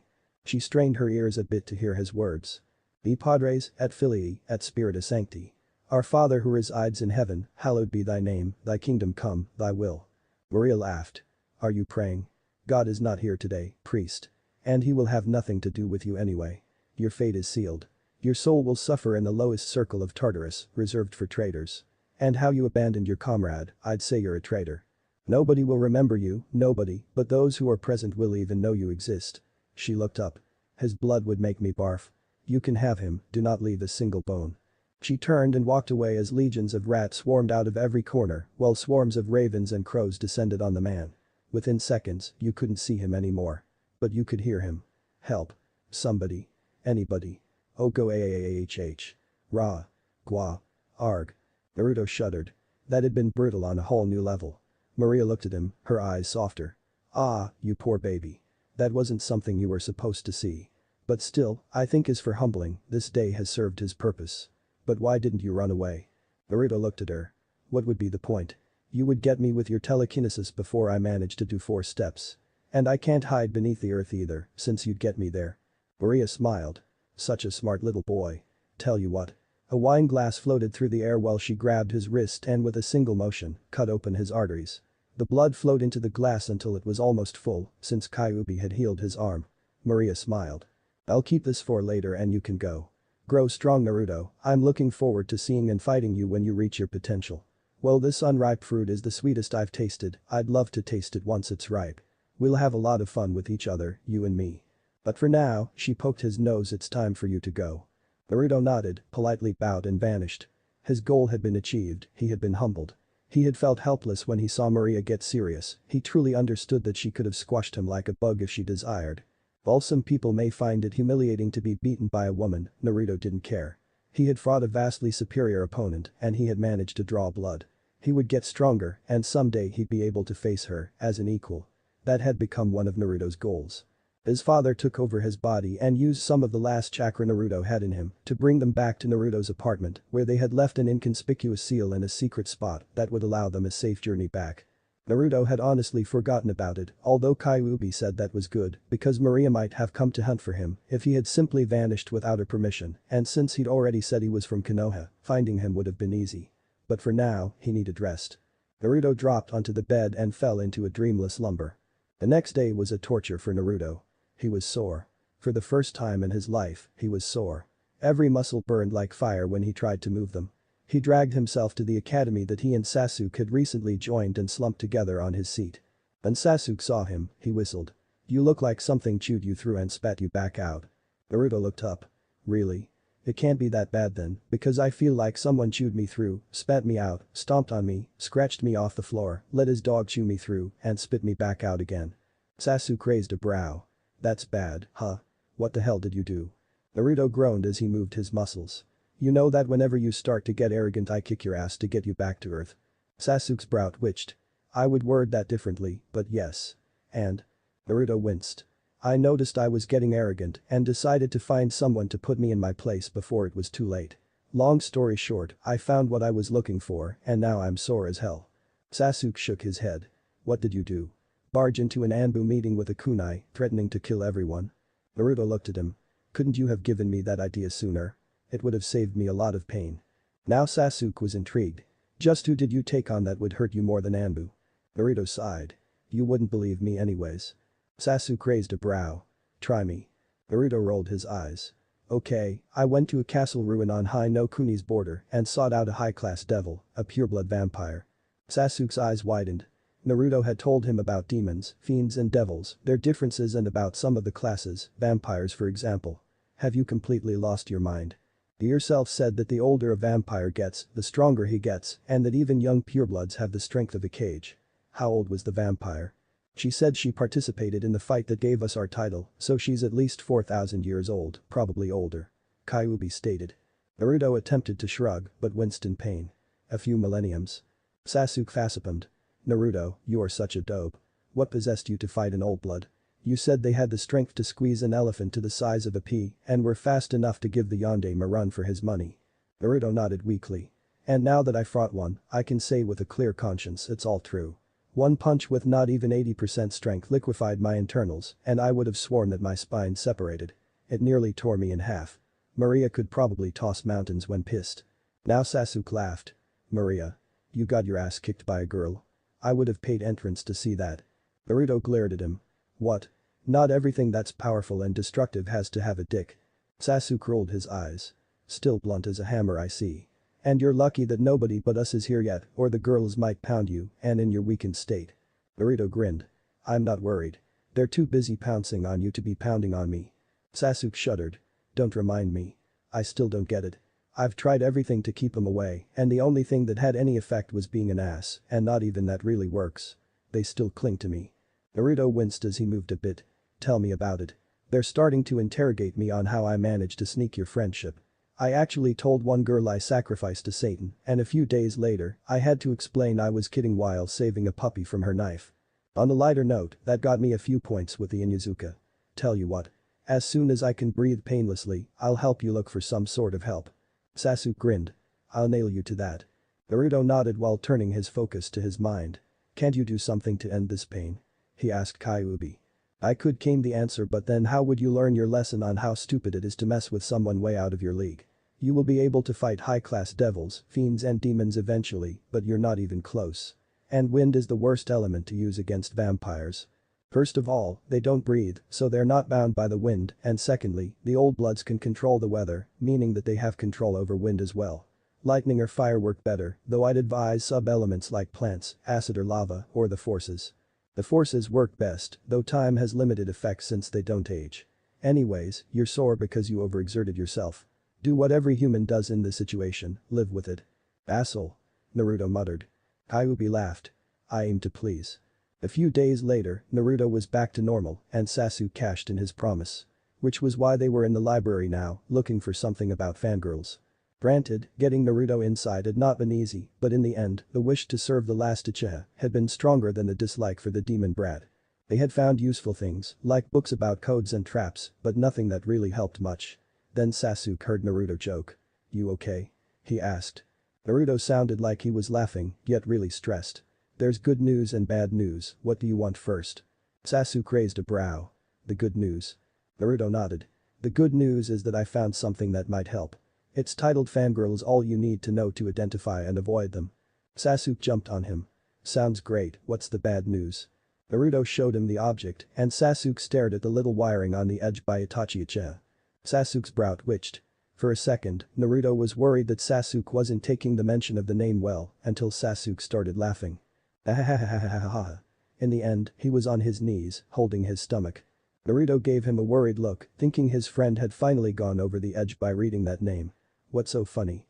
Sasuke seemed to have trouble speaking, but he finally managed to mumble, oh the irony. Itachi, my biggest problem for the future, has given me the solution to my biggest problem of the present. And it looks like he had the same problem I have, so his days weren't too fun either. Naruto looked at him, then he laughed as well. So, when you meet him again, you'll shake his hand for writing that before the interrogation and subsequent execution? He asked. Sasuke shrugged. Pretty much. Although if there will be an execution will greatly depend on the results of the interrogation. Sasuke bagged the scroll and stretched, but I'll kick his ass for all the trouble he's caused me either way. I'll just beat him half to death and decide what to do next when I get to that point. Naruto chuckled. We'll cross that bridge when we reach it, huh? He shrugged. But I'm glad that I finally managed to talk you out of going off to search for your brother right away. You simply don't have the skills to face him yet. Sasuke stared at him. You talked me out of it. From what I remember, you beat the shit out of me whenever I tried. Naruto shrugged. If it makes you feel better, compared to what Maria did to me, all you got was a friendly pet. Sasuke's brow twitched as he remembered some of the beatdowns the blonde had given him when he, in what even he admitted to be small fits of rage-induced madness, had tried to hunt down his brother right away. Don't get me wrong, Naruto, but I really hope it hurts. Naruto suddenly had phantom pain and shuddered. Trust me, it hurts.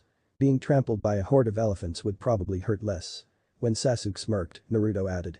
It probably even hurt more than a stampede of your fangirls. Since we're on the topic, don't you hear a low grumble? Sasuke grimaced. Very funny. Then he heard it. He paled. Oh, you have got to be kidding me. The news that Sasuke Uchiha was in the library, a room with only one entrance and therefore only one exit, had apparently leaked to the fangirls, and while they weren't really numerous enough to deserve to be called a stampede, they were more than violent enough in their mission to be the first to reach him to make up for their lack of numbers. Sasuke's eyes darted around, desperately looking for a way out. At that moment, he reminded Naruto of a cornered animal. Then the blonde kid remembered that the fangirls tended to pounce on him as well, to make him lead them to Sasuke. One had actually tried to put a choker on his neck and make him sniff the Uchiha out. He wasn't a damn bloodhound. If they wanted one, they should get an Inuzuka. Actually, some had put together and sent it as a mission request, which Naruto and Sasuke, through a lot of begging, had managed to get denied. Sasuke, Naruto hissed. Stop thinking like a kid and start thinking like a shinobi. The enemy thinks they have blocked all exits, but they don't know how to walk on walls, most don't even know it's possible. How about we use one of the windows close to the ceiling? Sasuke nodded. I say we make like a drummer and beat it. Naruto grinned. Amen to that. The years had passed quickly for Naruto and Sasuke. Their training and teamwork progressed leaps and bounds. Sasuke's fire manipulation reached a new height, and his lightning training was also showing good results. In Raiden, he was theoretically on the level of a, while his Kaiten were Anbu level, his other elements being on low to middle Chunin level, but he and Naruto had one major problem, they had little to no to use that mastery with, which was even more frustrating for Naruto. The blonde had mastered all elements to a high Chunin to low Jonin level, except his wind affinity, which defied description. At his current level, he could sharpen all surrounding winds, control them to a degree, and was even starting to taste the wind, as Sasuke called it. It basically meant he was trying to feel traces of chakra in the wind. So far, he has not succeeded. But their main problem was that nobody would give high-level jutsu scrolls to academy students, not even if he was the Uchiha. Of course, they apologized profoundly if they couldn't serve the last Uchiha, but the library workers, which had in the meantime been replaced by less hateful ones, stayed hard at that point. They would give him stuff going from genin to low, which strictly speaking was already more than they were allowed, but that was as far as they were willing to go. When Naruto tried, they had politely sent him out, telling him that it was not possible. Naruto had shrugged it off, seeing as polite words were more than he usually got, and decided to wait until he was a genin, and therefore permitted to enter the shinobi section on his own, then sneak into the higher rank sections. The Uchiha complex had also been a disappointment, since the Uchiha clan had apparently grown to despise writing in Madara's absence, voting for simply memorizing them and showing them to others, so that the Sharingan could copy it. Now that the Uchiha were dead, nearly all jutsu knowledge the clan possessed had died with them. And while Naruto's guardians threw them some bones, they also didn't teach them too much of the fun stuff before they made genin. That of course wasn't saying they didn't see fit to give him and Sasuke enough firepower to demolish any. Naruto stretched. The academy had just ended, there was only a week left until the genin exams, and the two of them had no idea what to do to kill time. Their friends were busy with their families. Out of the two of them, Naruto was definitely the more open one. He had befriended Shikamaru Nara over a game of shogi, which Naruto had lost, although Shikamaru admitted that it had been tougher than most games. And once you befriend Shikamaru, you're also a friend of Choji Akimichi. Naruto had immediately got off to a good start with a big bone but kind-hearted kid, as they had a fascinating discussion over the many good points of Ichiraku Ramen. There was another boy that somewhat got along with them, Kiba Inuzuka, a terrible braggart who repeatedly challenged Naruto and Sasuke for matches, and shared the same fate that struck Naruto whenever he faced Shikamaru on a shogi board but was a decent guy, once you got to know him. To Naruto's surprise, Sasuke had made friends with Shino Aburam, the only boy in class that talked even less than him. Naruto had joked about it for a while, but eventually it got boring, and he stopped. Naruto was unsure what to think of Hinata Hyuga, he had heard that her clan was incredibly arrogant, but she didn't give that feeling. If one looked at her, they'd instantly conclude that the girl had practically no self-esteem. Naruto had tried to talk to her, but the girl had grown red and hurried off, leaving him confused. For some reason, Sasuke had laughed his ass off, with Naruto being the good friend he was promptly kicking back into place when the Uchiha refused to explain what was so funny. But right now, none of their friends had time due to training, but since they never trained together, Naruto and Sasuke couldn't give anything but a few tips to them.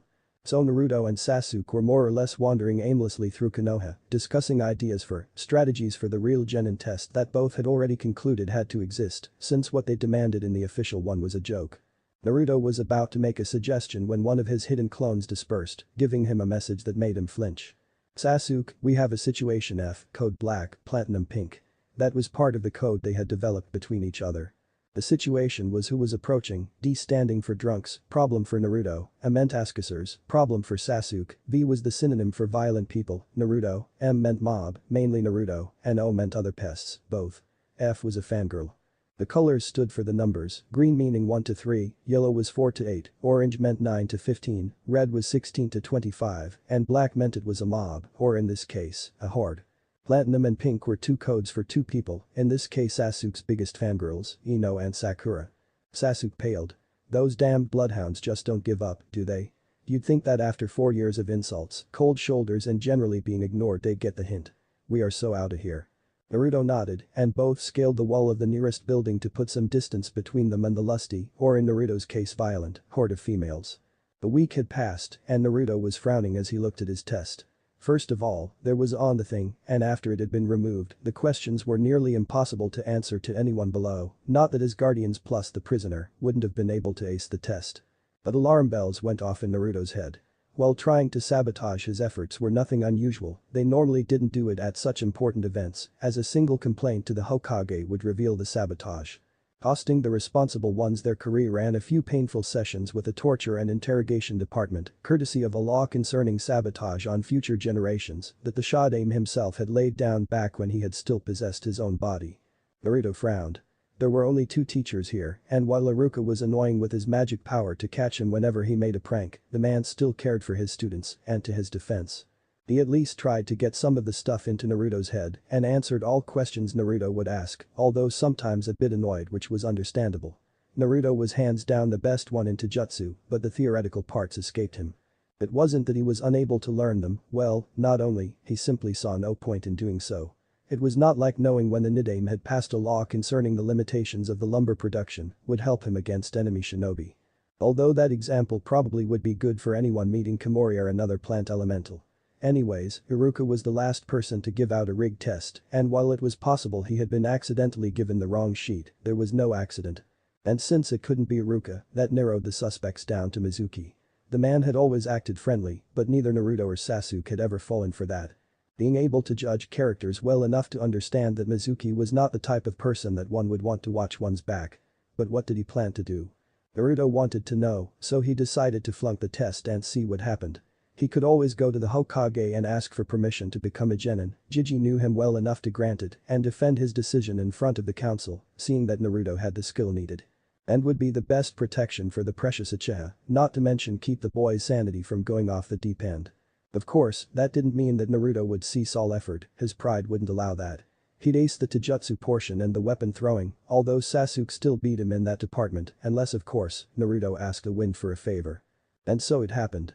Naruto screwed up the written test, beat Mizuki who was holding the spars to a pulp, gaining full points there, and coming in a close second after Sasuke. Right now they were waiting for the ninjutsu portion of the exam, which Naruto and Sasuke thought was a joke, although Naruto wouldn't even have to try to screw it up since they asked for the normal Bunshin no jutsu. That took too little chakra for Naruto to perform because even with his improved control, it was still like trying to water a cactus with a fire hose, a most frustrating experience. Sasuke glanced at Naruto and formed hand signs, using a sign language they had developed themselves, a mixture between Anbu hand signs of Suna's counterparts for Anbu, dust, and a few more common signs. Although the meaning of the gestures was often warped to the point that someone who knew all gestures would only comprehend gibberish if he hadn't been taught by the inventors. The message was short. "What's wrong?" Naruto gestured back. "I'll flunk the test. On purpose.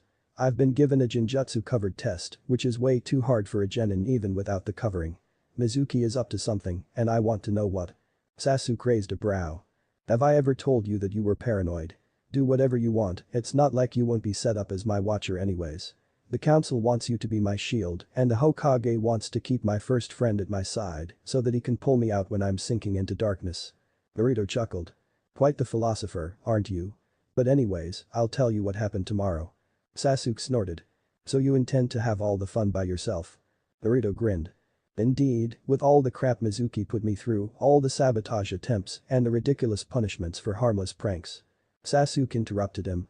"That one with the scorpion from Suna in his shoe was harmless." Naruto flinched. "That was different and only retribution for handing me faulty equipment, trying to teach me wrong stances, and handing me a test sheet for Anbu, then making me clean the entire academy when I failed. Anyways, as I was saying, after all the crap he put me through, I'll enjoy mopping the floor with him." Sasuke rolled his eyes. "Do whatever you want, you will anyway." Naruto nodded before stretching and laying his head on his arms to catch some shut-eye before he blew the final test. When his name was called, he, as he had expected, was asked to perform the Bunshin, something he would never be able to do, even if his life would depend on it. So of course, it ended in a magnificent failure. What came out was honestly pathetic, and Iruka could only give it a fail. "Come on," Mizuki tried to reason, much to Naruto's surprise, "can't we look the other way once and give him a pass? He's pretty good in most other categories." Iruka frowned. "You know we can't do that, Mizuki. Rules are rules, and he failed to gain the necessary amount of points. Everyone else conjured at least 3 clones, and he made only one, and that one looks like it will croak any moment. Indeed, Naruto agreed that he himself felt the urge to put the poor thing out of its misery. So, a little later, he found himself on the swing, listening to proud parents mock his failure, while most would soon face a bitter awakening when their children failed the true tests. And as Naruto had expected, Mizuki walked to him. You know, Haruka really wanted to pass you. It broke his heart to fail you, but he was worried that you might die in the field if you weren't prepared. While Naruto knew he was more prepared than any other graduating student, with the possible exception of Sasuke, he knew that Mizuki had probably even told the truth. He shrugged, feigning sadness. Mizuki took the bait. Hey Naruto, there still is a way for you to pass. Yeah, Naruto thought, ask Chiji to pass me. But Mizuki's answer was different. There is a secret exam, it consists of sneaking into the Hokage's office, taking the large scroll placed there and learning from it. Well, isn't that the biggest load of bullshit I have ever heard? Naruto wondered, but he would do it. He couldn't resist a challenge, and he wanted to see where it led. Getting into the tower was disappointingly easy. Naruto made a mental note to remind Chiji to make sure the guards were paying more attention to their surroundings in the future. After all, well, he was good. Maria had pounded the fact into his head that others were better, and Anbu and a number of others were better than him. This was a potential security risk, and Naruto had no intention of leaving it like that. He found the scroll and the Hokage. Naruto, what are you doing? Naruto looked at the man he considered a grandfather. Chiji, I flunked the test on purpose because I noticed something off about Mizuki's behavior, and I was proven right when he told me there was a hidden genin exam consisting of sneaking into this tower. Which I'd like to add was ridiculously easy, take that scroll and learn from it. The Hokage frowned. This is not one of your pranks, is it? Naruto shook his head and placed a hand over his heart. Cross my heart, I speak the truth. The Hokage nodded. Very well, I'll allow you to borrow the scroll, just in case Mizuki can somehow spot a fake, find out what Mizuki is up to. Naruto bowed, grinning like the Cheshire Cat. It will be as you command, Hokage-sama. He grabbed the scroll and turned to leave. Sarutobi frowned. And Naruto? Naruto turned around. Yes. The Hokage gave him a stern look. Capture Mizuki alive and sane enough for interrogation. Naruto grimaced. Take all the fun out of this, why don't you? I should have just grabbed a scroll and knocked you out with my Warik no Jutsu. But fine, I won't kill him. Although I can't make any promises about his mind, it's not my fault if it can't handle a little strain. Sarutobi shuddered, remembering the first time Naruto had sent him to the floor with what he called the anti-pervert jutsu, before regaining his stern look. Naruto. Said boy rolled his eyes. Fine, he'll be able to sing like a little bird when I'm done with him. Then he jumped out of the window, before the Hokage had a chance to order him not to look into the scroll. He wanted to have something out of all his trouble after all. Naruto was sitting on a clearing, not his preferred one, but one that had been made by woodcutters. Naruto didn't like lumbering, but he understood that the village had to get their wood from somewhere and that it was impossible to make an omelette without breaking a few eggs. So now he was waiting for Mizuki, realizing that the idiot had forgotten to set up a meeting place. So he had time to kill. Suddenly, he heard the scroll speak to him. Open me. I will contain some things you will want to have in your arsenal. Naruto's fingers twitched when Kyuubi's amused voice rang through his head. You know, they say that projecting your thoughts onto lifeless objects is a sign of madness. Naruto's brow twitched. Shut up, I know that. But the temptation is so strong. He looked at the scroll. I really shouldn't. Just a peek. He unrolled the scroll, looking for something that piqued his interest. And the first thing in the scroll surprised him. Wait, Kage Bunshin was a... Minato's voice filled his head. Yes, the chakra cost for that has killed some who couldn't properly judge their reserves, and an overflow of returning information has already left people vegetables. But, we're all keeping an eye on you to make sure that you don't make such errors. Your chakra reserves are much too large and much too dense to be drained, even if you summon legions of clones, but that would in turn risk an overflow of information, so be careful son. Naruto could only say one thing to that, a sentence that every child has spoken at some point in his life, usually without meaning what they spoke. Yes, Dad. Madara seemed interested. Now that we're warned, what else is on the scroll? Even Hashirama was curious. I do wonder what they have added since I wrote the first one. Naruto smiled. So there are 3 votes for look at the scroll not counting mine, and none against. Democracy decided that I have a look. Most of the stuff inscribed seemed like things Naruto didn't want to learn now, as they were techniques that were designed to torture, or things that either cost the caster's life or would damage his body. Naruto was about to close the scroll when something caught his attention. Well, what have we here? The technique was called Shishio Siha, and it sounded intriguing. They gave one a certain degree of control over the blood in one's body, and even greater control for one's blood outside of one's body, giving one the ability to form weapons out of one's blood, injecting it into others. Gaining control over the victim's blood or stop wounds from bleeding, essentially allowing them to fight without having to worry about bleeding to death. There were a few warnings, namely that once invoked, this could not be cancelled, although one didn't have to continuously focus to keep the blood flowing, and that one shouldn't reabsorb any blood that left the body, as it was likely to be filled by bacteria and even small objects once outside of the body, meaning that every drop of blood outside of the body was lost until the body reproduced it. Likewise, absorbing another one's blood was not advised, as there were compatibility issues with other people's blood. Naruto was optimistic that with Kyuubi, he could safely reabsorb any blood he used as weapon, thus reducing if not removing the main reason they had been labeled forbidden, as most users bled themselves dry. Naruto grinned to himself. Okay, let's play democracy again. All in favor of me using this on myself? Kyuubi answered first. Using blood that the enemy spilled to kill him. That's a fun idea, go for it. The other three pondered for a moment before giving their answer. Hashirama spoke first. It would guarantee you the element of surprise, and according to the scroll, the process itself works and has a 0% chance of killing its user. They die from using too much blood in too little time. So I would suggest you activate that and use it with care. Madara also liked the idea. As long as you are careful, there is no reason not to do it. In my opinion, an ace like that up one sleeve can only be good, so I suggest you use it. Minato didn't disagree. It should be fine. And it sounds like it would be really cool, so I say go for it. Naruto smiled. 5 for yes, 0 for no, let's do it. The required hand signs numbered over 200, ending with a lost hand sign meaning blood, but Naruto managed to complete the sequence on his first try. At first he felt nothing, then.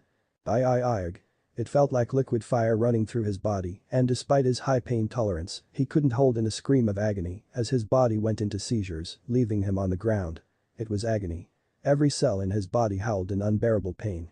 It was hell. It was over. Breathing heavily, Naruto came back to his feet, still visibly shaken. Note to self, Naruto thought, never do that again. But now that it was done, Naruto couldn't help but wonder what he could do now. He focused, seeing if something seemed different, and indeed, he could feel his blood flow. He focused on his hand, and a cut opened, blood pooling in his palm. He then focused, and the blood flowed up his fingers, forming a very crude crimson claw. Then he tried his claws on the ground. He looked at it. It wouldn't cut someone in half, but it would leave a few gashes, and since the scroll said there was limited control over the opponent, once one's own blood was in his system, all he had to do to win was get the blood into the enemy. Madara spoke up. Careful with your thoughts, overconfidence can be the best shinobi's downfall. Kyuubi chuckled. Just look at what happened to Madara and your shot aim. Madara was overconfident and wasted too much chakra, rendering him unable to control me, and Hashirama spent too much chakra, leaving him unable to restrain me. Hashirama cleared his throat, obviously slightly embarrassed. The point is that there is no such thing as a perfect move. Never assume that one move will end the battle, no matter how likely it is that it will. Always assume that the enemy has an ace up his sleeve and keep a few aces hidden as well. After all, what good is a move that can immediately kill a foe if the foe is warned and avoids getting hit? Naruto saw the logic but wasn't convinced. Kyuubi gave the last push. Not all you enemies will be human. We demons consist of pure, so we don't have blood that you could control. And I'd love to see Maria's reaction if you tried to use blood against her. Naruto shuddered at the thought, especially since for a moment he thought he heard Maria's voice. How sweet, you prepared dinner. Naruto nodded quickly. Point taken. Don't slack off, don't overuse it. Got it.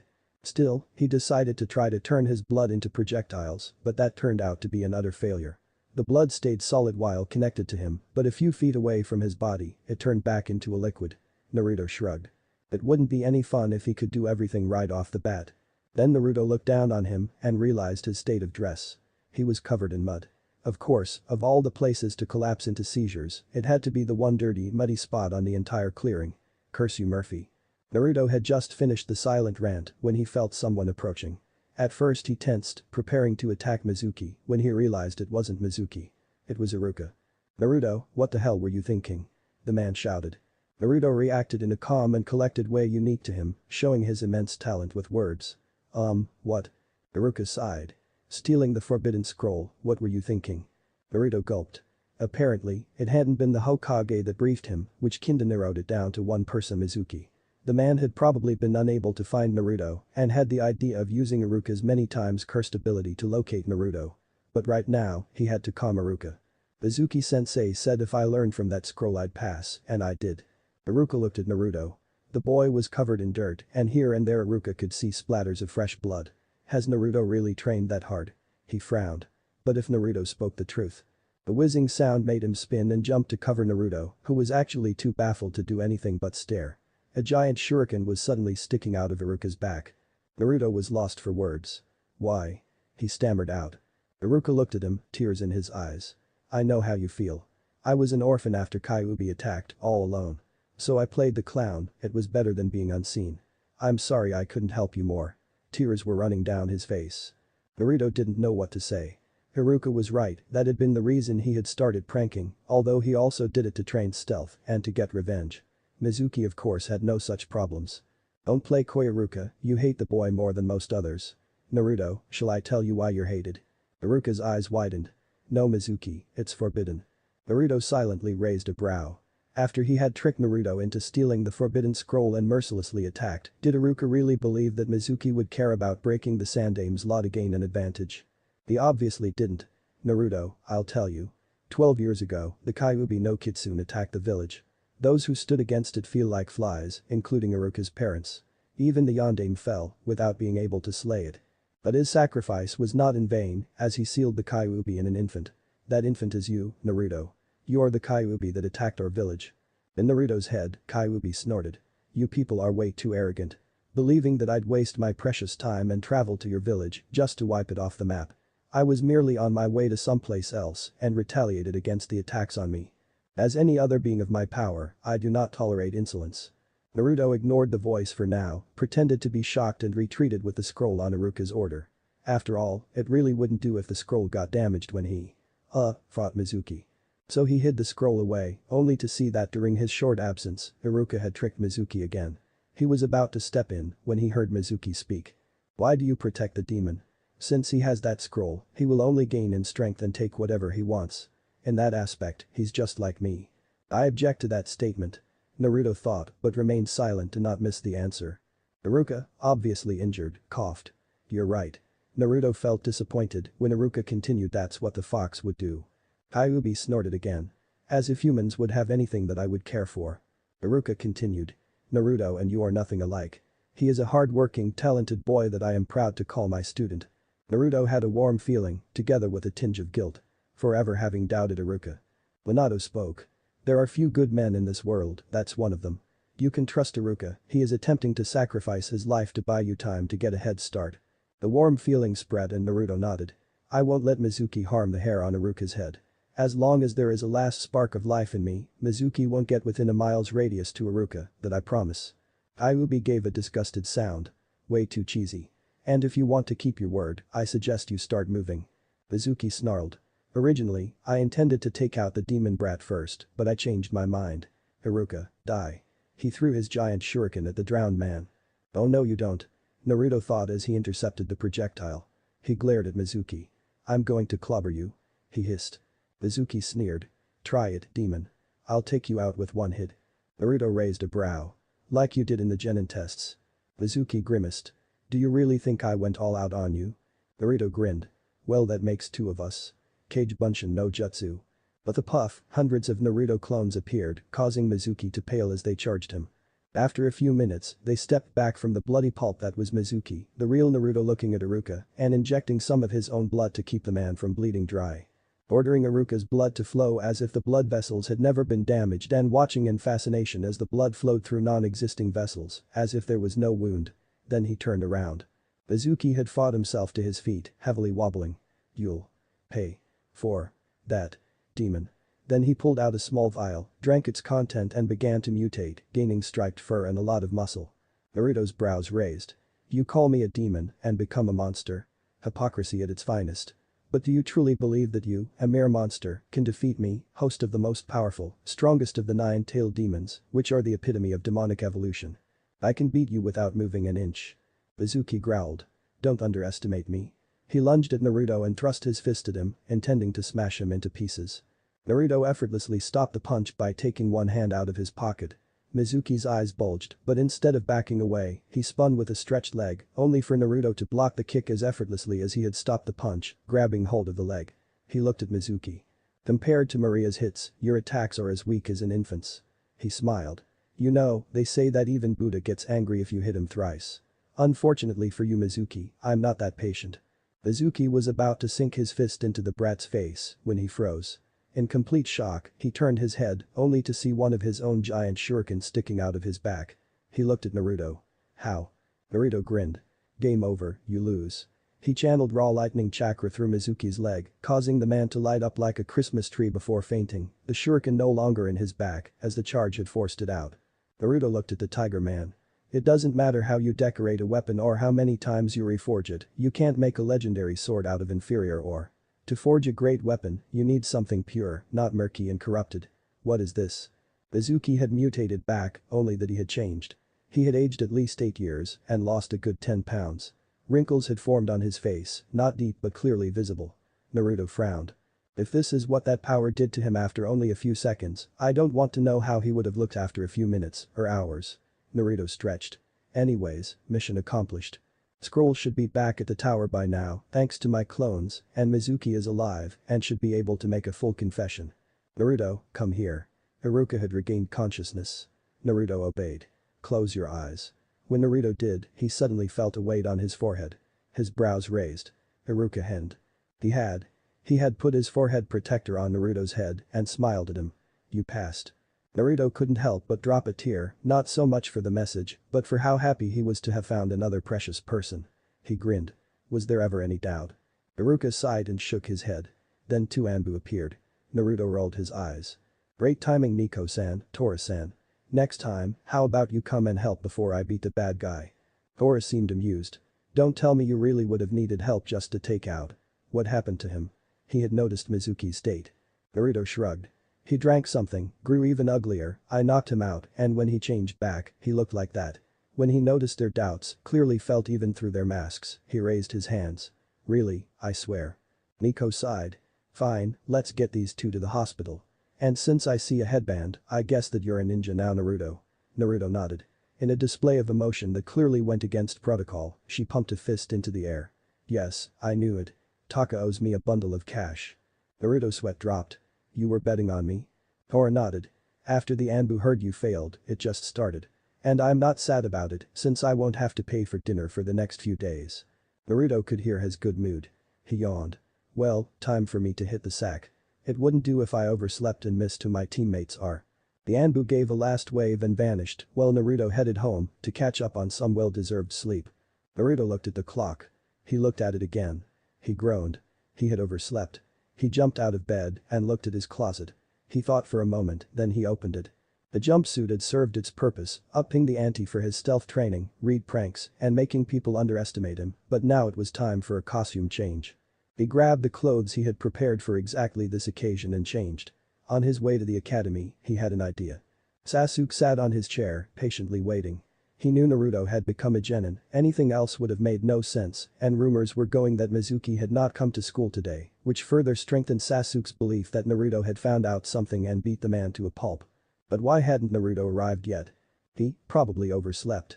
Typical. He thought, glancing at the empty seat next to him. Normally a fangirl, namely Sakura Ino, would have claimed the place by now, but fortunately for Sasuke's mood. Naruto had developed the habit of grabbing anyone on that seat by the back of the neck and unceremoniously tossing him aside to take the spot. Also, Shino had taken a seat on Sasuke's right, meaning the place was blocked for all fangirls who were too freaked out by Shino to try and make the silent boy leave the spot. At that point, Iruka stepped into the room, and the glances together with a short frown strengthened Sasuke's belief that Iruka was looking for Naruto as well, seeing that there was no student other than said blonde missing. And did Sasuke imagine things, or did Iruka look a little roughed up? Iruka cleared his throat. First of all, I want to congratulate you all for making it this far. You are about to become shinobi, genin, the lowest rank of shinobi, but nonetheless, the first step has been made. In the future, you will face harsh trials, difficult situations, and I will not lie, there will be defeat. But I know that you will pull through it all, growing from the difficulties, and in hindsight, when you have become true shinobi of Konoha, you will see them as stepping stones to where you will be, as the hammer that forged those protectors of Konoha and proud men and women that I know you'll be. And as your teacher, I can say that I'm proud of you all. Iruka felt a slight twinge of guilt, knowing full well that he would see many of these currently proud faces again in next year's class, but he had spoken the truth, he was proud of them. When the mutters died, Iruka smiled. Now, on to what I know you're all impatiently waiting for, the teams. Team 1 will be. But Iruka never finished, as something that rendered him speechless happened. Suddenly all the windows and the doors slammed open, hurricane-like winds raging through them. Students screamed and grabbed hold of the tables and benches to not be blown away, though most girls used one hand to keep their ridiculously short skirts that they had picked for Sasuke down. While a select few used chakra to anchor themselves to the ground and watched in a mixture of shock and amusement. Pencils, books and a few stacks of paper that Iruka had spent hours putting into order flew through the air, causing a number of heads to duck even though there was little chance of getting hit. Right in between the teacher's desk and the students' benches, a tornado-like twister formed, the objects now circling in its outer winds. Then a silhouette appeared in the center of the twister, and as sudden as it had started, it was over. The windows and doors closed, and the last breezes carried the objects back to where they came from, amazingly putting the papers back into neat stacks without a single page out of order. Where the twister had been, a person stood, grinning widely. Naruto Uzumaki. Silence reigned, then Sasuke spoke. I'll give it 8.7. Naruto's smile faltered. What? Come on, that was at least a 9. Iruka sighed.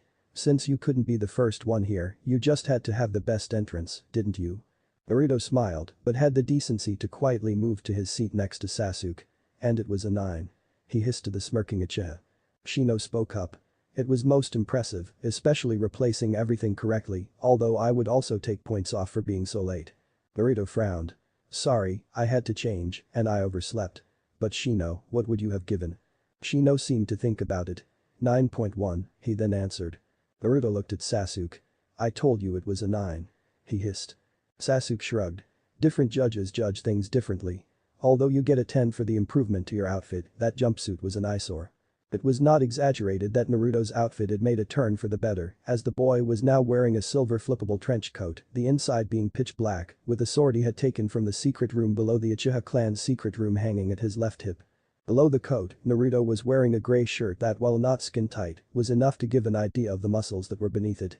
He was also wearing black pants that were designed to maximize movement, with small, multi-segmented kneecaps made from some dull metal that would doubtlessly increase the pain anyone unfortunate enough to make contact with it would feel. And it was more than likely that his elbows had similar protection beneath the coat. Black fingerless gloves adorned Naruto's hands. The only thing that hadn't changed were the sandals he was still wearing, as Naruto had yet to find a shoe that looked good and would neither limit mobility nor ruin any attempt of stealth. All in all, it was a major improvement from the jumpsuit. Naruto shrugged and turned his attention to Iruka, who had already declared 6 teams, ending many girls' hopes of being in a team with Sasuke. Team 7 will be Naruto Uzumaki, Sasuke Uchiha. The two boys smiled at each other and bumped their fists together, and Sakura Haruno. The fists opened as 2 palms slammed into their respective foreheads. Yes. Take that Ino pig, true love wins. Sakura shouted, while Ino and many other girls were complaining, while one girl simply looked disappointed. Iruka continued. Team 8 will be Kiba and Inuzuka, Shino Aburame and Hinata Hyuga. The 3 looked at each other, giving a short nod, while Kiba, who was sitting next to Hinata, gave the girl a pat on the back. Look on the bright side, it could be worse. We all could have been paired up with some of the ear sores that refuse to get the hint that their target of affection wants nothing to do with them. I don't think I could handle listening to one of them yelling how great Sasuke is every day without punching them in the face. Hinata smiled and nodded. Iruka looked around, then he spoke again. Since Team 9 is still in circulation, the last team is Team 10, which will consist of Shikamaru Nara, Choji Akimichi and Ino Yamanaka. What? I'm paired with lazy ass and fatty no fair Iruka-sensei. Ino shouted. Choji jumped up. I'm not fat, I'm big-boned, you underweighted witch with a B. He still remembered Ino smacking the chips out of his hand right into a puddle, causing them to soak. To this day, the girl hasn't apologized. Iruka's brow twitched as Ino yelled more insults. Shut up. He shouted. Within a split second, there was absolute silence. How interesting. And amusingly, the man probably doesn't even realize what he's using. Madara spoke. What is he using? Naruto asked. Madara chuckled. I won't go into too much detail, but I'll tell you this much. While I worked with killing intent, waking the instinctual feeling of a nearby predator, as an outsider being the source of fear, my brother Izuna played around with something he called authority. Which is the feeling of facing an alpha, as an insider being the cause of fear. While Kai raises fear and panic, with visions of death when sufficiently advanced, authority gives an instinctual urge to obey, much quicker than conscious thought. Izuna had developed it to a point where he could order his enemy to cut his own throat, and the enemy would have so before consciously realizing what was going on. Not that the man is even close to that level, but still. And the only way to resist is to have not pride or arrogance, but honest confidence that you are strong, which surprisingly few people have, even amongst the powerful. I and Hashirama were the only people who could resist Izuna, just to give you an idea of the willpower needed to resist a master of authority. Can I learn that? Naruto wondered. Maybe, Madara replied, but authority only comes with experience. All you have right now would be cockiness, if not arrogance, and that will not be enough. This is one of those things you can't learn until you're older. Naruto shrugged and decided to wait for his official sensei while discussing a few ideas with Sasuke. 115 minutes later, they were still waiting. Naruto had grown annoyed, even though he was absolutely certain he knew who their sensei was, as only one man had the balls to leave the last Uchiha waiting for 2 hours, the time being the second clue. Naruto decided that instead of a normal prank, he'd do something that tested Kakashi Niasen's reflexes. An evil smirk spread across his face. Kakashi wouldn't know what hit him, or he'd at least be very surprised. Sakura ruffled her hair. Where is our sensei? Naruto stretched. He'll either be here in exactly 20 seconds, or we have to wait another hour. He calmly stated. Sasuke raised a brow. How do you know? Naruto shrugged. Our sensei is Kakashi Haddock, he is always late and exactly X hours, so either he enters now or in 60 minutes. The door opened and a man stepped in. The first thing they noticed was that there wasn't much they could notice, seeing that the man was wearing a mask over the lower part of his face and his forehead protector was covering the left eye, which only left the right eye. A bit of skin and the gravity-defying hair visible. The man looked around. My first impression is, you're boring. Kakashi had expected a prank, or at least something to drop on his head when he opened the door, but nothing. Naruto slowly raised a hand and pointed his index finger at the man. And you're late.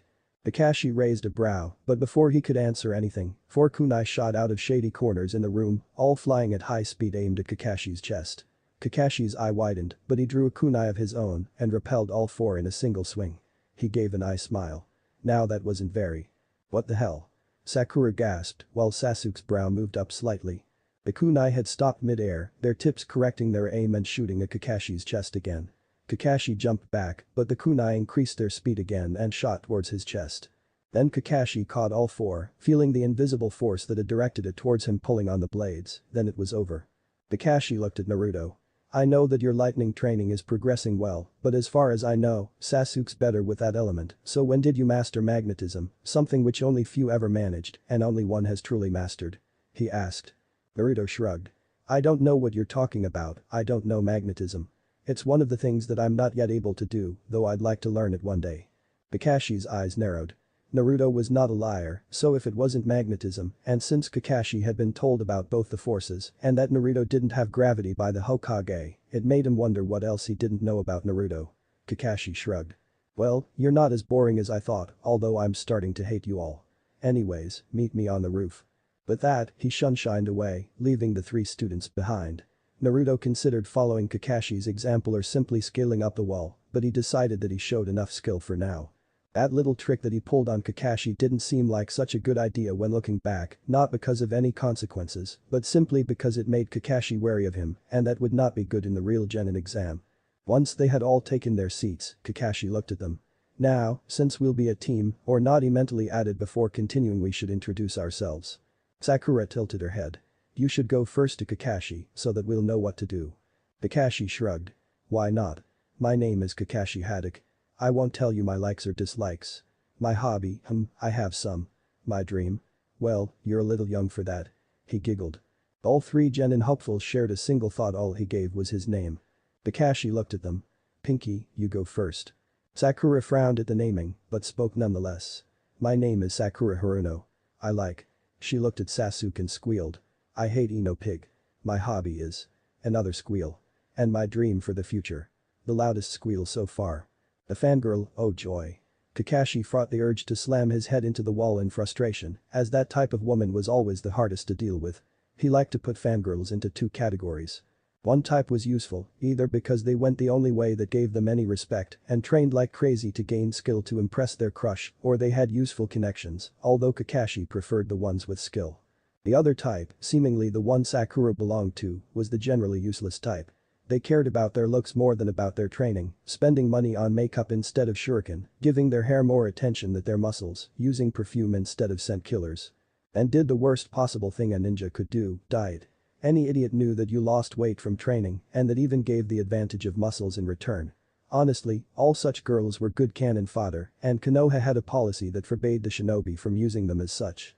Personally, Kakashi never understood why women like to simulate interrogation by starvation, giving anyone who dared eat a healthy meal in their presence dirty looks to hateful stares. He usually failed all teams the council had yet grown tired of shoving onto him, but if they had fangirls, he made sure that they realized just how outclassed they were. A normal bandit could beat them, and unsurprisingly, they were extremely popular with the rapists amongst the enemies, since they had good looks, little bark and no bite. You could tell that to the girls, heck you could show them videos that explained it, but even if they watched those, they'd lose all motivation it might have given them after a few days of work. It was frustrating. Kakashi noticed that the boys seemed just as unhappy with their comrade as he was. He looked at Sasuke. Okay, the broody one next. Sasuke's brow twitched. He wasn't brooding, he was being an asshole, there was a difference. My name is Sasuke-cha. I like a few things, like my friends, getting stronger, onigiri and tomatoes. I hate many things, including but not limited to fangirls. My hobby is training. I'm no dreamer, but my goals are reviving my clan and finding two people. Kakashi was intrigued. He had expected something darker and the mention of a planned murder. It seemed Naruto was doing the boy good. And what will you do when you find these people? Sasuke's head tilted. One I will question, and depending on the answers, I will kill him. The other one, I will thank for saving my life. Kakashi nodded. He had heard the story about the mysterious Anbu that saved Sasuke and who, according to records, didn't exist. The whole affair had been, how Shikaku had accurately summed it up, troublesome. All searches for any clue had been for naught, there had not even been a center chakra residue to prove that anybody but Sasuke, Itachi and his victims had been present. He looked at Naruto. And finally your turn. And while your outfit makes an impression, it's not that great for stealth. Silver so shining it reflects light. Naruto shrugged. I have more of these, most of them in stealth coloring. I just chose this one for today since I see little need in hiding. Anyways, I'm Naruto Uzumaki, I like the people I cherish, making friends and ramen. I dislike arrogance, my own included, people who judge others without knowing them. I hate it if people cling to their ignorance, hypocrisy, those who abuse others, and rapists. My hobbies would be training, learning new things and hanging out with my friends. My dream would be to surpass all Hokage. Kakashi nodded. Very well, tomorrow at 7 you'll meet me at training ground 7 for a little survival exercise against me. That will also be your genin exam. The boys nodded, having expected something of the sort, but Sakura was confused. Sensei, we already passed our genin exam. Naruto sighed. Do you really think that that test was all there was to becoming a shinobi? 3 low class, one of which is likely to never see combat because of its utter uselessness. A measly spar against an opponent who has to hold back so much he's barely allowed to move. Throwing a few projectiles at stationary targets. A written test. Get serious, that was only to weed out the complete idiots. Like yourself. Sakura hissed, insulted. Naruto shrugged. I flunked on purpose since I thought something was fishy and as a reward I got to beat Mizuki to a pulp when he turned traitor. I think that speaks to my skill. Kakashi sighed. Naruto's right to be a genin is not that easy. In fact, the test I and the other potential senseis will be admitting has a 66% failure rate. You understand what that means, right? Sakura paled. Only a third of the graduates will become genin. Kakashi nodded. Out of the 27 graduates, only 9 will become genin, the rest will be sent back to the academy. I already told you when to meet me, so there's really nothing else to do, so you're all dismissed for the day. Oh, and you shouldn't eat breakfast, it's not like you'll be able to keep it in if you do. Then he was gone. Naruto and Sasuke shared a look. Sasuke spoke first. So, till tomorrow at 9. Naruto nodded. After a nice long breakfast. Sakura seemed shocked. Sensei said we weren't supposed to eat. And the test is at 7. Naruto rolled his eyes. No, the time Kakashi gave was 7 and he's always at least 2 hours late. And his remark about breakfast was advice, not an order. Sakura huffed. Don't blame me if you fail. She turned away. Sasuke, do you want to? Where is he? Sasuke had used the chance Naruto had provided him with to make his escape. Sakura turned to Naruto. Baka, where did you hide him? Huh? Naruto was also gone. Sakura huffed and decided to go home. She had to go to bed early if she wanted to make herself pretty tomorrow before going to the training ground. Naruto and Sasuke entered training ground 7, having met at the entrance, only to see a dejected-looking Sakura leaning on a tree. As soon as she saw Sasuke, her face brightened. "Sasuke. Good morning, how are you doing?" Sasuke, who had taken a precautionary step back, looked at her. "How long have you been here?" Sakura shrugged. "Since 7, as ordered. Why are you so late?" Naruto chuckled. "We're not late, you're early. One thing I learned in the academy, not the one who isn't in class when the bell rings is late, but the one who isn't in class when the teacher arrives is, and since I don't see our sensei anywhere, I'd say we're right one time." Sakura was about to open her mouth when. Grumble. Naruto's sweat dropped. "Sakura, did you eat breakfast?" Sakura looked offended. "Of course not. Sensei said not to." Grumble. Naruto's brow shot up. "Did you eat dinner?" Sakura blushed. "I'm on a diet, so." Naruto and Sasuke face-palmed. Naruto looked at her. "Your body needs nutrients to supply itself with energy. How the hell do you plan on finishing a survival exercise read fight against a jonin if you're not at full strength?" Sakura looked embarrassed. Sasuke sighed and grabbed into his backpack, pulling out an apple. He tossed it to Sakura. "It's not much, but you're no help if you faint on us." Sakura blushed. She considered keeping the apple to eternally remember the first gift the Uchiha had given her, but her stomach quickly vetoed and she ate it up. Keeping the rest would have been silly, not to mention that it would ruin her clothes if she put it in her pocket, so she threw it away. But the poof, Kakashi appeared. "Well, you all seem to get along nicely, so let's start. As you can see, I have these bells. The task is simple, get them from me. You have until noon." Sakura blinked. "Wait, there are only 2 bells, so one of us has to fail." Kakashi nodded. "Of course.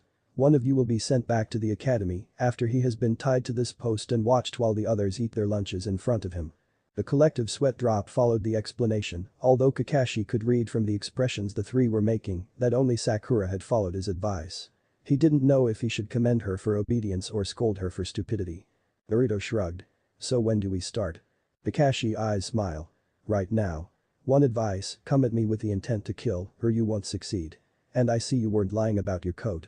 True to the statement, Naruto's coat was now sporting a camouflage pattern designed for forests, consisting of patches of green, brown and black. The boy shrugged. "Reflective silver is not a good color for hiding, is it?" Kakashi nodded. "True. The test starts now." The genin hopefuls jumped and vanished into the foliage, with one exception. Kakashi's sweat dropped. "Naruto, why aren't you hiding?" Naruto looked at him. "Why should I? Our objective is those bells, if I hide, how am I supposed to get them? And you're a former Anbu Kakashi Nyasan, or do you prefer Inu? There's no way you won't be able to find freshly graduated academy students in a terrain you have called them to." Kakashi shrugged, the boy had a point. "So what now?" Naruto grinned. "Now. I attack." With that, he dashed to Kakashi, fist raised. An instinct told Kakashi not to directly block, so instead he grabbed the fist, pulled it towards him and flipped Naruto over his shoulder.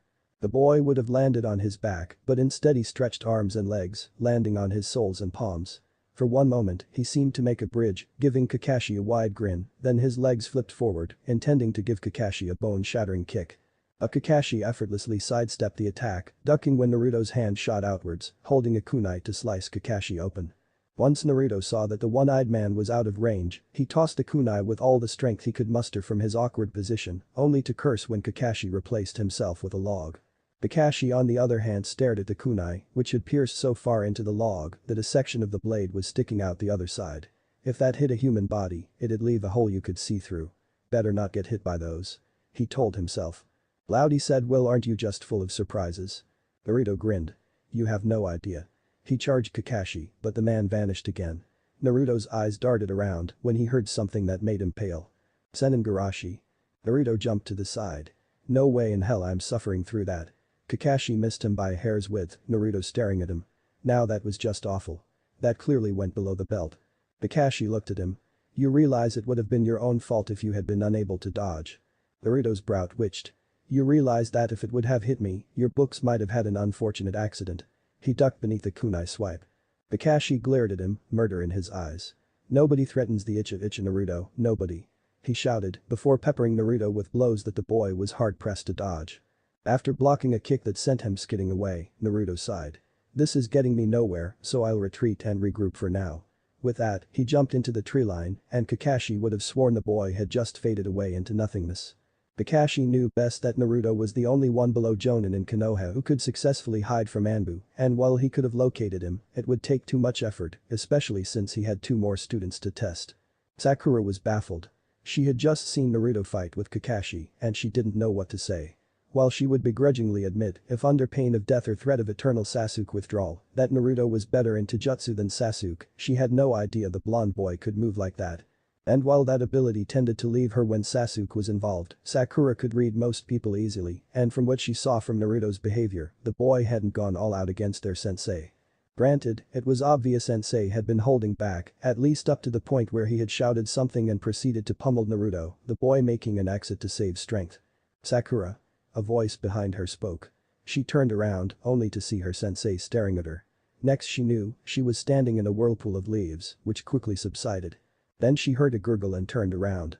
She stared at the mutilated body of a blood-covered Sasuke, countless kunai and shurikens sticking out of him, his left arm, right leg and left eye missing. She did the only thing she could, she screamed and fainted. Sasuke looked up. That had been Sakura's voice. Then he reminded himself that Kakashi was not allowed to kill or seriously injure them, and looked at the who was scratching his head. Maybe I went a little overboard. Although her record claimed she was the best in the topic of. He mumbled before turning his attention to Sasuke.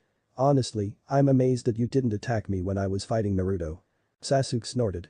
That was his fight, and he would have been beyond pissed had I intervened. Just as I would be if he popped up right now. He jumped to attack, Kakashi blocking 2 strikes, only to find that after blocking the 3rd one, Sasuke was going for the bells. Oh no you don't. With that, he tossed Sasuke away, just as the boy had touched one of the bells. Rats, almost had it. He started a series of hand signs which left Kakashi surprised. There's no way he can already do that. Then again, he trains with Naruto. Fuck. Sasuke grinned. Kaiten Gakakyu no Jutsu. A giant fireball engulfed the place that Kakashi occupied, effectively reducing visibility in the specific area to 0. When the flames died down, Sasuke's eyes widened. Nothing. He hadn't expected to see a charred corpse, but Kakashi had vanished. And that could only mean one thing: Sasuke was about to be attacked. His eyes darted around. Up. Behind. To the sides. Where is he? The voice rang out. Below. Sasuke's eyes widened as he felt someone grab his ankle. Shit. Kakashi's voice sounded smug. Doten Shinju's Anshu no Jutsu. As Sasuke felt the ground give way beneath him, he shouted. Now. There was a poof and suddenly was dragging Naruto into the depths until only his head stuck out. Kakashi appeared before him. I'll give you points for guts, exchanging yourself with Sasuke, but what good did it do you? Naruto grinned. That of yours is not meant to allow real travel underground, I'd say 10 to 15 feet is as far as you can go with it, so I have the home advantage fighting below the ground. Doten Dachu Senku. Now Kakashi felt a hand on his ankle as he was dragged into the earth, and unlike him, he felt that he was going down deep and fast. Where the hell had Naruto learned like this one? He felt the hand let go of his ankle and calculated his depth. The result was not good. He was at least 50 feet down, surrounded by earth on all sides. His air would soon be running out as he hadn't inhaled very deeply, not assuming he'd be dragged to the bowels of the earth, and moving became harder with each second. He had been smart enough to keep his hands together, and now he used them to dig a small cave for them that would allow him to form hand signs. Kakashi knew that the only reason he succeeded was that Naruto's descent had softened the ground, otherwise the tons of earth pushing down on the ground beneath them would have pressed it way too hard to move. Once he had managed, he started to wonder which to use.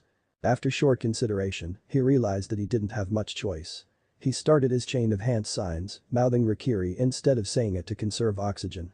It worked, as the lightning chakra-covered arm moved through the earth like a normal arm through water, and Kakashi raised it directly above his head before focusing all the chakra he could currently spare into the soles of his feet.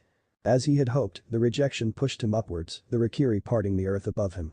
Naruto silently cursed. The original plan had been along the lines of grab the bells when Kakashi can't move, get them up to Sasuke, go back down and get Kakashi. However, Kakashi had decided to change the script, using a Raiten, considering he was buried in earth a wise choice, and digging himself out.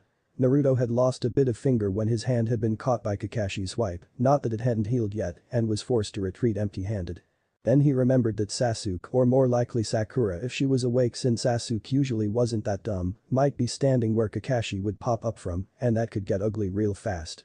He dug up at top speed, catching up to Kakashi's ascent after 10 seconds before speeding past him, before popping out of the ground like a whack-a-mole, making him grateful nobody hammered him back down, before assessing the situation. Yep, Sakura was awake and standing right where Kakashi would pop up any second, Sasuke a few feet back. Naruto inhaled deeply. Sasuke, get Sakura away from there. Kakashi is getting out with a jutsu that will gut her if she stays. He knew there'd be no point in telling Sakura to move, as A, she wouldn't believe him, B, in the unlikely case that she did, she'd freeze up, and C, she never did as she was told, unless you were a teacher. Even Sasuke couldn't do it. He had tried, but somehow, the girl had mixed go away up with hug me, which taught him to keep his distance. Sasuke reacted instantly, lunging at Sakura and pulling her away from where she stood before, and not a moment too soon, as Kakashi broke out of the earth, his visible eye wide. He hadn't thought anybody would be so stupid as to stand above the place where it had sunk into the ground, but apparently, he'd underestimated Sakura again. Really, what was wrong with the girl? But Kakashi didn't have time to ponder the words, as Naruto charged him again. Kakashi attempted a kick, only for Naruto to duck beneath it.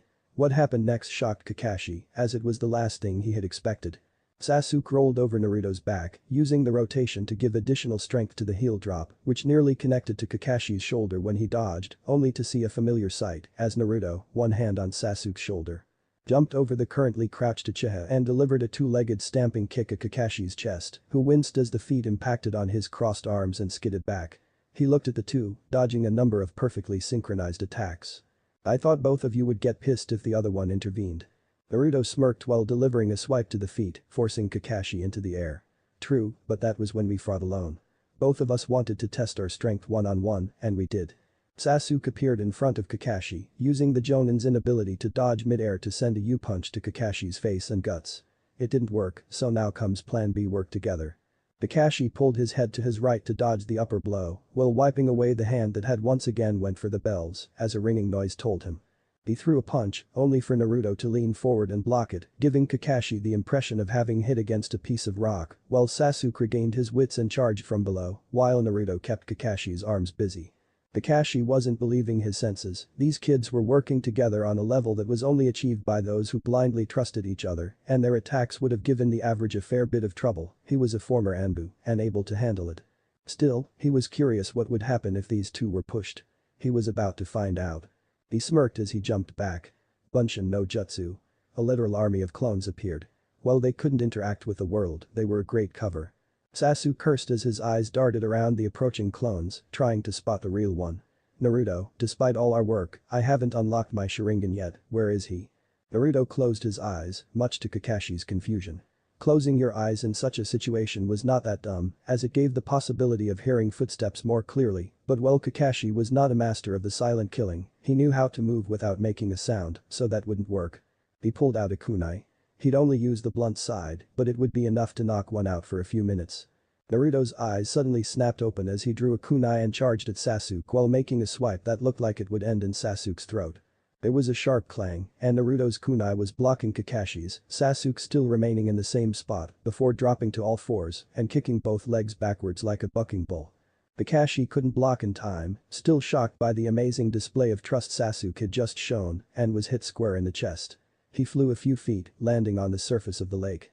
He landed on the surface and formed another short series of hand signs. Izu Bunshin, he declared, as a copy of him rose out of the waters, charging the two of them before vanishing. Sasuke and Naruto immediately took a back-to-back position, looking for the enemy. Suddenly Sasuke dropped to the floor, the clone flying over his head with a kunai, before vanishing into water. Naruto, who wasn't even facing Sasuke or the clone, had just by the small foot tap Sasuke had given him known what was going on and reacted by thrusting the still sheathed sword backwards, slamming the end into the clone's skull. But it had served its purpose, as Kakashi had erected another wall of normal clones. Naruto closed his eyes before frowning. He mixed Mizu Bunshin with the normal ones, 15 of them. Sasuke frowned. So what now? Do we smoke him out? Naruto nodded. Seems to be the best course of action. With that, he intertwined his fingers, Sasuke jumping on it with one foot, allowing Naruto to give him a boost. And what a boost it was, as Sasuke shot into the air like a fired bullet, ascending easily 100 feet. Naruto focused his kai and jumped, catching up with Sasuke as Kakashi stared in disbelief. In what had to have been trained for a long time, the two genin hopefuls floated next to each other, descending with the same speed as they flashed through hand signs. Sasuke finished first. Heitenhausenka no Jutsu. Multiple fireballs shot out of Sasuke's mouth, aiming for the army of Kakashi clones. Now Naruto spoke. Futon Repashu. A gale of wind shot out, strengthening the fireballs so that they were glowing in a pale orange bordering on yellow, but Naruto wasn't done. He focused on the wind he had created and laced with chakra and ordered it into a different shape. Suddenly, instead of orange fireballs, numerous spinning spears of somewhat whitish fire were shooting down at the clones, each wiping dozens from existence and creating a large pillar of steam as it hit. Kakashi cursed. Whoever had written those genin reports had to be the biggest idiot of all times. Suddenly he noticed that while he had dodged, Naruto and Sasuke had flashed through a second set of seals. Both inhaled deeply. Kaiten Kakaku no Jutsu. Sasuke shouted, as a fireball that was a fair bit bigger than the one he had spat out before, although the Uchiha looked completely winded. Naruto was faring better. His cheeks bulged as he gathered more chakra in his mouth before hitting himself on the stomach. Futon Rinkuden. The ball of compressed air shot out of his mouth, and Kakashi wondered how Naruto's lungs had handled the strain without ripping, although he suspected Kyuubi had something to do with it. But right now he had bigger worries, literally. The air bullet smashed into the fireball, and Kakashi couldn't shake the impression that someone was dropping the moon on him. A giant white fireball 3 times the size of the original one and 4 times the speed was descending rapidly. Kakashi did what any man in his situation would do, he ran like hell. The ball of Kakashi was certain it couldn't be simple fire, but a piece of hell's finest inferno, impacted with the lake. Once he was a safe distance away, he stared bug-eyed at what happened to the lake. The falling star, Kakashi refused to refer to it as a fireball, had evaporated all water in the lake with a deafening hiss and dug at least 10 feet into the ground while heating all rocks that hadn't been outright annihilated to an angry red.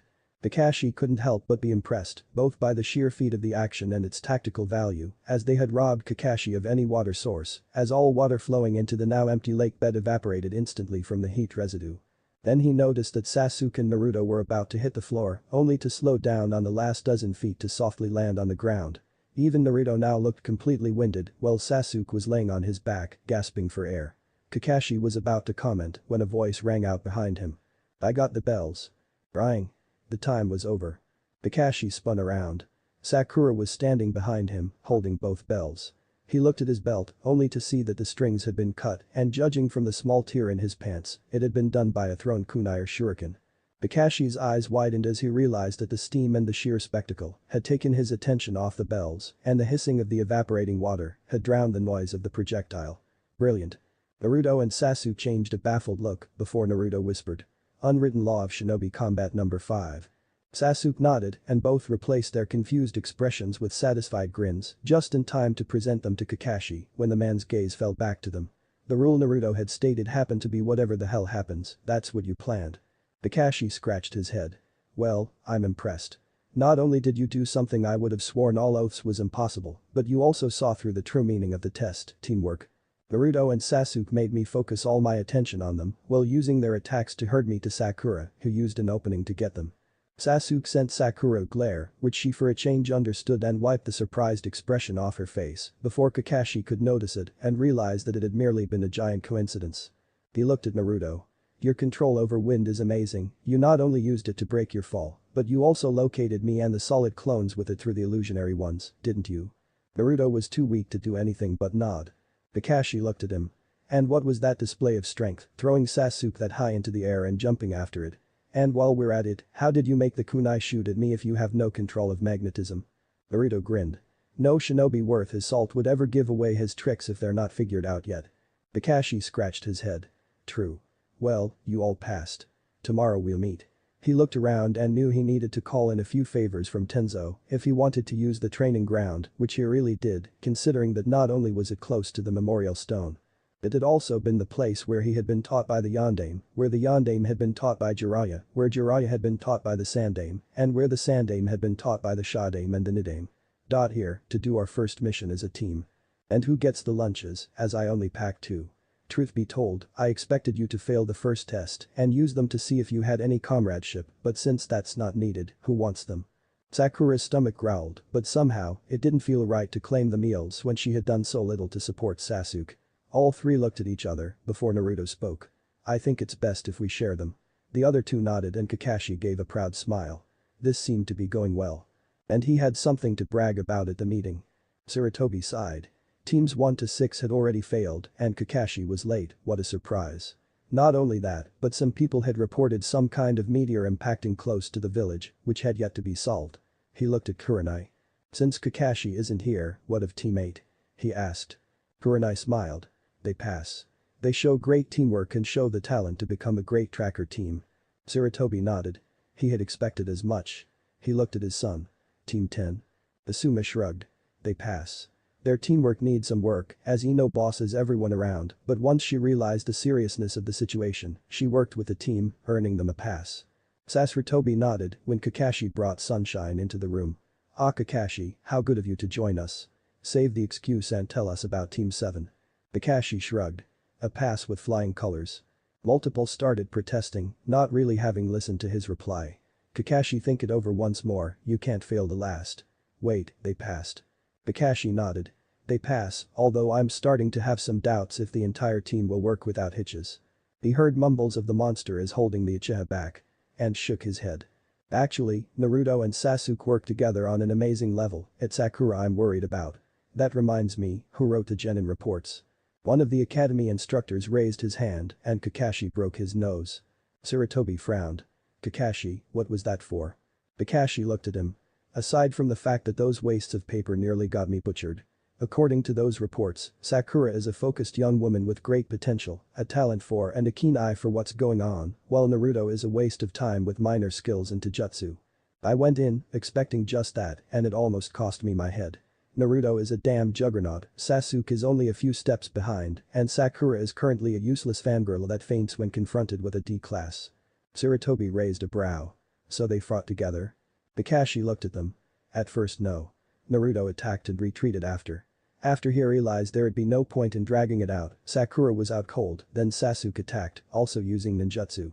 I hide beneath the ground to pull him down to give a lecture when he and Naruto switch places. Not only that, but Naruto knows that gives him high mobility underground, dragging me at least 60 feet down. I had to use my Rakiri to get out. Then the two start working together. Sarutobi nodded. How did they do? Kakashi shrugged. I wasn't fighting two talented genin who worked together for a common goal, I fought a well-oiled machine that worked flawlessly together and in perfect synchronization. When I pulled out clones, both illusionary and ones of water, they pulled out the big guns.